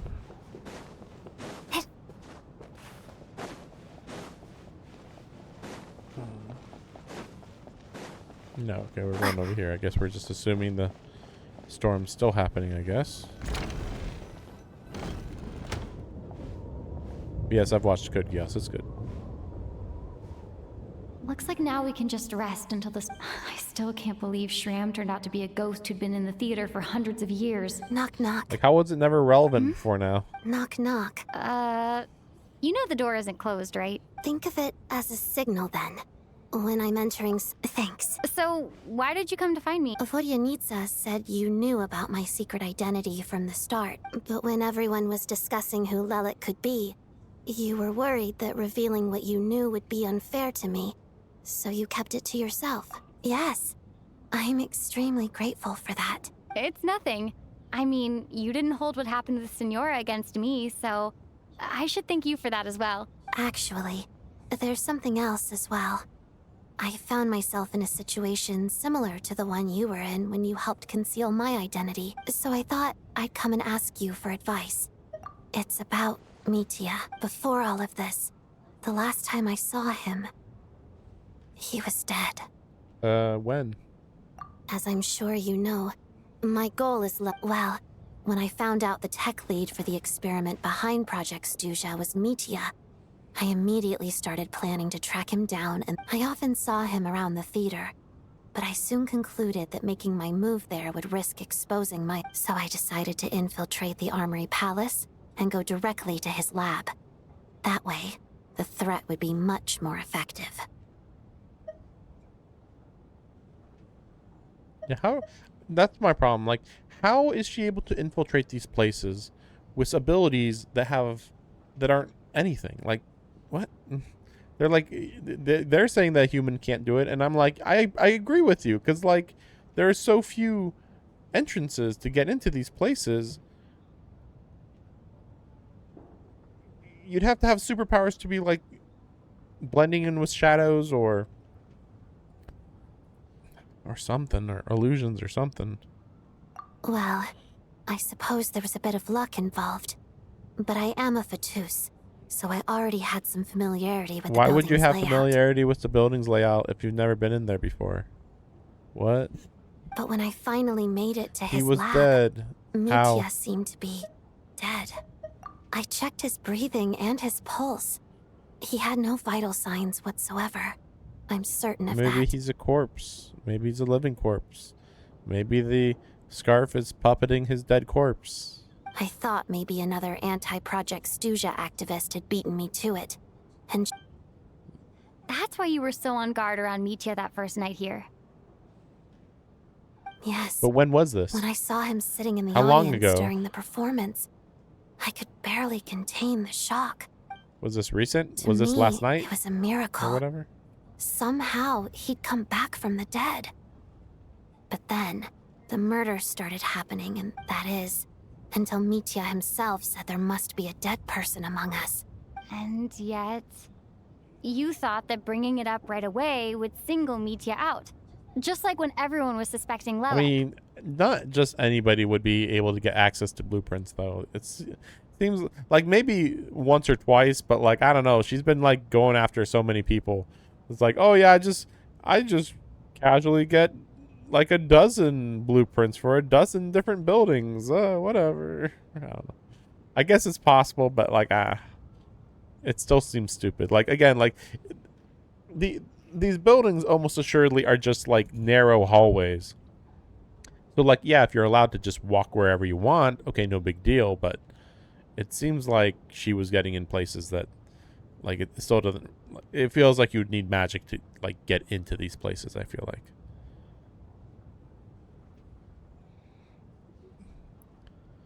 I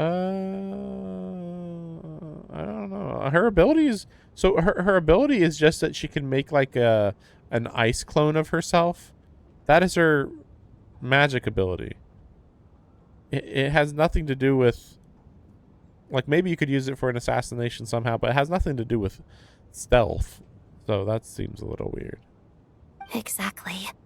I thought there could be something I was missing. So I feel like she's not that much of an We soon assassin. figured out that Mr. Shram was a ghost. And we knew there was only one extra person. But now it seems like there's another candidate. I understand why you kept it to yourself. There was so much information being thrown around during that discussion. Bringing up Mitya would have just introduced more confusion. So, What do you think we... Let me confirm one thing first. When was it that you found Mitya dead? Around a week ago. Sometime in the afternoon. A week ago? That's earlier than I thought. I saw him. He seemed completely normal to me. So he Could was be his definitely ability or something. alive on that day. Here's a thought. The reason we even suspected a dead person could be among us was because of the problem with the theater's ley lines. But Mitya's death happened inside the Armory Palace. The ley line issue affecting the theater shouldn't reach that far. Well, it could be related to the energy being used, I guess, because the energy side effects that we're hearing about are just random bullshit that they're just making up every second, apparently. You're right. I guess he doesn't fit the profile. I think the chances of it being him are very low. Unless what? Unless he really did come back Yeah, from I the think dead. he just came back from the dead. You're right. It's just a What's different this? ability. A private meet and greet? Tell us why you're alive. Where do I line up? That's not... Well, I was just making the rounds. Thought I'd try to lighten the mood a bit. Just, like, he's right there. Just ask him. Sheesh. Hey, why are you a walking corpse? Or whatever. Maybe the scarf made it so that it could literally... Like, maybe his consciousness was moved into the scarf. And then the scarf is puppeting his body around. That's my lore. What is going on with this storm? I almost hope it is. Her Majesty the Tsaritsa left to vanquish that beast herself. We just need to wait for her triumphant return. Do you think people still feel the cold after they die? Yes. Death itself is cold, isn't it? I'm sure the They're storm not even will people embrace anymore. him. Well, I hope he has a safe journey. I'm going to miss him, I think. Thinking back on it, we barely made it out alive ourselves. Once we get out of here, how are we going to explain what happened to their families? Are you okay? Look who's Mr. Nice Guy all of a sudden. Is it because It's like Tonya's her daughter, his Without daughter. Tonya, who knows how badly he would have been hurt. I told you already, I never intended to resort to violence. Bunch of rascals. Little girl? I was rather surprised when you spoke up for me this morning. Oh, no need to thank me. I said some bad stuff about you too. I've been too embarrassed you're to like so my daughter. kind to everyone, but never lets her old man off the hook, especially when she was little. All right. I don't know. It's probably been a while. She's from out of the city, so she might be affected by the side effects. Are you taking anything for it? Yeah. I'll be fine once I see my brother. He's gonna pick some frost fairy flower leaves and brew a tonic for me. I see. We should probably discuss arrangements for tonight. Now that the deceased has left our... However, out of an... Shouldn't we take shifts? No need. I managed to get a nap in earlier, so I have plenty of energy right now. I assume we're still gonna have the dream, I guess. Even though it doesn't really make sense. What a long day. This whole situation turned out to be way more complicated than I expected, but Valeri's right. I should just try to calm down and get... It doesn't change the fact that Medea is very normal and conscious in the dreams. She's awake! Get over here, you big... If you must call me something, He fell asleep, call me what? Mr. Door. The Black Mist is coming. Why are you... You need to go. What? How is he asleep? Oh gosh, this is gonna whatever. I'm pretty confident everybody's gonna wake up after all this situation. Everybody's gonna live. I feel like they've made enough dramatic significance about the dead bodies that they're not just gonna let them stay dead. And they're semi-major characters, the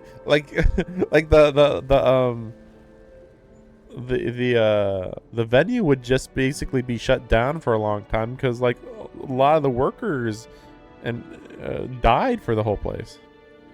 The black mist. Oh, Are you I all know right? that. Can you walk? We just got attacked by monsters on our way up. That Mr. Door fellow protected Door? us. He just seemed to come out of nowhere. Not much of a talker, but when it comes to taking down... Is it Mr. Door? What? Curses! The black... Yeah, we got it. Mr. Door, I don't believe I've ever seen you around here before. Why is that? There's no need to try to get to know me. I'm just Mr. Door. My name is Mr. Door. Don't worry about who I am or what I do. Oh wait, you can. Wait, what? Well, wait. Oh no, anyway, okay, I saw we're lucky to have you here. For a second. Thanks for saving us earlier. No need to thank me. This is where my duty Don't lies. thank me. I don't want to be thanked. Ever.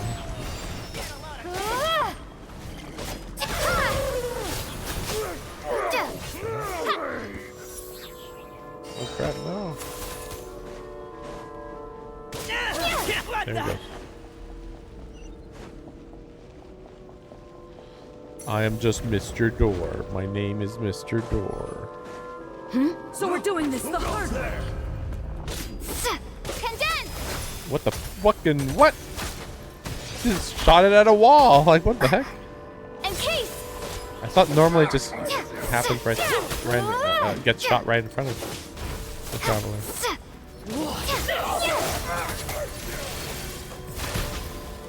Oh, that's not good either.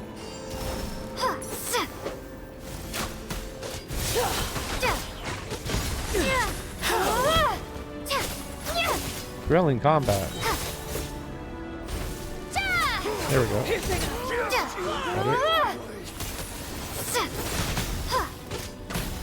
Cryostorm! Remarkable work, Mr. Door. If I had your muscles, I'd do the same.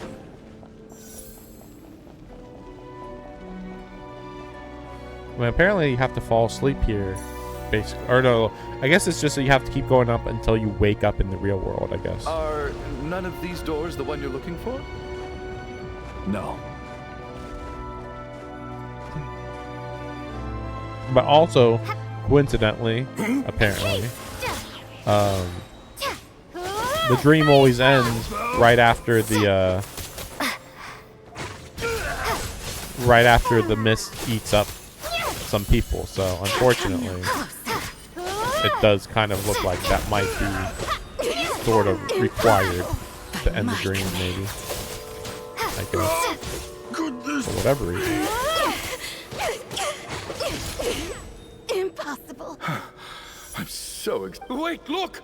There's more monsters down there. Are they coming from within the black mist? No, Keep no! running. They're gaining on us. Quick! Mr. Door, what are you doing? We need to get out of here. That Found it. This is my door. What? You mean you're going to stay here? I am a door. This is where my duty lies.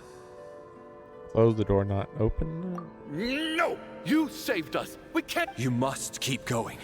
A door can only keep things out for so long. But you're right.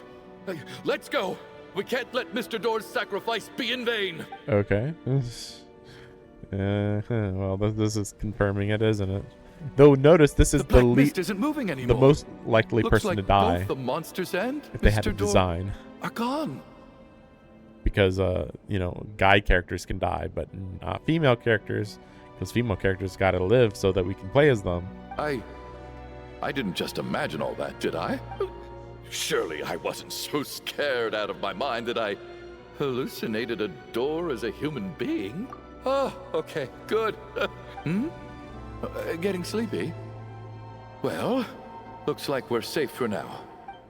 Okay, cool. Cool, okay. This story portion is lasting What quite time is long. it? Oh, I guess everyone's still asleep. These past 2 days have been exhausting. Valeri's keeping watch though, so he's probably... Valeri? Oh, look, he's asleep. Ah, ha, ha, ha, ha. Is he dead? He's dead. Even now, it seems as if there is no burden he couldn't shoulder. Yet around him, time seems to stand still, as if the gods in their mercy finally granted him a moment of respite. Wake up! Everyone needs to wake up! Dun dun dun. Just like the last 2 nights. No clear cause of death. I've been a real thorn in your side, haven't I, Mr. Valeri? Now you can rest in peace. But for me, life will be all the duller for not having to run away from you, my friend. Stop running away from this guy. How's Tonya? I just checked on her, and it doesn't seem like anything serious. She's just exhausted from the past couple of days. We should let her sleep. And Okay. that means Valeri was the only one who died last night. If Valeri was awake and keeping watch, it would have been impossible to kill him without waking everyone else up. That much is certain. This is so frustrating. Why has nothing changed since yesterday? Actually, one thing has changed. There's only one victim this time. That means nothing. We already know the reasons for this. All this means nothing. After the deceased, it's a reason. Like, maybe this would be better if, like, we didn't know about the The number of people dreams. who die each night is equivalent to the number of dead among us. That's your Exactly. We identified Mr. Schramm, and the night after he left, Oh, I the see. death toll dropped from 2 to 1. Oh, I see. Well, I mean, I guess metaphorically, this is true. They had, because the 2 people died before because there's 2 ghosts. So, like, now there's just 1 ghost, and it's Medea, I guess? By that logic, there must be 1 more dead person left among us. Another one? Among us. But there was only 1 person unaccounted for in the ticket checks. Having an extra person was definitely a cause for alarm, but being 1 person short isn't nearly as unusual. Someone could have left in the middle of the show, or made it out before the storm hit. one more dead person among us. If Mitia's theory is right, then what Odette told me seems a lot more relevant. It's just, at the time, we had no reason to think there was more than 1 dead person. If only we'd taken it more seriously as a possibility. I'm sorry. This is my fault. I'm partly to blame as well. What is this about? Sounds like there's some big news you've been keeping from the You're dead, I guess, or something. I don't know. You're dead, Medea. I'm the dead person? Wow. That's certainly news to me. Odette and I talked about it yesterday, but we thought it just wasn't possible. Yeah, I don't blame you. If I'd been there, I probably would have reached the same conclusion. Let me just try and verify this. But I honestly have no recollection of dying. That's where I'm different than Mr. No, Schramm. Mr. Schramm also doesn't remember dying. Until the very end, he doesn't remember dying. What are you talking about? Having seen Mr. Mitia a few days ago myself. Yeah, he's a zombie. If it isn't Mitya, then who? Do we vote on it? If you don't mind me asking, Traveler, I believe you mentioned that you know Tonya's brother. Had you ever met her before all this? No, never. Now, just 1 minute.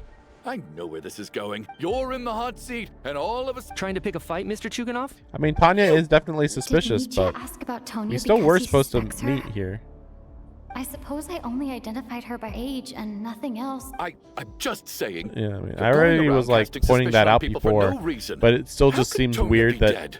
a ghost would be sick, and also like she admitted to being, she has mentioned child, so it's like, okay, what's the context on all this that she mentions child, and or maybe she just said brother or something. I can vouch for her if nothing else. I've seen her before. She's the sister. Oh, really? You're telling the truth? Since being here, I don't think I ever mentioned she was Child's sister specifically. If Chuganov can vouch for her, then it can't be Tonya either. In which case, it seems unlikely. You are. Miss Odette, could you go over that afternoon with... No problem. But again, like, I don't know. We'll see. I mean, I was already suspicious of Tanya, yeah, the little girl, but I mean, it doesn't change the fact that Medea was found dead, so. Huh. No matter how hard I try, can't I just remember can't dying. remember anything about... Miss Vojanitsa, during our last meal together, I told Memory you how some of the loss. research... Oh, yeah. From the You side said effects. it was hindered. Right. And even though I don't remember dying that day, some of my memories from that afternoon are missing. Are we really gonna just Are be you like suggesting you're missing the... their memory of Of dying? course. How am I only just realizing this? You mean being silently assassinated? The researcher's amnesia. I must thank you, Odette. I think your perspective just helped me reach a breakthrough on a series of issues that have been troubling me for quite... All right. Oh, leave! Hey, wait a minute! Come on, kid. Aren't you gonna fight for your life? I have other reasons beyond what's been discussed. I remember during Miss Odette's performance, while I was sitting in the audience stalls, a brilliant new idea from my research popped into my mind. I can't remember it now at all, and I didn't take any notes. I guess that must be another instance of temporary amnesia. No.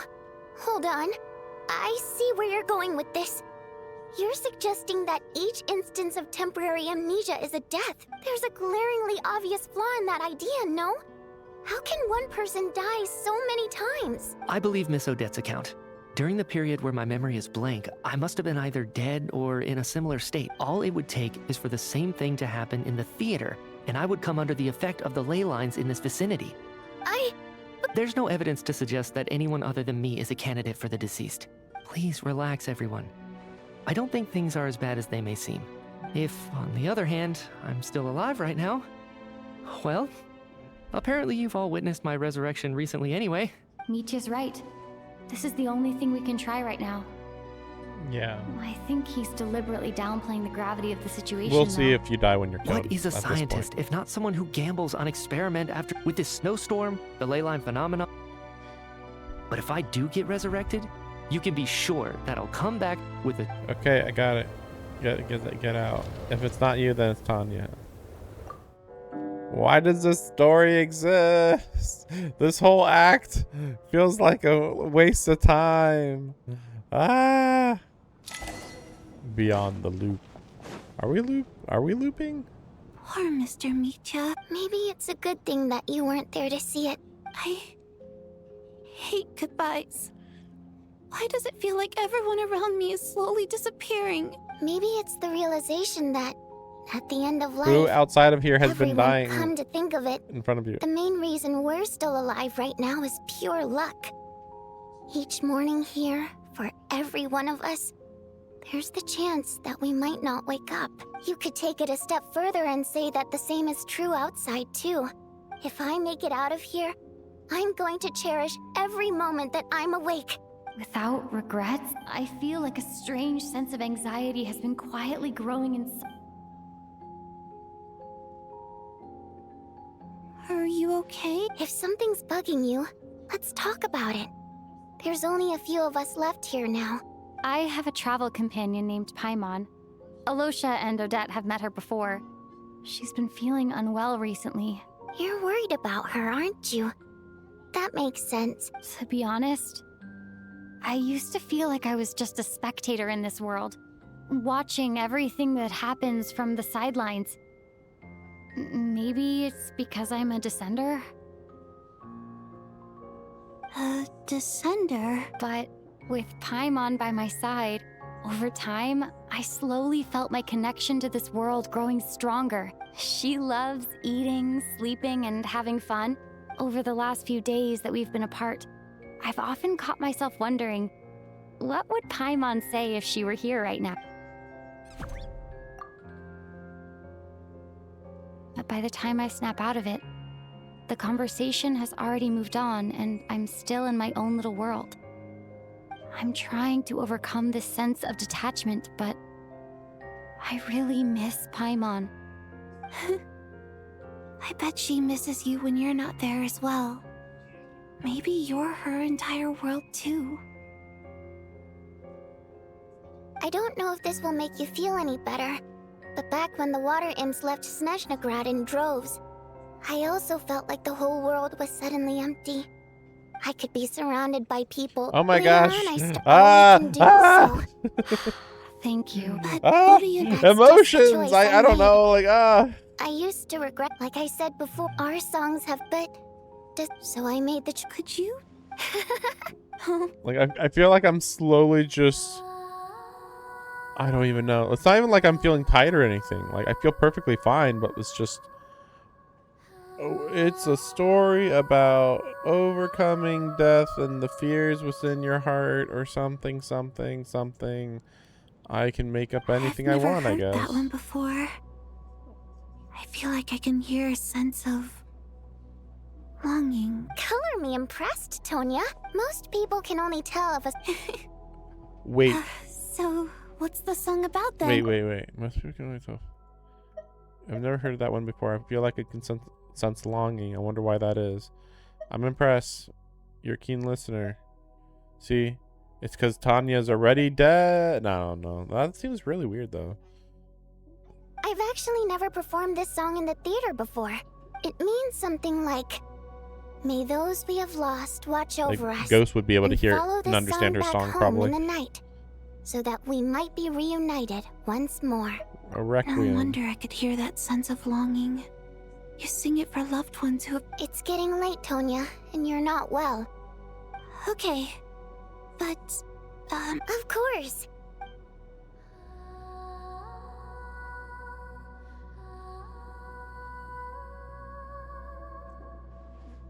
I can't hear it. Oh, there it is.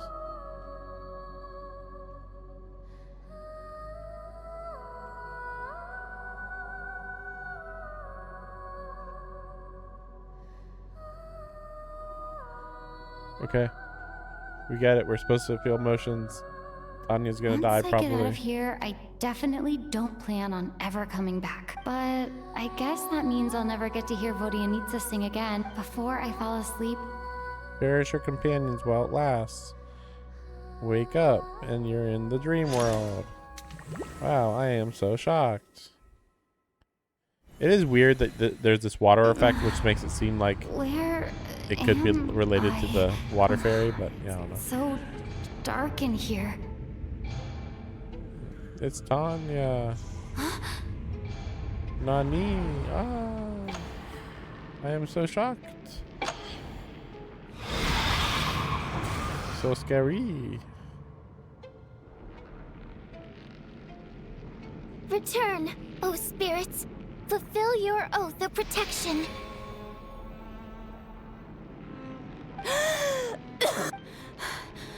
I'm alive? What just happened? No time for questions.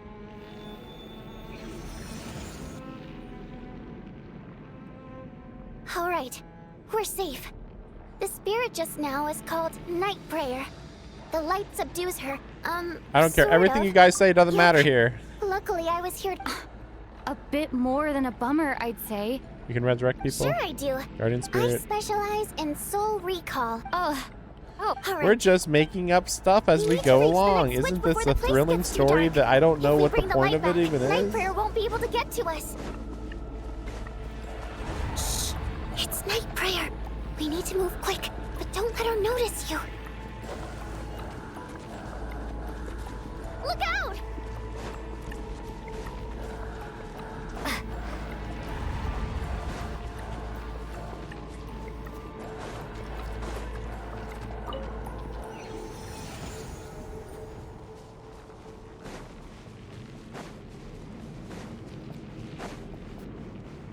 Everything's a metaphor. Which is over there. Everything's a metaphor, huh?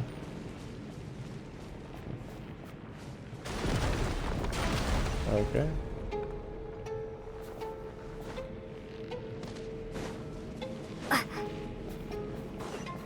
If you think hard enough, everything in life can be viewed as a metaphor. Ooh.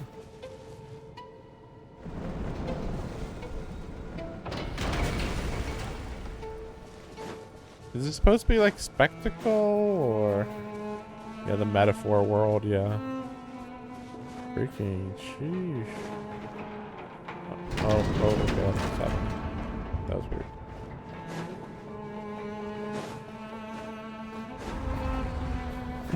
No, Night Prayer is here too. This can't be the only path. Let's head up there and take a look.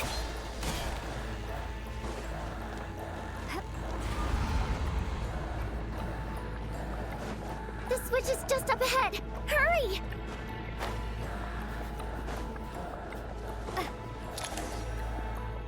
It's too dark. We're...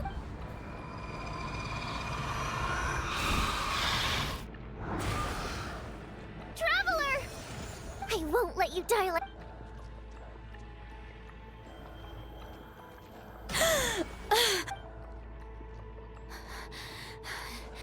Dying is definitely not a pleasant experience. Great. Yeah. Time for you to get out of here. What about you? I can't. I've already been used up. A guardian spirit's skills are finite. I can only resurrect someone so many times. 2 times? I might not look any different, but my essence has been exhausted. I can go no further. The Black Mist is where I belong. It's okay. Why didn't you tell me sooner? Because it wouldn't have changed anything. Go. Now, before it's too late.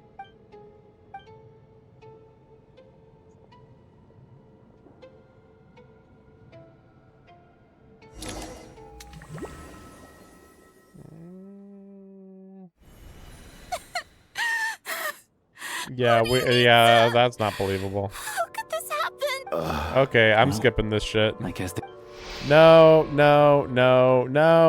I'm tired of this shit. No.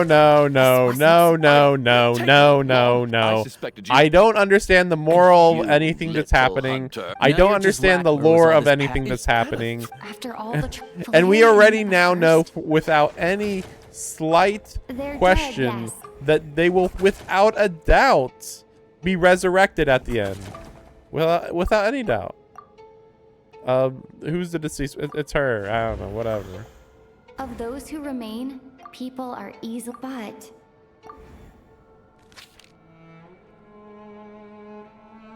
I was gonna actually have her before, which is Tonya, the stupid part. how's Tusser been lately?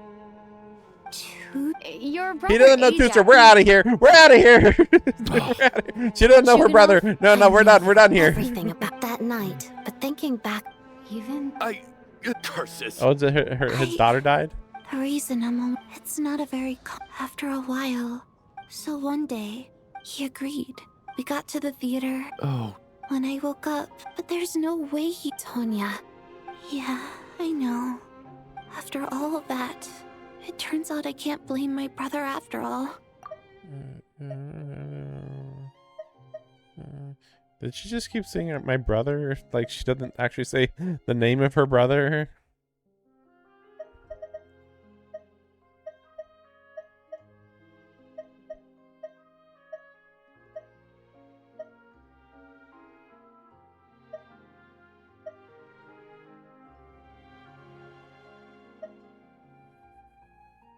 So his family. So here's the funny thing: when they revealed, when they kept talking about his family, I'm like, let me guess, his family is dead, and I just didn't say it because I was like, that's stupid. Like clearly, if he keeps talking about his wife and child, this would come up clearly, and yet somehow.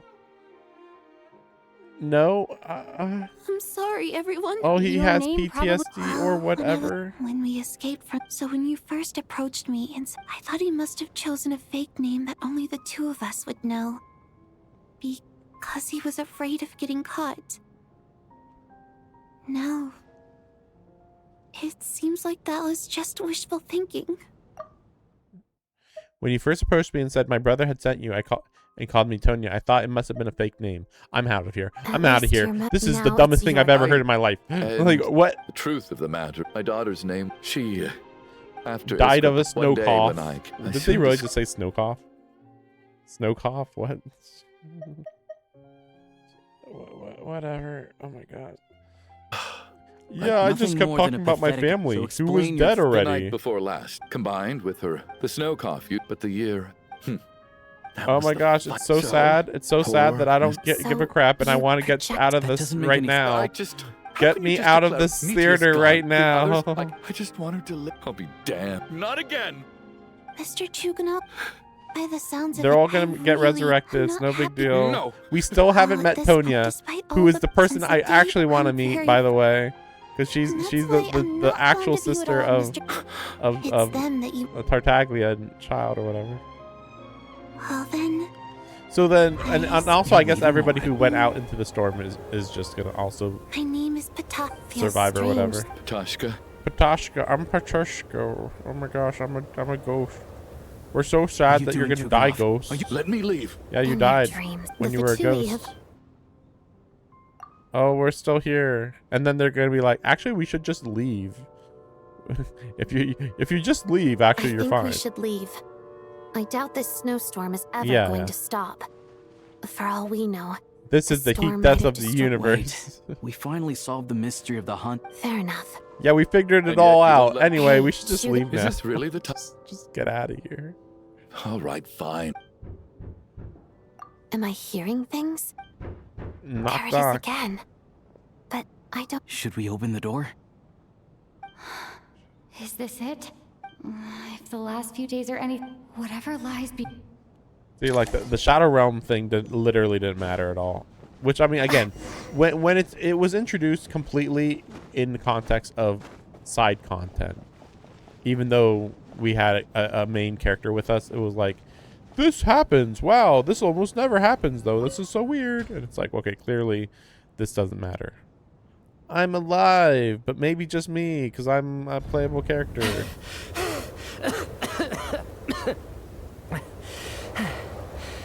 Hey, everyone. I'm back. How are you doing? Much better, thanks. Let me see. Vodyanitsa died last night. And then you discovered that Tonya was the other dead person. Am I right? Not Tonya. First, tell us how you made it back here. Song, I heard You're someone right. singing. The thing that got me back safely was a song. I heard someone singing. Yeah, it's After walking the into the girl that snowstorm, my mind grew sings, yeah. hazy.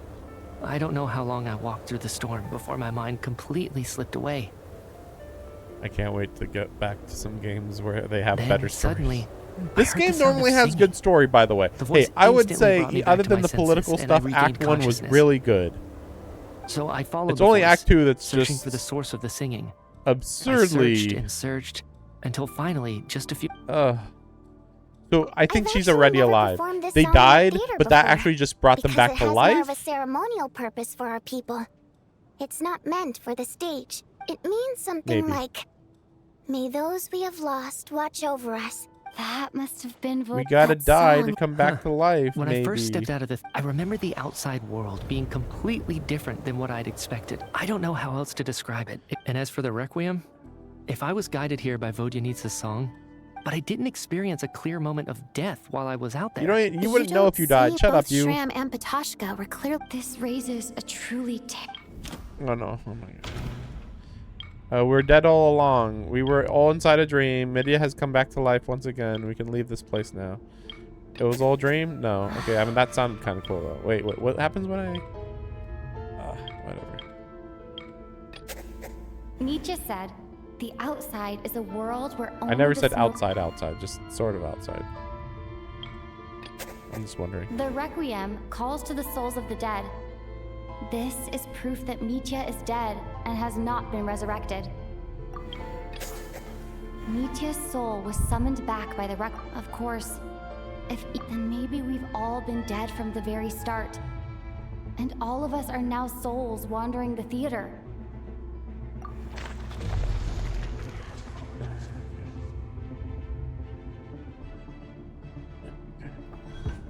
Yes.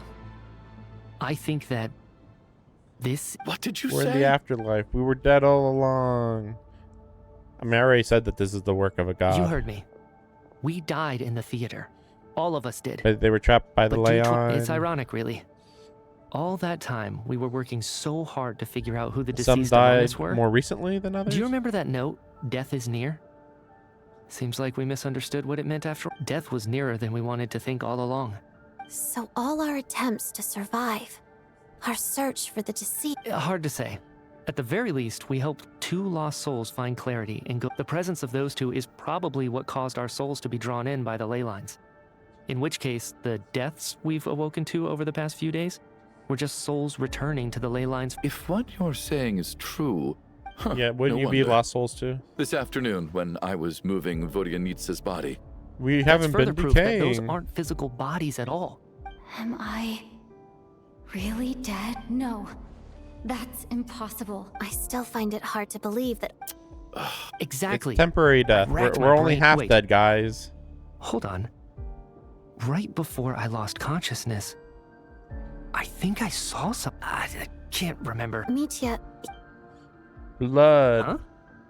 You're right. There's blood on the fingertips of my right hand. Looks like it's already dried. When did that happen? Blood. Well, that's scary. What the? Okay. I guess this was what I saw. I must have. What's wrong? Do you? It's Renova. Renova, the ruler of Welcome death. to death. Alosha, do you still remember that Snezhnayan folktale you told? It was about the Grim Reaper. Someone familiar and to you. as soon as you recognize his face, your life is over. I heard a similar tale when I was little. That's right.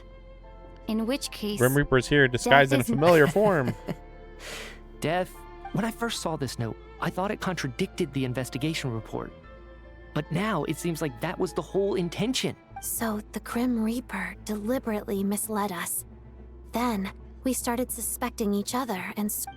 By that logic, the one person most likely to be the Grim Reaper incarnate is...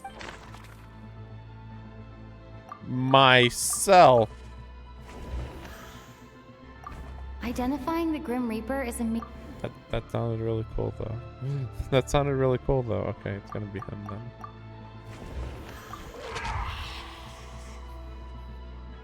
No doubt about it.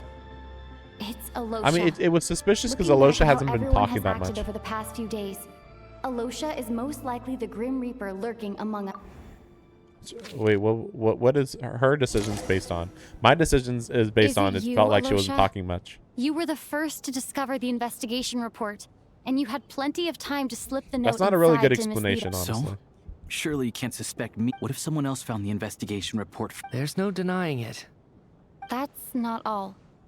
I've also noticed that, although on the surface, Valeria, everybody else Mitya, is and taking sometimes charge. looking back now, You didn't say Even much. though Yeah, you see, that's the didn't- one. What do you mean? I thought it you was were weird the that he one wasn't who talking much. emphasized how dangerous it was outside and insisted we all stay here. That's normal. It was also you who suggested that we all sleep in the same place. Okay, I'm not sure how important that is. And earlier today, you tried to convince Patashka to stay. I don't understand why, but it was out of character. So, you didn't understand my intentions, and now you're assuming the worst. Seems pretty unreasonable if you ask me. You're just not acting right, that's all. He was suspicious. I mean, there was a He lot of still suspicious won't admit it? people, to be fair. But he Fine. was among them. Let's see how he responds to the most damning evidence of all. The biggest question I have right now is, if the Where's the Grim real Reaper Alosha? is He never showed up in the first impersonating place. He was never at the performance. I mean, technically they said that he was working there, but I mean, somebody could impersonate him and then act like they were working there. Oh, when he returned from the snowstorm. Yeah, true.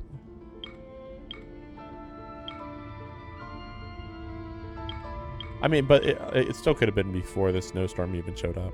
Really? No. The ruler of death would have needed to control how everything unfolded from the start. That's the exact right. same moment, but okay. This right at the start, before any victims had even emerged.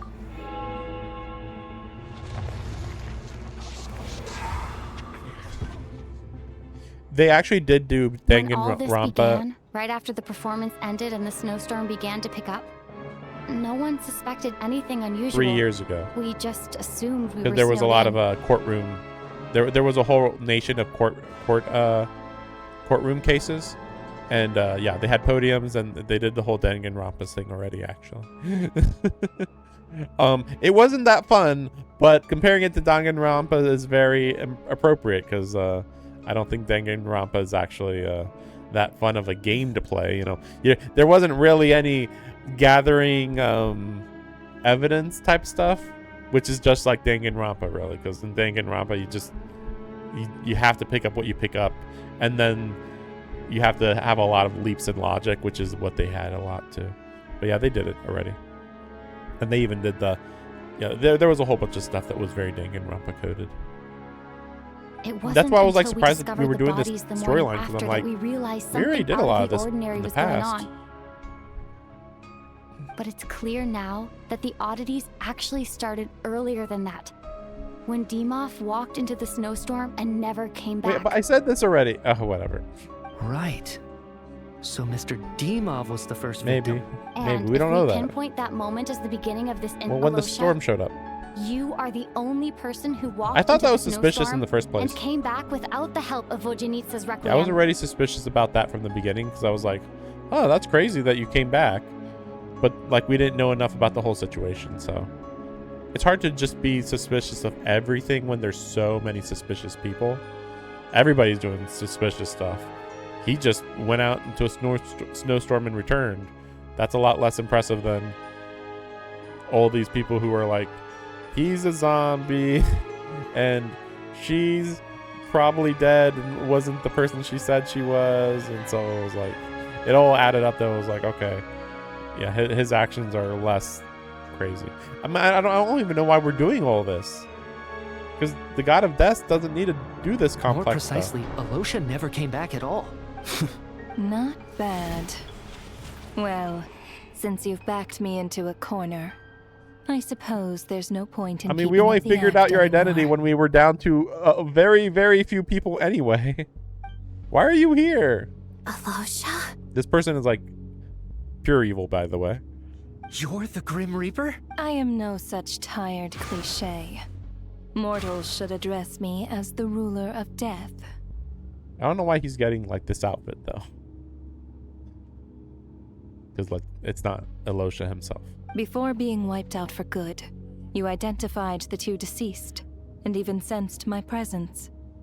A commendable achievement. I heard you can ferry souls. Those deaths each night. Were they your doing? Your initial conclusion was correct. Due to the existence of the Yeah, two deceased, every lines. night they devoured an equal number of souls to fill the void. This required no intervention from me. Here, take a look. What? Oh, okay, we're going into the sleep, I guess. What are you doing? That takes care of today's two. Don't get so worked up. You are already dead, and your souls must return to the ley lines. I know we're already dead. You murdered us, didn't you? Murdered? No. Murder is when mortals usurp my authority. Death is my jurisdiction.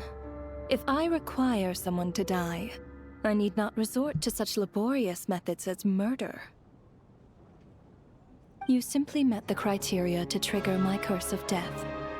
Okay. I know about the curse of immortality. So there's another death-related curse too? You cursed us? When? And why would you do such a thing? So often, humans pray to me, begging to know when their death will come, and what form it will take. But few people ask why. If you must have an answer. So you're not gonna tell us the truth? Hold your tongue. By all rights, you shouldn't even be allowed to speak with me. Those angels from the past are to blame for the reckless renovation of the ley lines here. It's made my work on this occasion infuriatingly complicated. Work? So trapping us here, making us watch our friends die, that's just another day at work for you? You clearly have a lot of questions. Fine. After the physical body dies, the soul must return to the ley lines for that person's death. To be considered, my work encompasses the entire process of death. You must also be rather familiar with Natlan's Night Kingdom, I presume? It was I who supported the creation. Here, too, the ley lines connected to the theater underwent some but this actually hindered their ability to accept. This effect manifested itself after you died from the curse. But if souls who die from the curse of death fail to return to the ley lines within a short window of time, they will miss their chance for good. Then, they will remain forever suspended between life and death, no longer subject to the authorities of either. So if you don't resolve this matter soon, and see all our souls return to the ley lines before long, we'll escape your control. Before long, except that we had two people who were long dead. This must be what Renova was worried might happen, and the reason she got involved to begin with. But if you have the authority to guide souls, why didn't you just show yourself and get it over with? Why? You seek to understand the mind of a god. This is a theater, and I decided I wanted to watch a show about death. That's why I encouraged you to take the events to... I found myself getting quite immersed. I suppose the entertainment you provided makes up for all the trouble you've caused me by being so defiant in the face of death. There. Are you happy with my answer? I suspect I might despise the writer of this game right now. I still don't know why what's happening is happening at all. Can't say I am. Really? But it fits the stereotype. Just moments ago, you were complaining about how infuriatingly complicated your work here has been. Work is work, I get it. There are times when it's a... Why are you doing all this crap? Just kill. For a human. Due to the obstruction in the theater's ley lines, there is a hard limit on the number of souls Impossible they can receive for me to each ferry day. all your souls at once? Making Really? it revealing That sounds... my identity You're the ruler too of soon death. would What? inevitably have led to futile resistance. And What? there was a risk that any Who cares souls about who chose to resistance? We run can't... You're would unbeatable. disappear. Run where? Then there was the issue of the two lost souls you called the deceased. The way you resolved It was all that part of my quandary plans, was I a- guess. That's what I don't understand. If all of us were souls of the dead, what made their presence among us special? I just want to throw out there that if she had shown up and been like, "Hello, I'm the ruler of death. I'm gonna wreck you guys." I'm pretty sure eventually, after no damage was done to her, you would just run out into the blizzard. And apparently that's all that needed to happen anyway. So like, yeah. For centuries, they have refused to return to the ley lines. Exploiting the issues create centuries of obsession accumulate. It reached the point where I could not afford to leave it unchecked. Only then, with my guidance. I vaguely remember seeing Patashka, but in the most... I see your dreams brought you many revelations. So you see, death in fact. Anyway, giving psychological counseling to lost, that is more of an angel's role. It was something I could not resolve directly using my authority. Meanwhile, of course, their presence caused the souls of other members of your party to return to the ley line, as both issues slowly resolved one another without me having to lift a finger. All I had to do was stay close by. And, of course, while I was at it, I thoroughly enjoyed watching this drama. Sounds like you had it all figured out, Grim Reaper. I just did the math. You said there's a hard limit to the number of souls the ley lines here can receive each day. That much is obvious. It's time to review this whole affair. If the... Why should I care? Like... What? Why? Looking back now, why? None of us had the faintest idea at the time. From the moment the staff member named Demoth walked into the snowstorm, I need to know why the this is incident had already happening begun. at all. What No. even? Oh my god.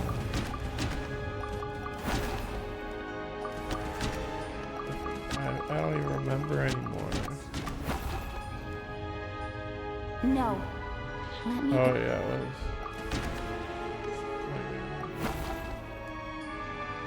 No.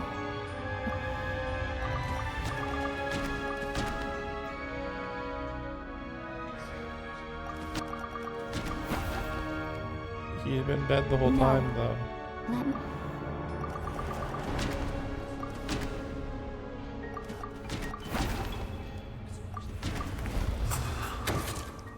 Alosha was the second to walk into the snow during this process.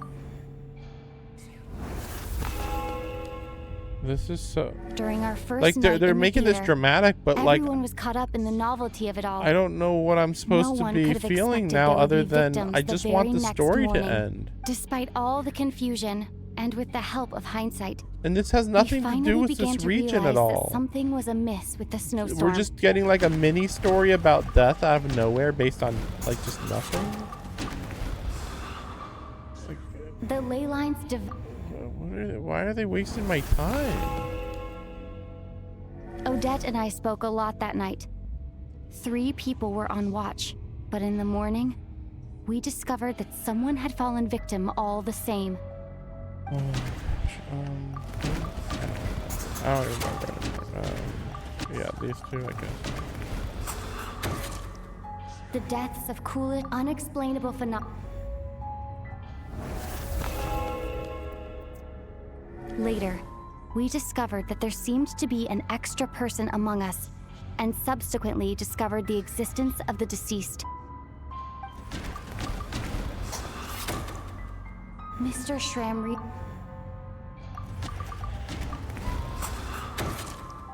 We thought it was all over. A lot happened today. The fact that there was more than one deceased seemed to bring us back to square one. Odette revealed some information she had been keeping to herself. Although Mitya did, the void in the ley lines hasn't.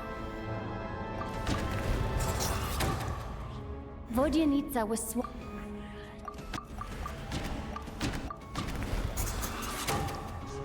As it happened, the girl I thought, come to think of it, and Renova, looking back,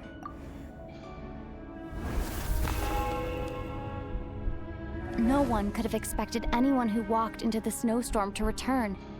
But just after nightfall, Mitya returned, bringing crucial information with him.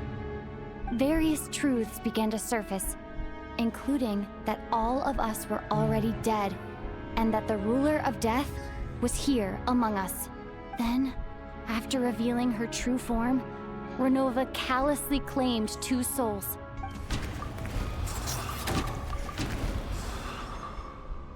In fact, now, that covered. Your work isn't fit. The water imp, the ley line. So that just lead, and your soul is for a descender like you, Oh, this who is actually matters. not bound by Tevat's rules.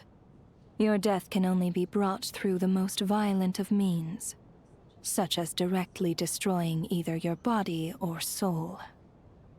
Yeah, I mean, you could do that to anybody, but okay, sure, I guess. Yeah, why didn't you do that from the beginning? I have no interest in involving myself Why? with descenders. For now. Seems important to do that. Although, this may change if Asmodee remains missing. Or you insist on interfering with Okay, our Asmodee affairs. is missing. Okay, wait, let me look up Asmodee. Is Asmodee the true god, or is Asmodee the third god that is missing? Because again, there's the 3 gods that I'm like, I don't know anything about. Yes. Is the rulers? Wait, maybe I'm wrong. Maybe I'm wrong. No, there were supposed to be 4 rulers. Okay, no, Asmodee is Paimon, right? Okay, that's what people have been assuming. Because there's Renova, goddess of death, Istaroth, ruler of time, mostly a good person. Naberius, which is complicated, but basically she's a ruler of life. She's basically a good person. Basically, there's more to it than that, but yes, let's just say. And then yeah, Asmodee, who is the person who was in the beginning of the game. So yeah, them being Paimon is the most likely, because you look at them and they have a lot of features that are very similar to Paimon. Least of which the hair color, hair design, although why well, anyway, we don't entirely know the whole situation, but basically, yeah. Basically, more than likely. One last question then. Death Yeah, they were abides meaningless. no reason. Besides, to me, it is nothing more than a self-indulgent. Grim Reaper, you really know how to get on my nerves. I'm not here to ingratiate myself Yeah, with like you. this is literally I death. kill merely because your deaths are necessary. They aren't, but okay. Oh, you've made that quite clear. But humans don't take well to being I scorned. mean, she has not made it clear Not even by the gods. that their deaths are necessary. Let's just fight death, whatever. Sure. Laser beams.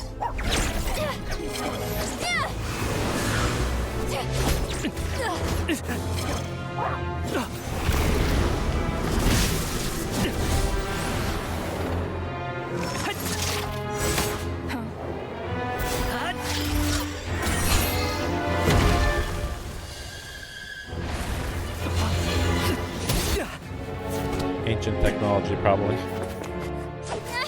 That's like the only explanation. This is futile. Then just kill us. You must know that you are powerless against me in my own domain. Then kill us. I suggest that you save your strength. For what? Maybe we can't change it. But if nothing else... Oh, that's crazy, Howard. We can at least teach you to have some respect for the dead. Audacious.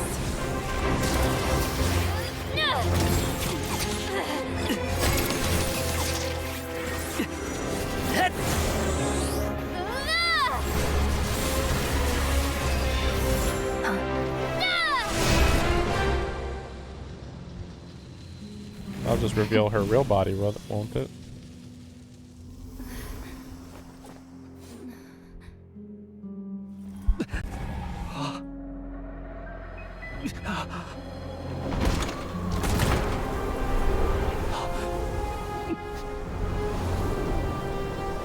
Because yeah, he went out there and then he saw the eye. Right.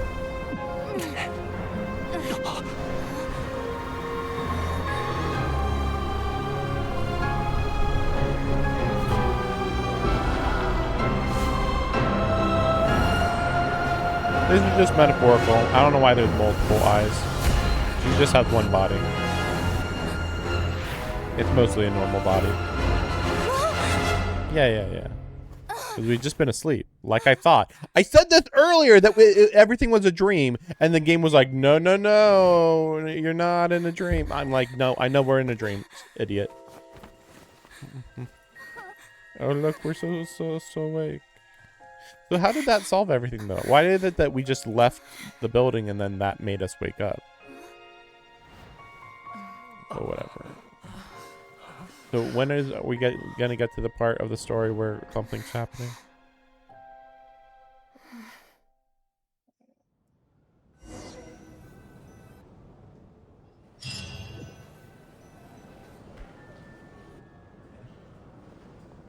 I don't think there's anything for us to talk about.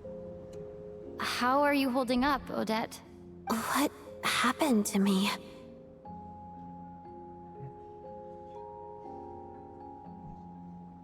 How much has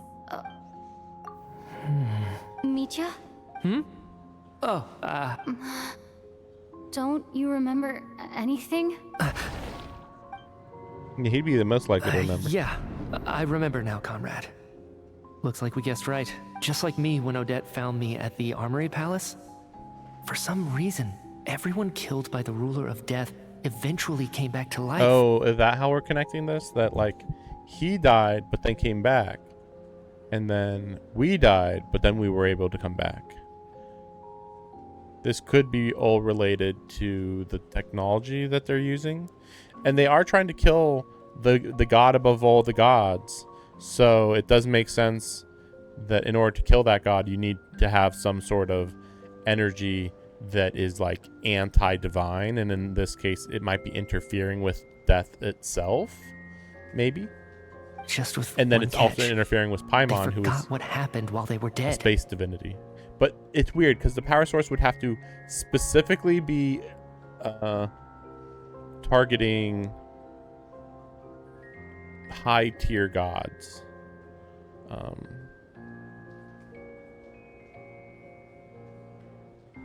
Although some people are getting headaches, maybe people with visions, maybe. Odette and the others have already forgotten everything. Could this be the reason? You said this is the ruler of death's symbol, right? I don't see anything there. You don't? Huh. Okay, I guess that makes sense.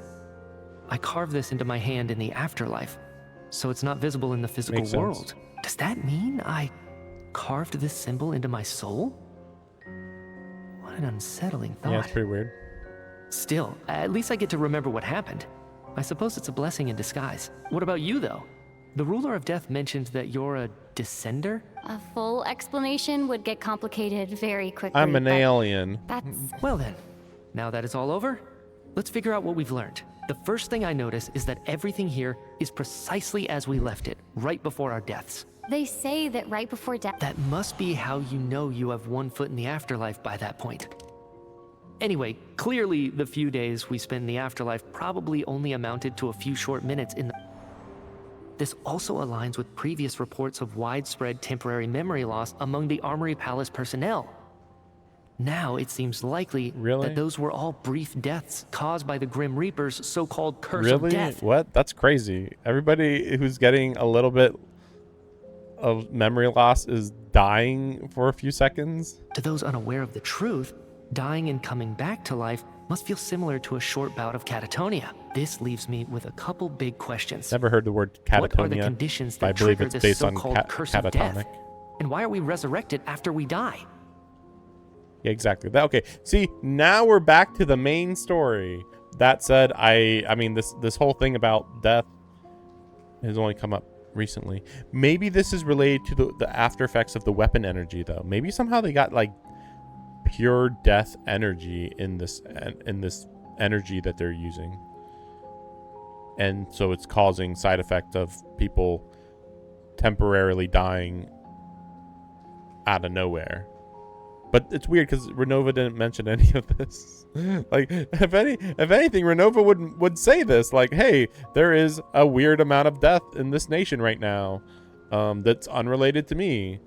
You know, she would say something, but instead she's just like, nah, this is just a normal day of work for me. Yeah, I'm just trying to be like a little bit entertained. That's all. Like, okay. If nothing else, What? I think it shows that killing us wasn't her ultimate goal. Right.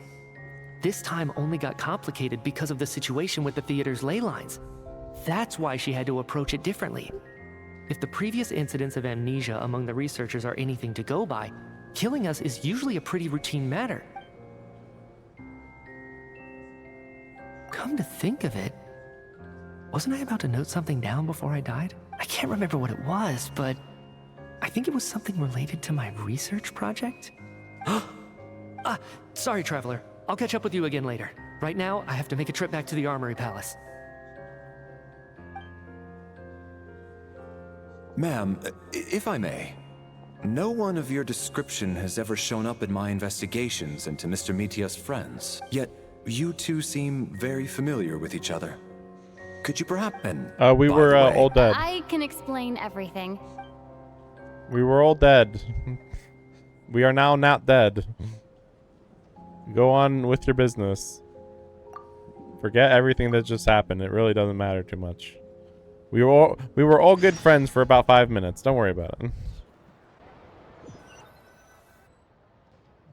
So Chuganov really is going to shut down the factory. I guess this theater incident actually did us some good after all. So, you said I promised to take you to the Armory Palace while we were in the afterlife, yes? I believe you. I think I even agreed. Let's check in on her first. The whole reason for our trip to the Armory Palace anyway is to figure out what's going on with her health. I think I figured out most of the plot, but I don't know. I mean, I kind of would have said that earlier, more or less. Just, you know, before I would have said this based on normal information, not, oh, the goddess of death is doing some random dumb stuff. Like, how am I supposed to predict that? I'm finally back. Even though a long time has passed from my perspective, as far as Paimon's concerned, it was very short. I should keep my emotions in check when I... Wait. The atmosphere here feels What? off. Why? Shh. Stay quiet. Looks normal to me. Have we still not been able to notify Child Oh, yet? she's we gone. need new orders. I'm so... Tell me, what happened to Paimon? What? It was the Jester. He came here in person and escorted Miss Paimon away. Okay, that is the last person I would have expected. He's the director of the Fatui.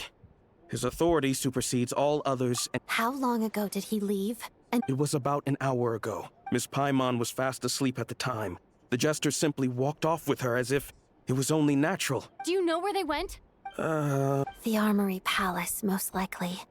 Lord Piero, the jester, has been overseeing the experiments there lately. I'm surprised he came in person. Whatever his reason for taking Paimon, he'll most likely return to the Armory Palace first. Then lead the way, Odette. Okay, let's... This is weirdly picking up out of nowhere. It's almost like he knew that Renova was going to do that. It's just up ahead. Quick, let's get inside. Which is weird. No, I'll go alone. You know I'm planning to force my way in. You're with the Fatui, so you should stay outside. I think he just came and said, hey, I need you to come with me, and then Paimon just came with him. And that's it. That's all. Oh yeah, and we're sneaking inside this place. I was hardly planning Yeah, on Brabder taking was you through the right. official channels anyway. I'm here to force my way in. I may be a Fatus, but I'm also Lelek, enemy of Project I still don't Stusha. understand how she's Lilac. I still don't understand at all. I'm just... It's a lot less interesting that she's Lilac. It makes me hate her, actually. Like if anybody else was Lilac, I'd be like, oh, very interesting. But like instead, it's like I'm Lilac, and it's like a random person off the street might as well just said they were Lilac, and without any build up at all, and without any logic at all. Paimon's safety is whatever. paramount right now. With me around, you'll have an extra pair of hands. There might be devices inside that are easier for an insider to deal with. If you say so. Let's go. There's...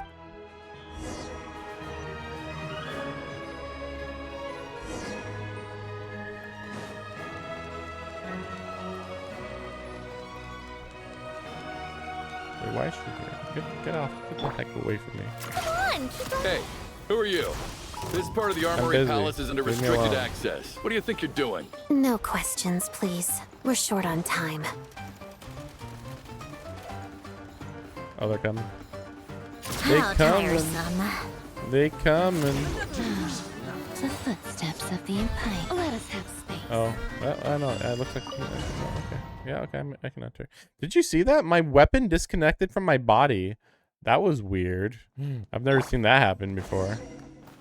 Hey, I'm busy. See ya. Do you have a pass? Where are you coming from? So, you're intruders, huh? Oh, really? Then don't blame me for what happens next! Such defiance.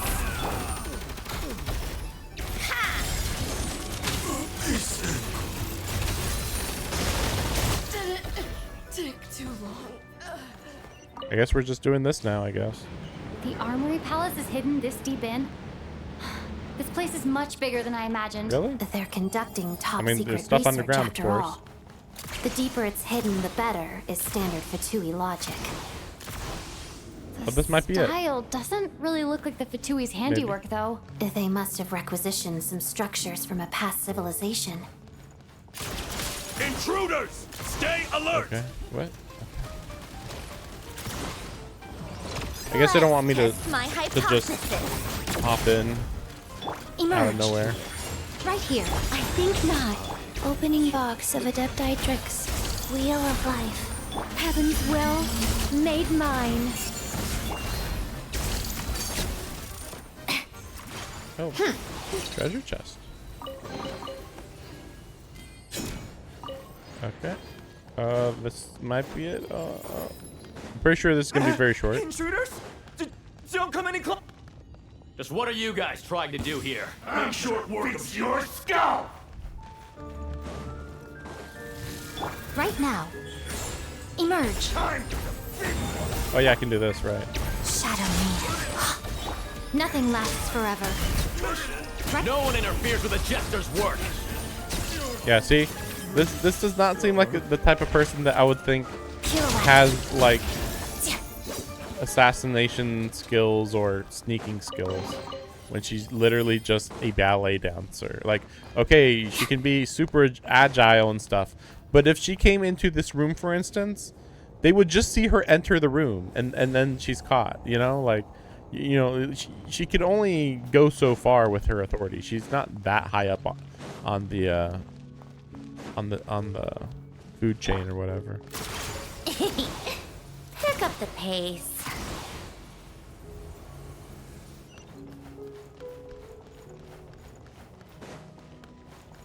Yeah, this is kind of a weird layout. Looks like no one's guarding this place. There's something off about that decoration over there. Look out! Let's deal with these before we move on. Really? Why? I just want to leave. Let me leave. What?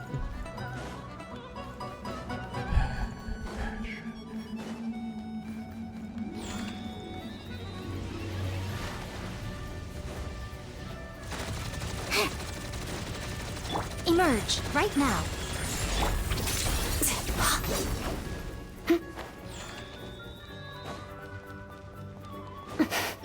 How tiresome.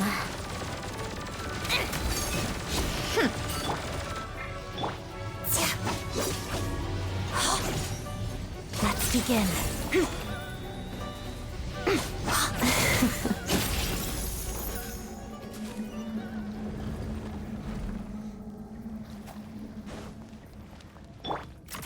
Pick up the pace. Pick up the pace. Okay. I get that we're really far in, but like, this just feels like so random right now. We had all that stuff. The researchers before. here probably don't know that we're uninvited Oh guests. yeah, that's true. Yeah. Let's try not to hurt them. What's the big star from the theater Yeah, doing see? here? That's Miss Odette. She's a member of the Fatui. Don't tell me you didn't know that. See, she's a Fatui. Anyway, she's allowed to walk through here. Like, okay, Was I the guess. whole reason for Project Stuja to support the research here at the Armory we know Palace? that. Just what are the Fatui and the Saritsa planning? We already know. She's gonna kill God. Obviously. But now, how does Renova come into this? I don't know. Other than, yeah, death energy or something, I guess. Maybe. Okay, now I don't really know where we are. Let me see this. Yeah, okay. We're supposedly down here. Okay. That makes more sense. We're just sightseeing. Whoa! Who are you? Never seen you around here before. I think I gotta take this. No? Okay, no, they're just researching it. Come on, keep up. Looks like there's no way through here. Maybe using the power of this prism could help?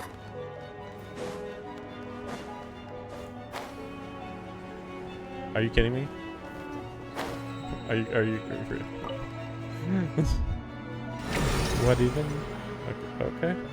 I think I see some images. It's the prism's power at play, causing images of the past to reappear, albeit... Paimon and the Jester? Is this another scene from the... What's going on here? What happened? The source seems to be the Armory Palace. They must have started some large-scale experiment. Wait, what if this has something to do with Paimon? We need to hurry! I mean, even if the Jester is from Conria, I don't know why the Jester would know Asmodee personally. That seems weird. I guess possible, I guess. We're almost there. The Armory Palace is just up ahead. Paimon, please be okay.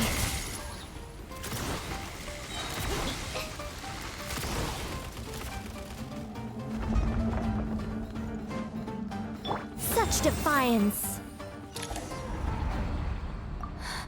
What's going on? It's the curse of death. No, not now. It's because the energy's Why death is the energy. curse of death striking again already? Odette? That's my guess. Oh my gosh.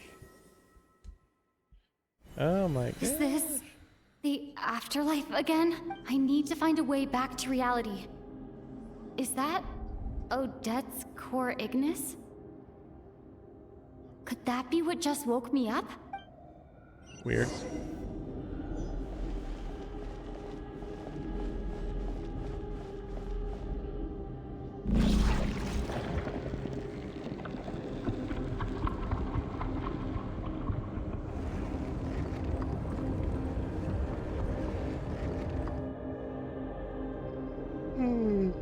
Oh boy.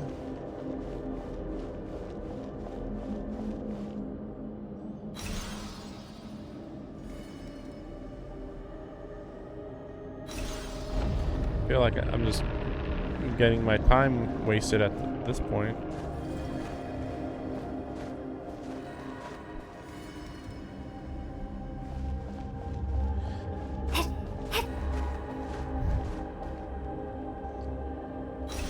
Yeah, at this point they almost are making it seem as if they're going to revive oh, what's her name?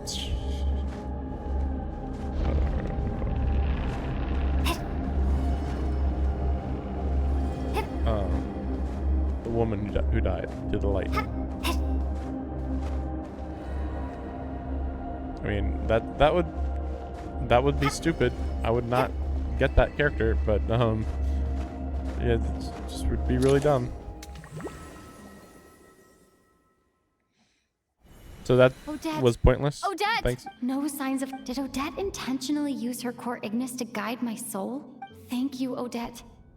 If not for you, but... I'm sorry. Yeah, can I go do the plot? Can the plot go happen now? Sure enough. Everyone here has been affected by we're gonna kill Paimon! Yeah. I already figured it out. Paimon probably didn't escape Renova's curse either. She won't be able to respond to me right now. I'll have to find her myself.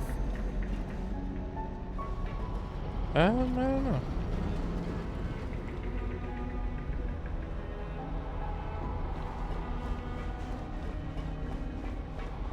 I am surprised that we're doing the whole Paimon plot now, rather than later.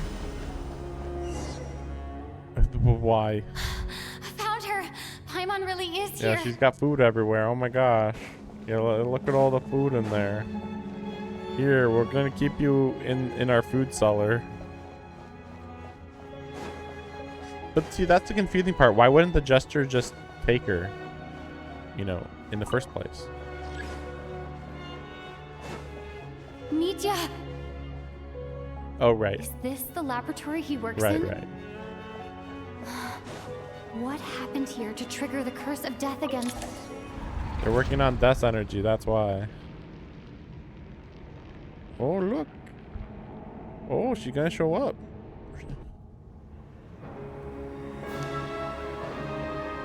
So is she gonna get her power back from them or something, or what? She has to know that something weird is going on.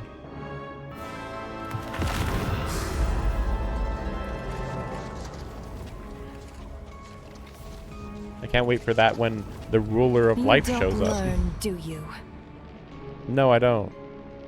You've already been involved in one mass death, and now you show up at the scene of another. How about you stop doing this stuff, though? You know, is it so hard to not do it? This might have passed for a coincidence the first time, but a second time?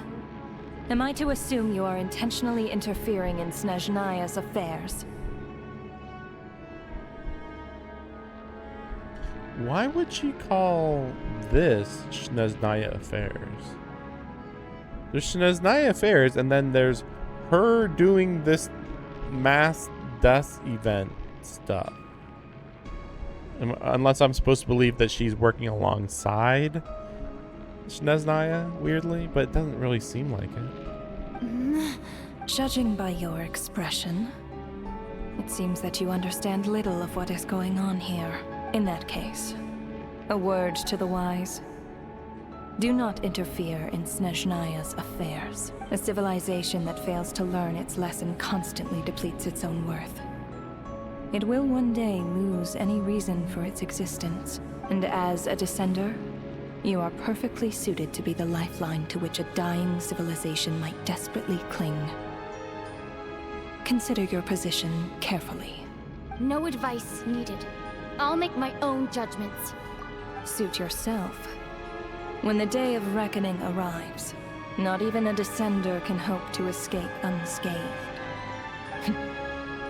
The time for resurrection fast approaches. The mortals here are not yet worthy to behold my form. So that will be all for today. Why'd you even show up?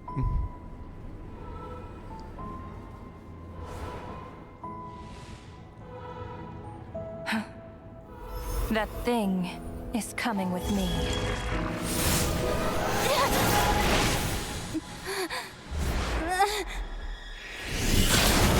The Jester. How did he just pop up there? He just... And also, how can he fight death? That seems hard to believe. You awoke sooner than I thought. The curse of immortality is stubborn. That's true. Yeah, I guess that is true. Unable to enter the ley lines, yet not content to remain a spirit. Are they immune Ruler to her? of death. What do you want? Yeah. You perplex me. Both you and Well, you don't make sense either, girl. That thing may be a creation of Celestia, but it possesses none of Celestia's power, let alone authority. Your obsession with it baffles me. Well, then why are you trying to do stuff with it? No matter. The resurrection will soon begin. It's worthless anyway. I'll reclaim it next time. I'm gonna go Super Saiyan. Hey, who says there'll be a next time?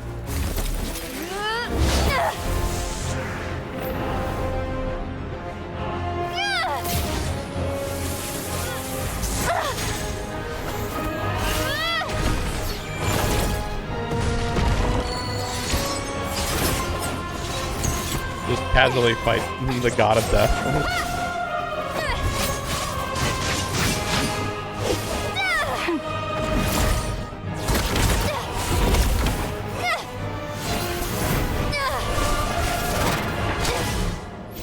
The problem is,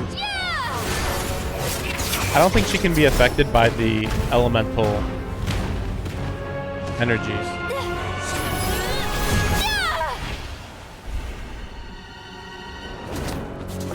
Because, like, we're using the power of this planet to fight her. Seems like a bad idea.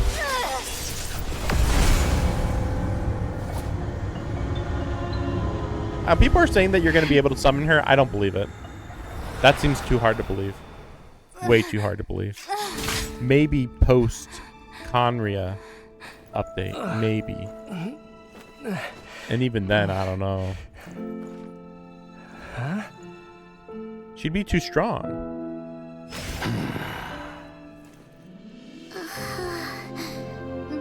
We did it. We got a good hit in. One good scratch on him. So why did he take her though? Also, was it really necessary to put her in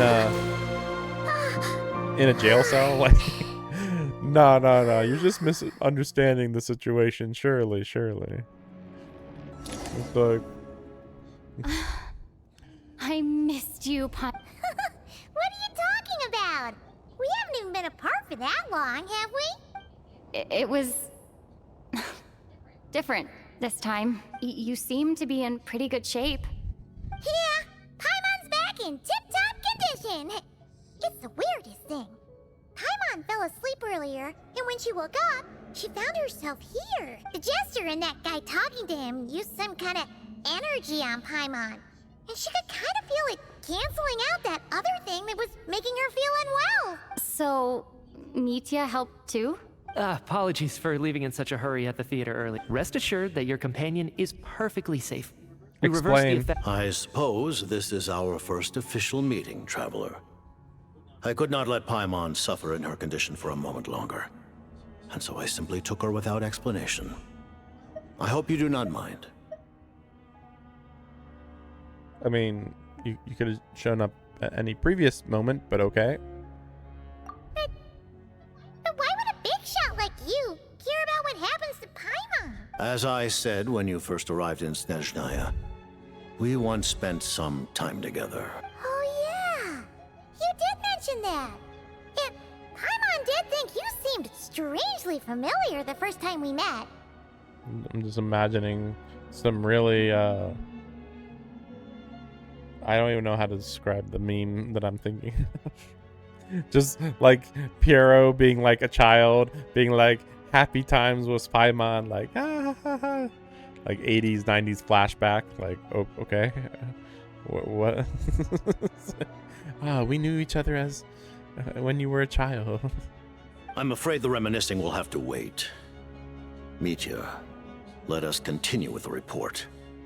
What conclusions, if any, did you reach from conducting the final experiment of our energy research? The good news is, my hypothesis regarding the Ruler of Death has been verified. As for the bad news, I recommend we suspend the experiments and Project Mistelton until further notice. Currently, we have no means with which to make a breakthrough. I say this purely as a scientist, guided by reason alone. I will trust your judgment. We shall put the project on hold until the Ruler of Death has been eliminated. That seems like that's a harder goal than beating the god, the one true god. Wait, let me go look this up. What is the one? What is the one true god's name? Oh, the Heavenly Principles. I always forget that that's their name. It's such a weird thing. It feels like the Heavenly Principles is like their title.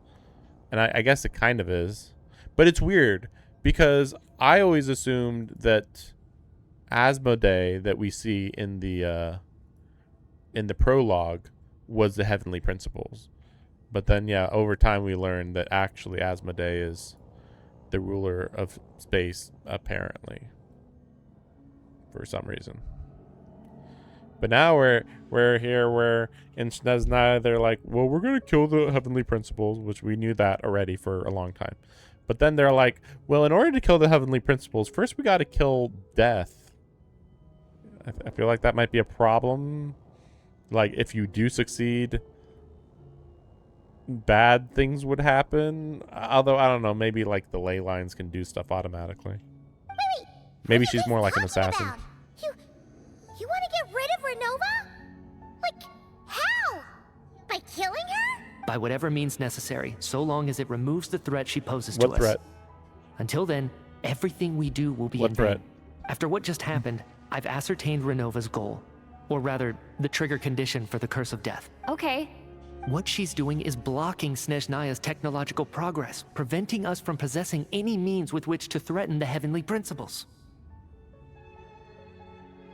So this is everything that I was expecting perfectly. In fact, I can't believe she didn't just go around killing everybody right now. Because, yeah, that's why I assumed, like, you guys are trying to kill the Heavenly Principles. Renova's like, wait a second, you're not allowed to do that. And now they're like, hey, you're trying to stop us from killing God. And it's like, no shit. No duh.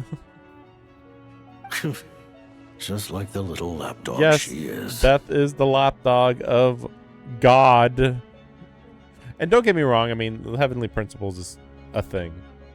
They're just another alien at the end of the day. But, like, are they, like, evil? Not as far as we're aware, I think. So, any ideas, research, or experiments that lead to technological progress can trigger the curse. So why do you need to kill the Heavenly Principles? Other than the Tsaritsa wants you to. Just now, for instance, I was set to launch a final phase energy experiment ahead of schedule. If the experiment was successful, we could have achieved a crucial breakthrough.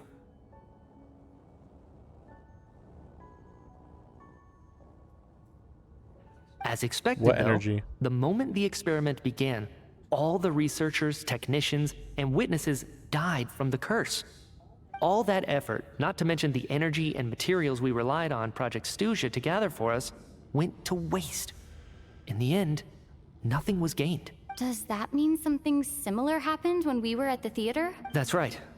During the performance, I thought of an important breakthrough regarding the experiment, and wound up dragging everyone into this. What's that mean? Wound up dragging everyone?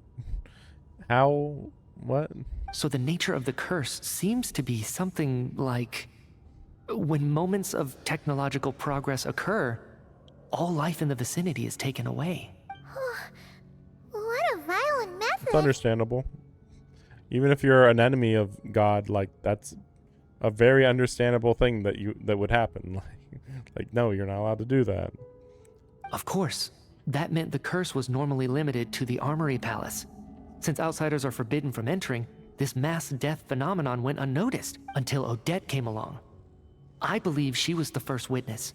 The curse of death was triggered just before she infiltrated the Armory Palace that day. But you mentioned something about a final stage experiment. Doesn't that mean you've actually made some progress? That's right. Even with the gods locking certain key components out of reach, humanity can still advance technology in incremental steps accumulated over time. I get it. Can we ask the real question though? Like, what technology are you creating? Why are you trying to create a weapon that kills God? Why do you want to kill God?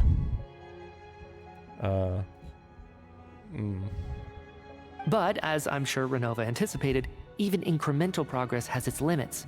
A point where the truth you're seeking must be put to the test in an experiment. You mean the experiment you were just... Yes, we were at a critical juncture, a moment where the quantitative was about to translate. But now, after already being forced to fumble around, as long as Renova's curse of death persists, we won't be able to advance the experiment or obtain any results. And with Project Stuja having been in effect all this time, Project Stuja over now? At our nation's current strength, repeated trial and error is simply unsustainable.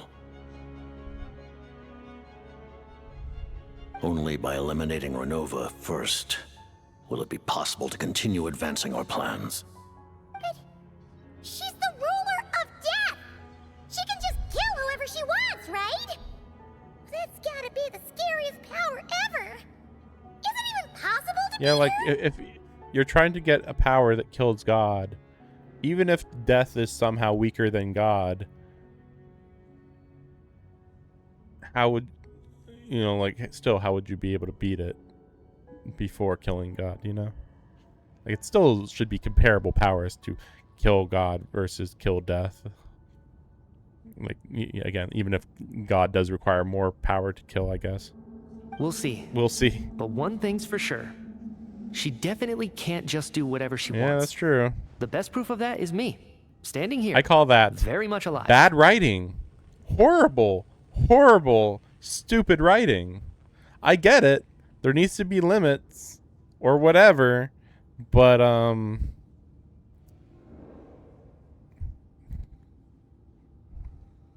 You're saying... Wouldn't it be easier to just kill all of us researchers for... Yeah. You're saying...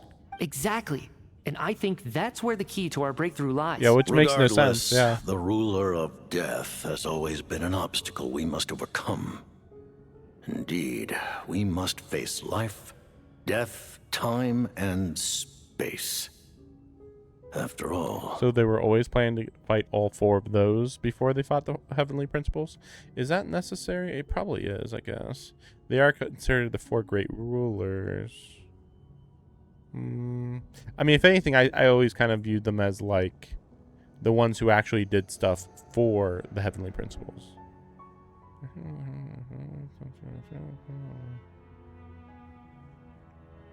Yeah, they're in charge of actually running the world.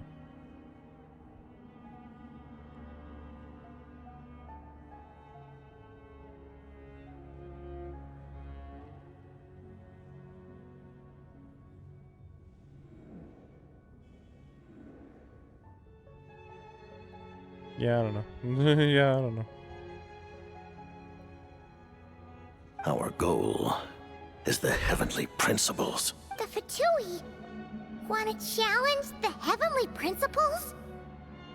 I'm going to have to heavily look this up online. This has been known for years. Okay.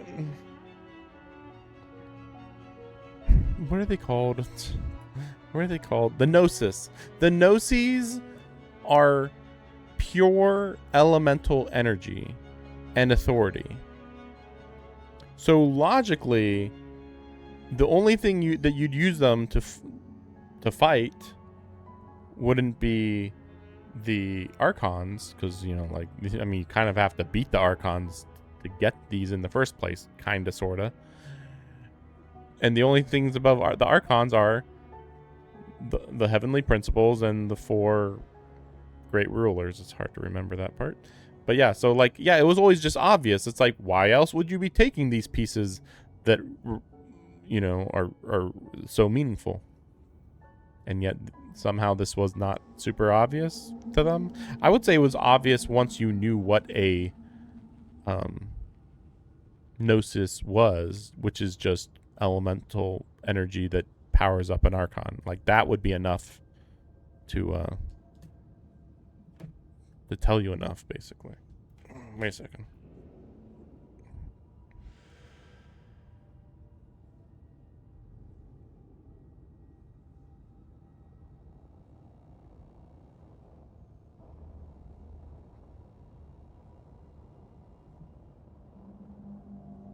Okay.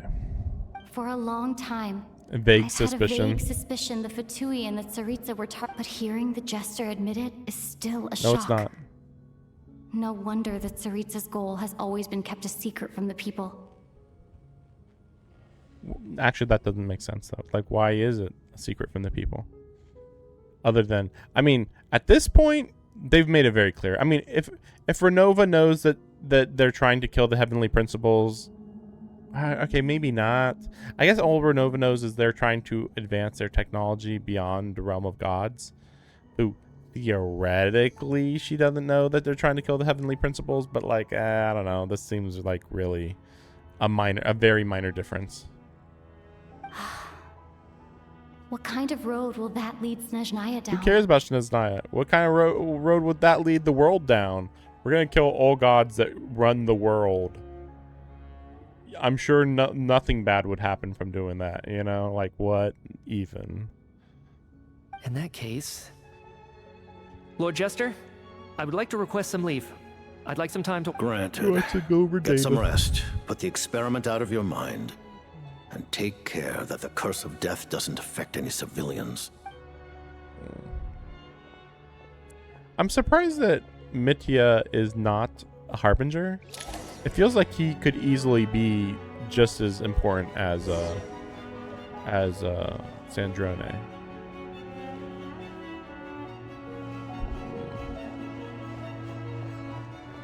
Also, they didn't explain how they cured Paimon. Weirdly. Well, yeah, I mean, like, we just fought the god of death, and they simultaneously showed how powerful she was and how pathetic and nothing she is. She's nothing. She can't even kill a single person.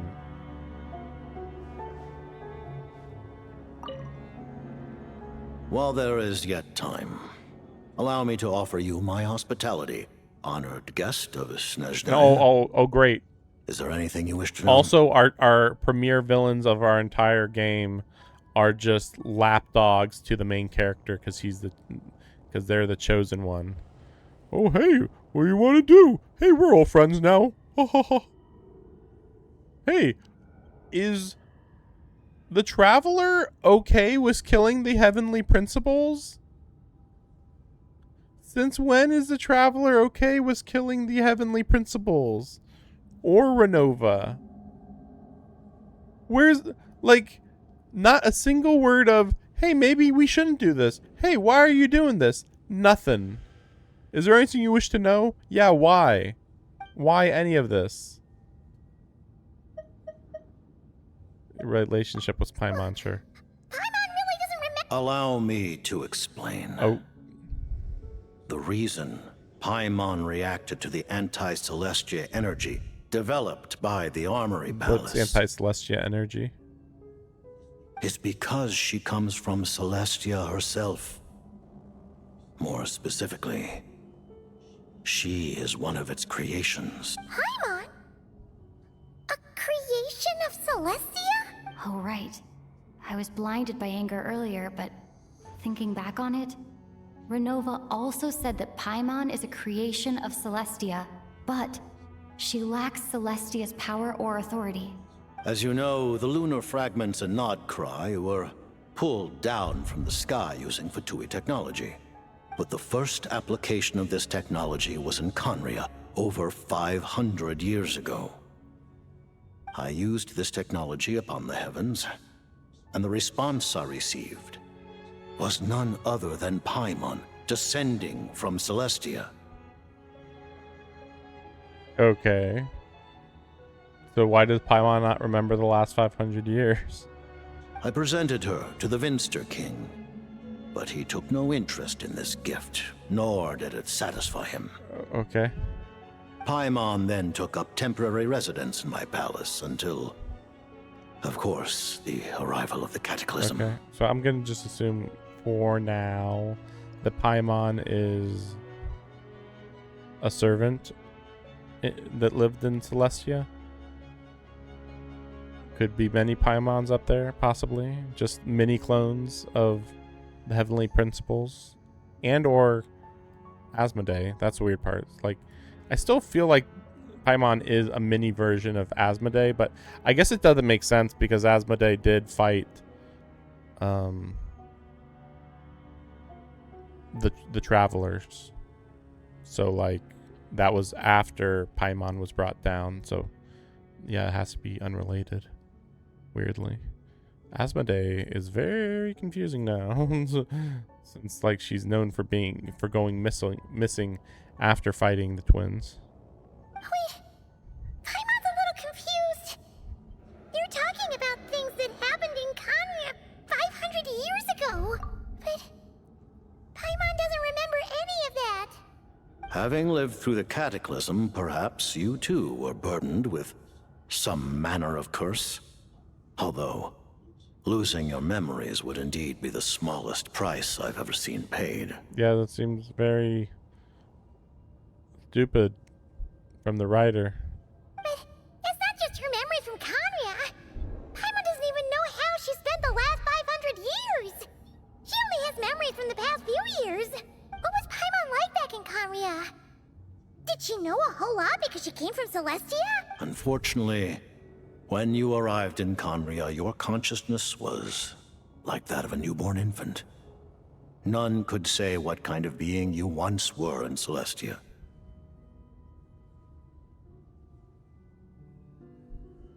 Okay, now this is kind of feeling like she could be the maybe she is the Heavenly Principles itself. But that seems hard to believe. Like, I'm pretty sure she'd have a lot more power if she was even a shred of the actual Heavenly Principles. During the time you lived in Conria, your personality was no different from how it is now. Wait, but I thought you said your consciousness was like a newborn infant. Her consciousness right now is not like a newborn infant. Like, what? What the heck? No surprise, Vinster King wasn't exactly taken by your charm. Vinster King was stupid. Who cares about the Vinster King? As we all know, the Vinster King was so smart. He was so smart, he killed himself. At least it sounds like you were able to fly under the radar. Aw, man! Paimon's plan to get her memories back and become super smart is ruined before it could even start. You know, even though Paimon lost her memories, she still feels weirdly close to you for some reason. On the contrary, I completely ignored your existence. I was entirely focused on my struggle against Troptatir the Wise. Okay, all right. The quotes in this patch alone are just absurd. It's like, we must have been really good friends. Actually, I ignored you completely. But now, as I see it, it is as if you are the only sane thing that survived that era of insanity, and thus are worthy of protection. Noted. Man, Paimon's gotta stop projecting friendship on everyone she meets. We were good friends in the past. No. Okay, then. But, Traveler? Even though you know Paimon's some creation of Celestia now, you still want her, right? You're not going to abandon her? Just imagining, like, the meme of she knows. Kill. Time to use up these emergency rations. Here we go. Here we go. Cinema. As long as you're not the heavenly principles, we're good. Like I said, but what if she is the heavenly principles? Maybe she's the heavenly principles' conscience. I don't know. And then that's what caused the heavenly principle. Like their heavenly principles was like weakened from battle, and then he used that thing to draw power from Celestia, and that like took a part of her conscience away from her, and then that's why she's been unconscious for the last 500 years. Too much of a coincidence. The timing. They took away one thing with Asmodee being like, oh, Asmodee went missing when kind of sort of when Paimon appeared, but now they're like, well, maybe not, but Paimon did show up when possibly the heavenly principles fell unconscious or something like that. I don't the timeline is actually still a little off because technically Conrio was still around when Paimon showed up, so I don't remember exactly what heavenly principles did during the Conrian conflict, or if it was just maybe the 4 rulers. Yeah, the 4 rulers that maybe did most of the work. Don't be the heavenly principles, I guess. That's a relief. I don't know why. Paimon's just learning about this too. She's barely even processed it. So is the project called off now, I guess? I don't know. Her Majesty the Tsaritsa has embarked upon an expedition to vanquish a monster. Were it not for this, I imagine she would have been delighted to grant you an audience. Really? Delighted? She would have been...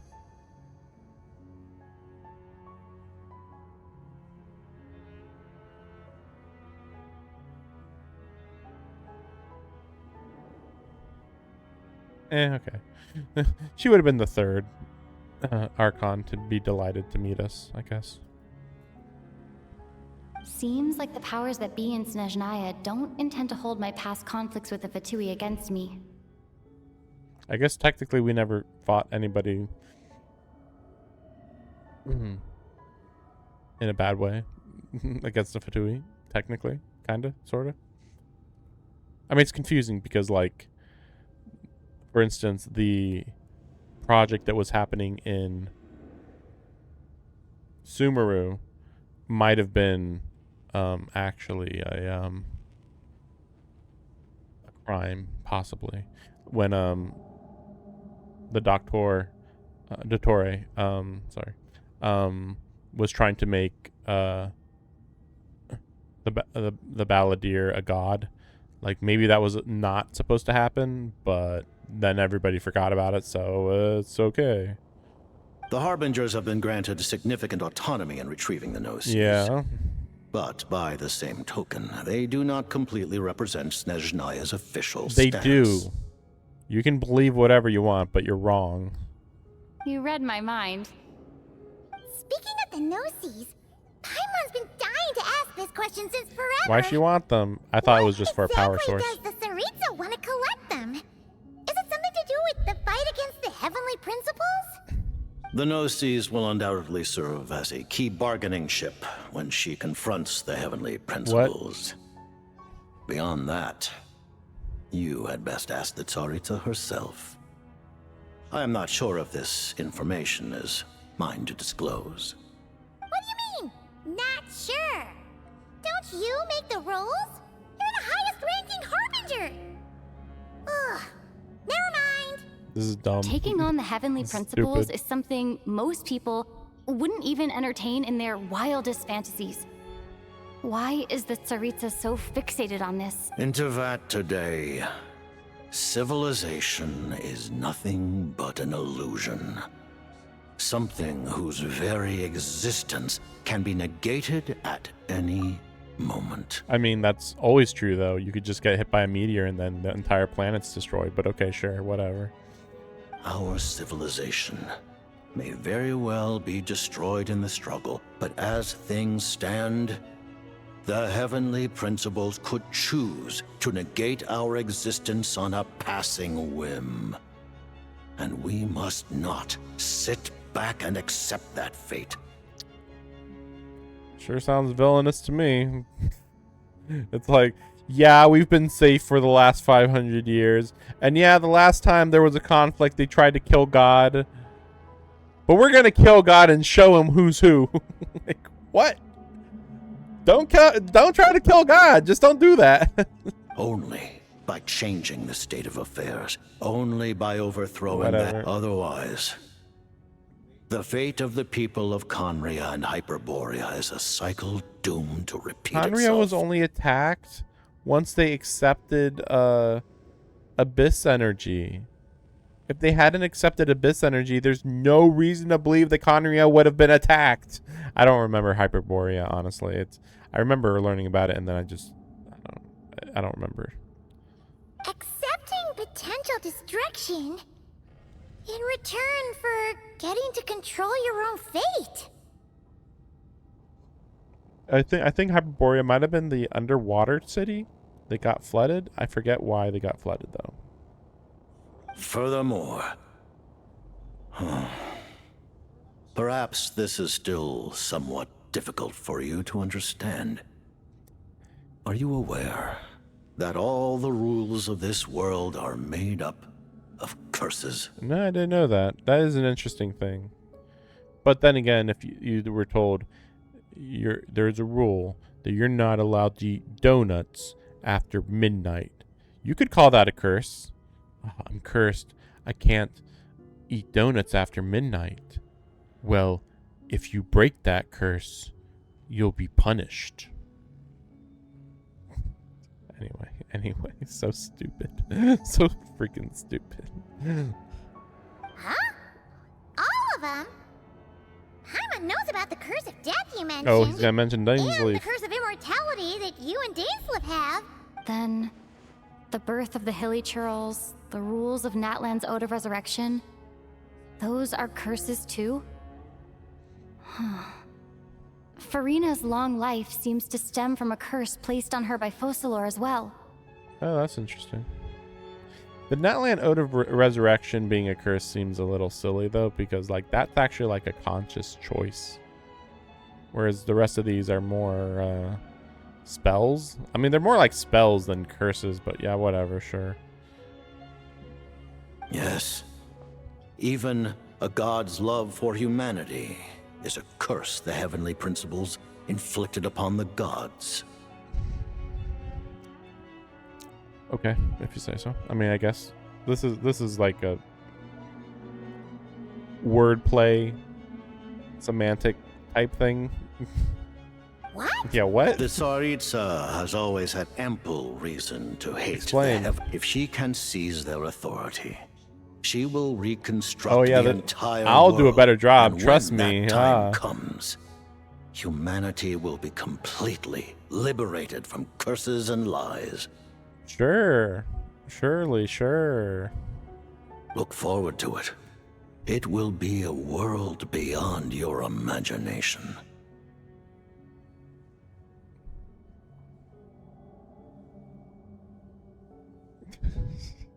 I just want to throw out there that that's not really worth.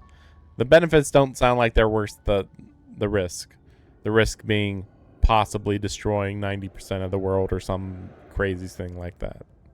Though the ordinary people of Snezhnaya may not understand these details, in this frigid land locked in a ceaseless struggle against the environment, in this nation to which the gods have never shown favor, we all believe that standing in solidarity with the Tsaritsa in our shared struggle will surely usher in a new and better world. You sure can believe that, I guess. I remember hearing the term Mistelton from Columbina. Yeah, Paimon wanted to ask about that when the name came up just now. As you know, Project Stuja is a series of measures enacted to consolidate our nation's resources. Many of the things you have encountered thus far are essentially for the advancement of that project. This includes the Kuvaki Experimental Design Bureau in Notdry. Researching Kuvaki was merely a facade. Its core objective was to use local resources and research findings to build Mistleton itself. And that's a weapon built for the final battle against the Heavenly Principles. Huh? How did you know that? Inferred.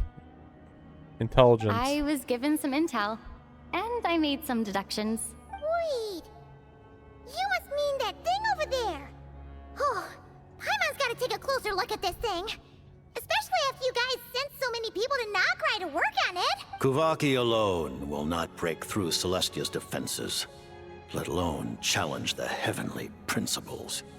The Heavenly Principles are no doubt accustomed to combating the power of the Light Realm, and elemental energy is simply the power of the human realm, converted to that form by the Heavenly Principles themselves. Any attempt to use this power against its creator would be a futile That's why I was like endeavor. wondering, like when the Traveler was using elemental energy to fight Renova, I'm like, how the heck's this gonna work? like the elemental energy is like a weaker version of the core type of energy that the upper gods use. Makes me wonder if, well, they have been going in a direction that implies that possibly the Traveler is going to be able to use abyssal energy, or some other type of energy, I suppose. I mean, abyssal energy could kill gods, so there's that. But I mean, it's corroding. It's purely not good, energy-wise. For now, therefore, we have set our sights on the form of energy associated with the third descender and the stellar linchpins. This may hold the potential to allow Mistleton to contend with the Heavenly Principles.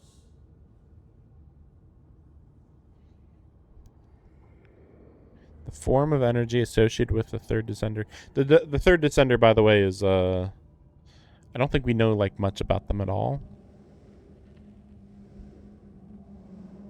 But it's an alien, so alien energy is just completely random energy that obviously can fight other aliens. You know, it's not following conventional rules. That said, the Traveler is a descender, so they should have their own power that is deep within them that can challenge God, basically. But then maybe we don't know how powerful they are, so there's that too. You could say that by reverse engineering the stellar linchpins to extract the energy within, we have obtained a source of anti-Celestia energy.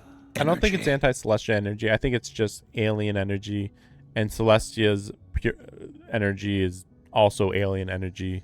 And alien energy isn't like opposed or attracts or whatever. They're just completely unique energy from a different planet. So it's just they have nothing to do with each other, so they can just fight like normal. Whereas Celestia has her energy. Then she gave, then Celestia gave, Heavenly Principles, whatever, gave its energy to the rest of Teyvat, the rest of the planet. So the whole planet is propped up on Celestia energy. So logically, you wouldn't be able to destroy the source of that energy with the same energy that created it. So this is the energy research that Midia is in charge of. Never imagined it was such a major project. I didn't imagine that. The Kuvaki Experimental Design Bureau, Project Stusia, and the new energy experiments. And it looks like your plan is almost complete. No wonder the ruler of death came after That's you. true. That is true. What were they expecting? Like, literally, what were they expecting? What? We're just making a weapon to kill God? Why would the Grim Reaper come after us? What the heck, man? I feel like we've gotten almost no information. I mean, I guess we got enough.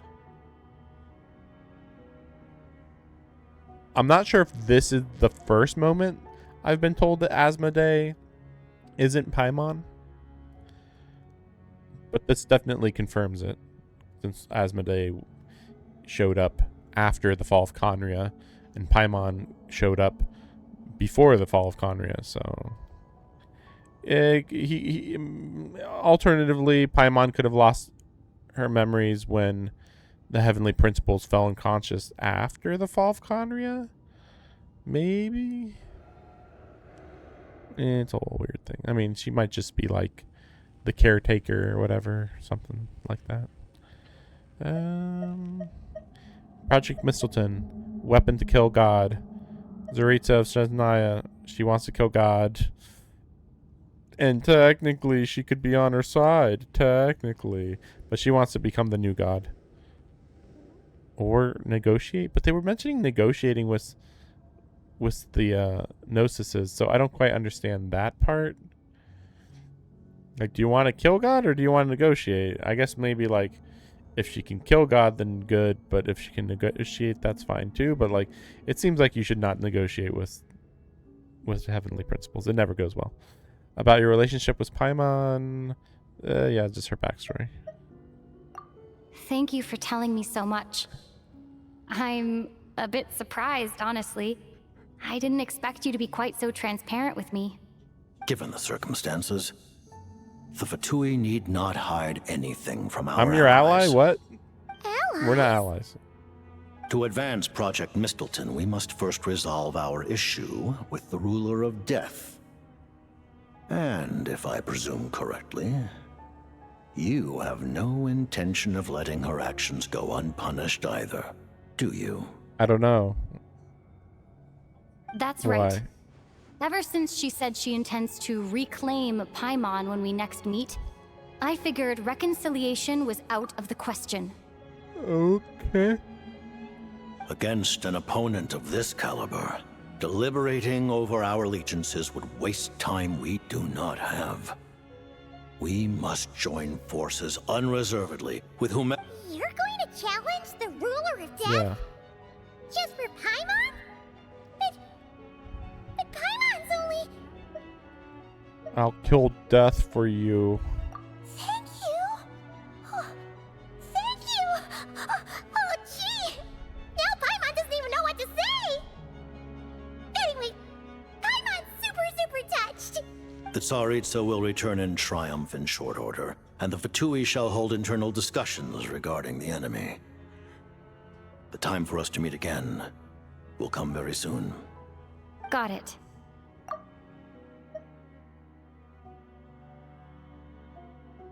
So I thought they said that they were going to put the project on hold, though, which it implies Project Stuja might be put on hold. I'll be sure to look after her for you. Okay, after Paimon for you. That's so weird. There was just one other thing. Well, it's just a request, really. Paimon really wants to see what this Mistleton thingy you're gonna use against the Heavenly Principles looks like. Of course, Paimon knows it's top secret and stuff, but she just had to ask. It's okay if the answer's no. Certainly you may. Oh, for real? Actually, maybe it's best not to. What if her Nova suddenly pops up again? She might take this chance to... While the technology is not yet fully developed, it has nevertheless reached the stage where Celestia's creations are unable to damage it. What? In that regard, you may rest assured. So that's why Renova hasn't destroyed it. But still, she should still kill the people, but okay, I guess. Okay, that's weird. Oh. Wow. No wonder Paimon felt so out of sorts recently, even though it was super far away. Alright then. Paimon's ready to take a sneaky peek at this top secret. I mean, isn't it just like a drill or something? Oh. A spear? Sword?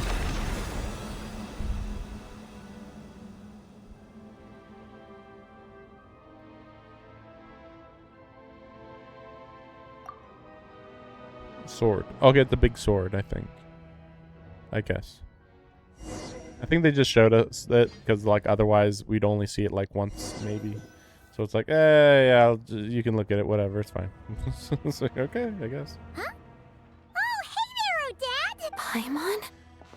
You're okay. We solved everything. Everything's solved. Yep, Paimon's all better. That's right.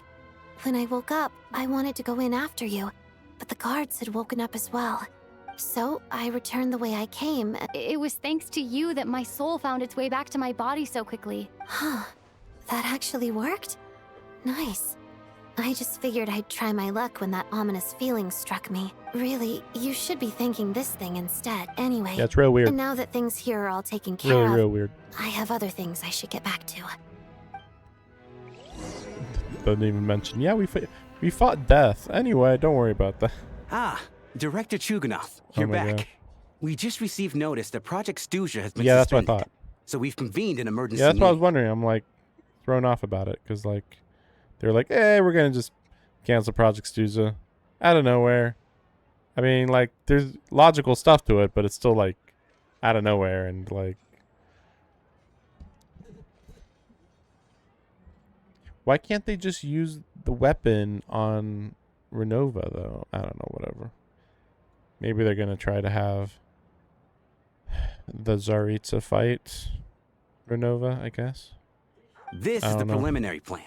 In addition to expanding production capacity, we've also discussed feasible layoff plan. Our calculations indicate that the factory's profits will increase by at least 30%. That won't be necessary. Leave the energy for those who need it. Whether they use it just to get by or to run a business, that's up to them. Start preparing to halt production and lay off the staff. Make sure the workers are able to land on their feet and that they are duly compensated. Am I hearing you right? Why? After all the tough times we made it through, now is exactly when we should start to turn a profit. That's what I was wondering. Suddenly don't want to do this anymore. Huh. Does there have to be a reason? I mean, what were you fighting for? Like literally, were you doing it all for money? Like, I guess. Iskra, it's time to rest. Like, it's so weird that he kept mentioning his family. Dear esteemed members But of they the didn't really Rokat, matter. given the effects of Lelik's radical actions upon our organization's reputation and social stability, a decision has been made to permanently withdraw this codename from use. Oh, officially not part of their organization. Interesting, though, considering it doesn't matter, since technically Lelik is somewhat, kinda, sorta, maybe the reason why they actually achieved their goal. Considering that Lelik did what they did for the benefit of the people, the Rokat has nevertheless negotiated with the authorities. Old Lelik will be suspended for a period of time. Depending on their future performance, they may be allowed to adopt a new codename and continue acting as part of the Rokat. The purpose of this notice is to remind everyone once again that motives and methods are equally important. Even with Project Stuja's suspension and our interim operational victory, we must guard against complacency and rashness and work to consolidate the progress we have made so far. We act only for the greater glory and solidarity of our nation. May the aurora shine ever on, and the tundra always stand firm. We act only for the greater glory and solidarity of our nation. Looks like it's finally over. You mean for us? Just thinking out loud, I've never seen the Snezhna Grad Vecha so lively before. I never once thought I'd come Oh, so here. we did come here. But I understand everything now. Yeah, I was already expecting this to somehow be related to Rosalind, I guess.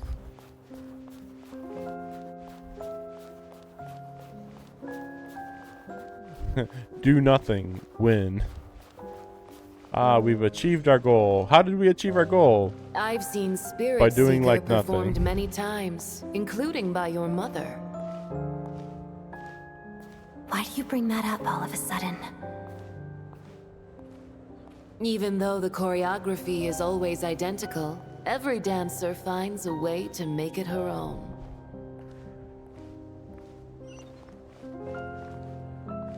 So you actually want to talk to me about ballet?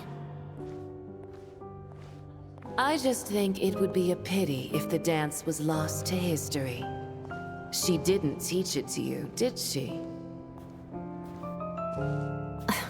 That was an unusually subtle taunt for you.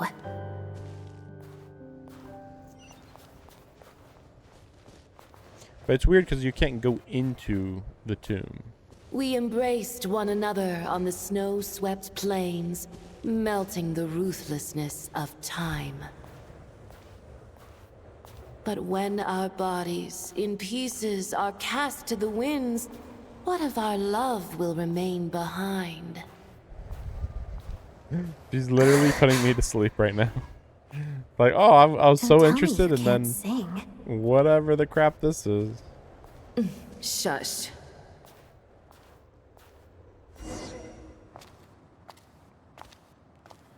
Anime. I understand her hatred. The Fatui robbed her of the life she should have had. I never opposed her dancing. Yet still I became an enemy of her ballet. I'll just keep my distance. Many despise me. I'm used to it. You're certainly not one to shy away from Yeah, confrontation. exactly. Everybody hates me. But children, they need a different Yeah, approach. because you yell at people. I'm Attack 'em. hardly the most maternal figure. Yet, she is a child. In my experience, while a father commands authority, he must still yield to love. You should tell her what you think about her dancing.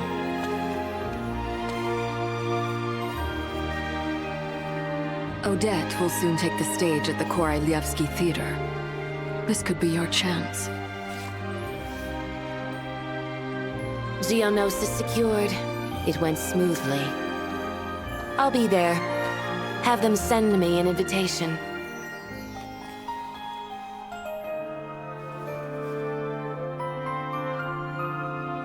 Sadly, things didn't work out. Her final words are inside that block of ice. This? Aren't these for monitoring her subordinates? Not yours. This one isn't her witch's flame, but my two worlds' flames. The two worlds' flames can burn away memories. It was my parting gift to Rosaline.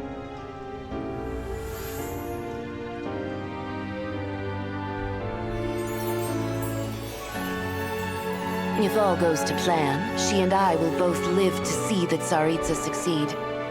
I believe she'll find peace.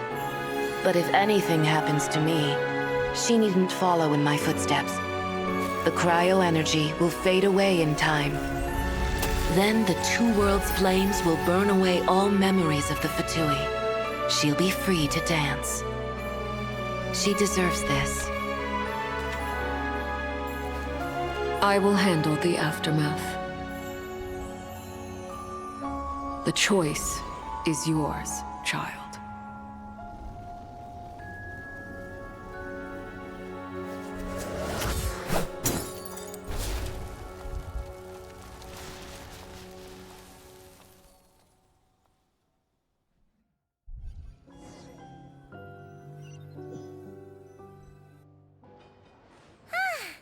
Fresh air at last! Paimon's head isn't spinning anymore, and the fever's all gone. Oh, it's nice to finally know where Paimon came from, too. Like, who cares if Paimon's a creation of Celestia? She's probably not anyone that important. Probably just the fairy of food and fun or something. And like you said, this doesn't have to change anything between us. You're not gonna just... Hey, hurry up! Why are you walking so slowly? You've spent the last few days lying in bed and stuffing your face. I didn't think you'd be able to fly this fast.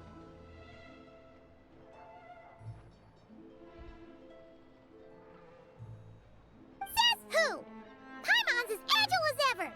They don't call her White Floaty for nothing. Paimon originally wanted to check out the bookstores in Snezhnograd, but she's more in the mood for flying around right now, so let's save that for later. Wait, they've got light novels from Yai Publishing House here too. Huh? And this is Paimon's favorite mystery story from Fontaine! The local Snishnayan books look pretty interesting too, but also kinda heavy. Not the easiest things to look around. I thought you were in the mood for flying around. Paimon can read while she flies. Hey! Look at these two dolls! Which do you like better?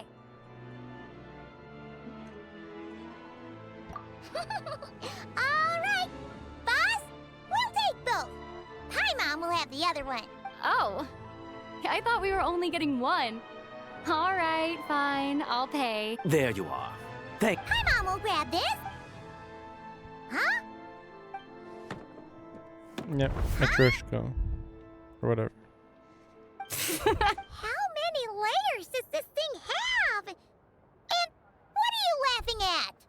Huh. You knew all along, didn't you? A whole bunch of people are gathered over by the plaza. Hey, look! That looks like Tartaglia! Hey, Tartaglia! Yeah, what I know about that voice. his sister here? Of course. If it isn't Paimon and my old comrade. Yeah! The Jester knew I was wrong and fixed Paimon right up! Oh, yeah, about that. That was kind of embarrassing. Oh, right. Let me introduce you. This is my little sister, Tonya. She's so similar. Hello, hello. Firstly, I'm really sorry about my brother. Sounds like he's caused you no end of trouble. Hey now, why'd you have to start with that? Not that it isn't true, of course. So she's the real Tonya. She said you two didn't manage to meet up at the theater.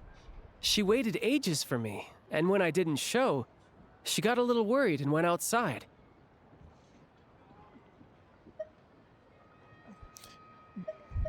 That's confusing. How did they miss each other? I know, right? He didn't bother to say a word to me. I searched up and down the city for him, and he only told me about it when I finally caught him at the gates of Glupov. I've been rushed off my feet lately, so I didn't get the chance to go home. I just figured the Traveler would fill you in when she got there. Well, the snow was bad, and you're never late. So I was really worried about you. How was I supposed to know that you'd stood me up? I'm sorry, Tonya. I really am. I'll make it up to you somehow. Just... please don't tell Mom and Dad.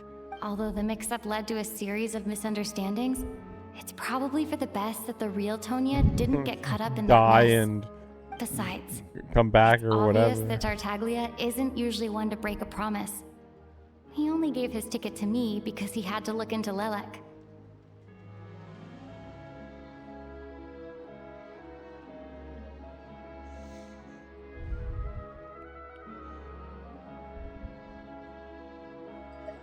No, it's fine. It just meant I didn't get to see the show in the end. By the way, what did you think? You were one of the first people to see it, you know? I would say the best is yet to come. Huh? What kind of review is that? Hey, look! Oh, that's thrown me off. I'm surprised that we're only seeing one of his people. So she returned, I guess.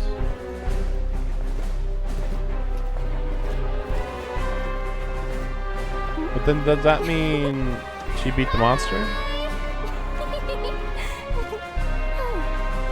Yeah, she's the one that I'm gonna summon right there. Electro? Another Electro. So many Electros. Crazy how many Electros are here. And of course I'm gonna summon her. Cryo Archon, but we'll see how that works.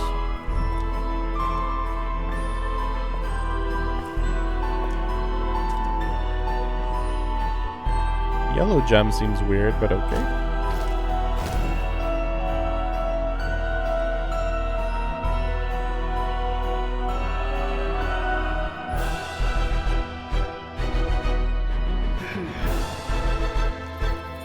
This would be more dramatic if we hadn't already met basically everybody else and they were like, she's gonna really like meeting you.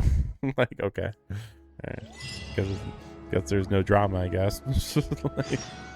Like, I thought we were gonna be getting to like an intriguing part to the story, but apparently not. not exactly.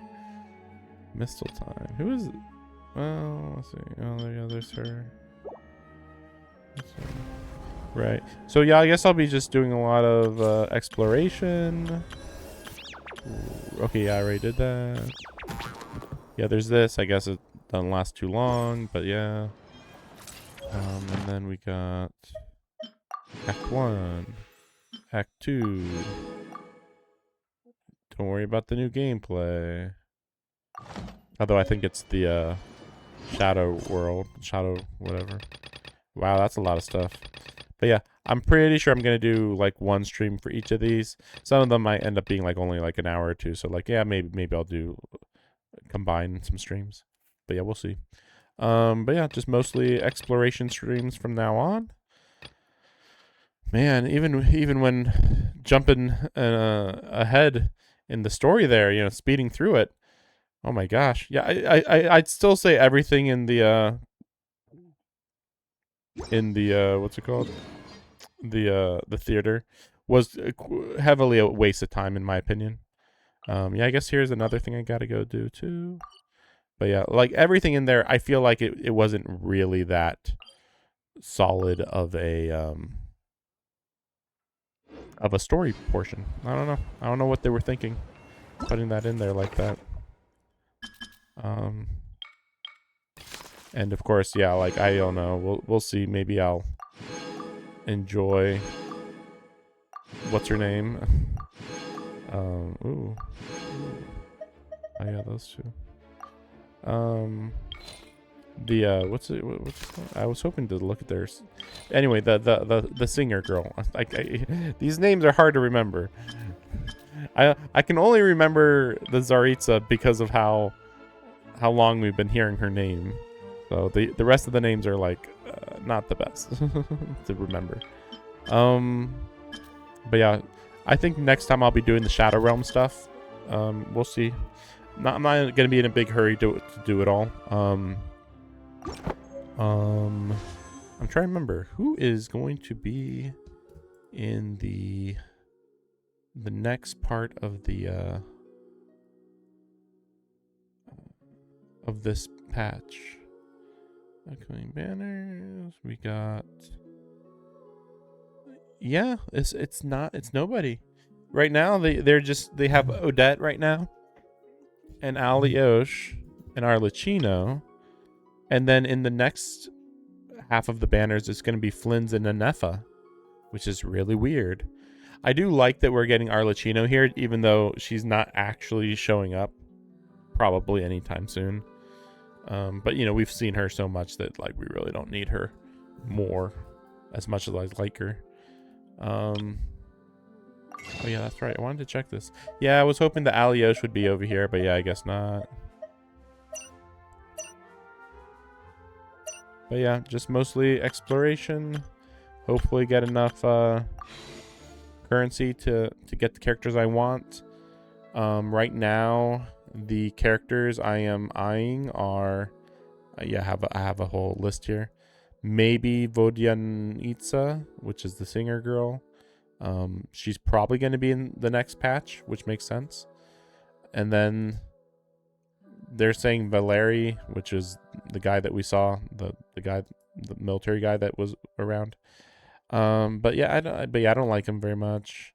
Vesna, that's the military fairy girl that was next to the Tsaritsa. I don't like her very much. Danica, she's the maid that was next to the Tsaritsa. I am interested in her. Yeah, I'm surprised that she's Electro. It's so weird. So many Electros. It's crazy. And there's some other characters that we haven't seen yet. I don't think I'm going to be interested in Midia. They'd have to really blow me away. I mean, Midia, I do like his combat style more than Odette's, but I don't like Odette's style very much at all, honestly. So, yeah, we'll see what happens. Yeah. But yeah, thanks for watching. Way longer than I was expecting. I think this was a good like hour and a half at least, more than I was hoping, but it's fine. But yeah, here's a very well, mostly very good, honestly. So it's very funny that Act 2 was so bad and yet so good. Like, I hated everything with the theater, but everything after the theater, Oh, it was so good that like I don't mind actually, but only because I would recommend to skip everything in the theater. But yeah, we'll be doing some world quests. So yeah, I'll see you soon. Thanks for watching. It was very long, but it was very solid for the most part. Still don't understand everything about Renova, but yeah, I'll have to look into some of her lore, I guess. Yeah, we'll see. But yep, see you next time.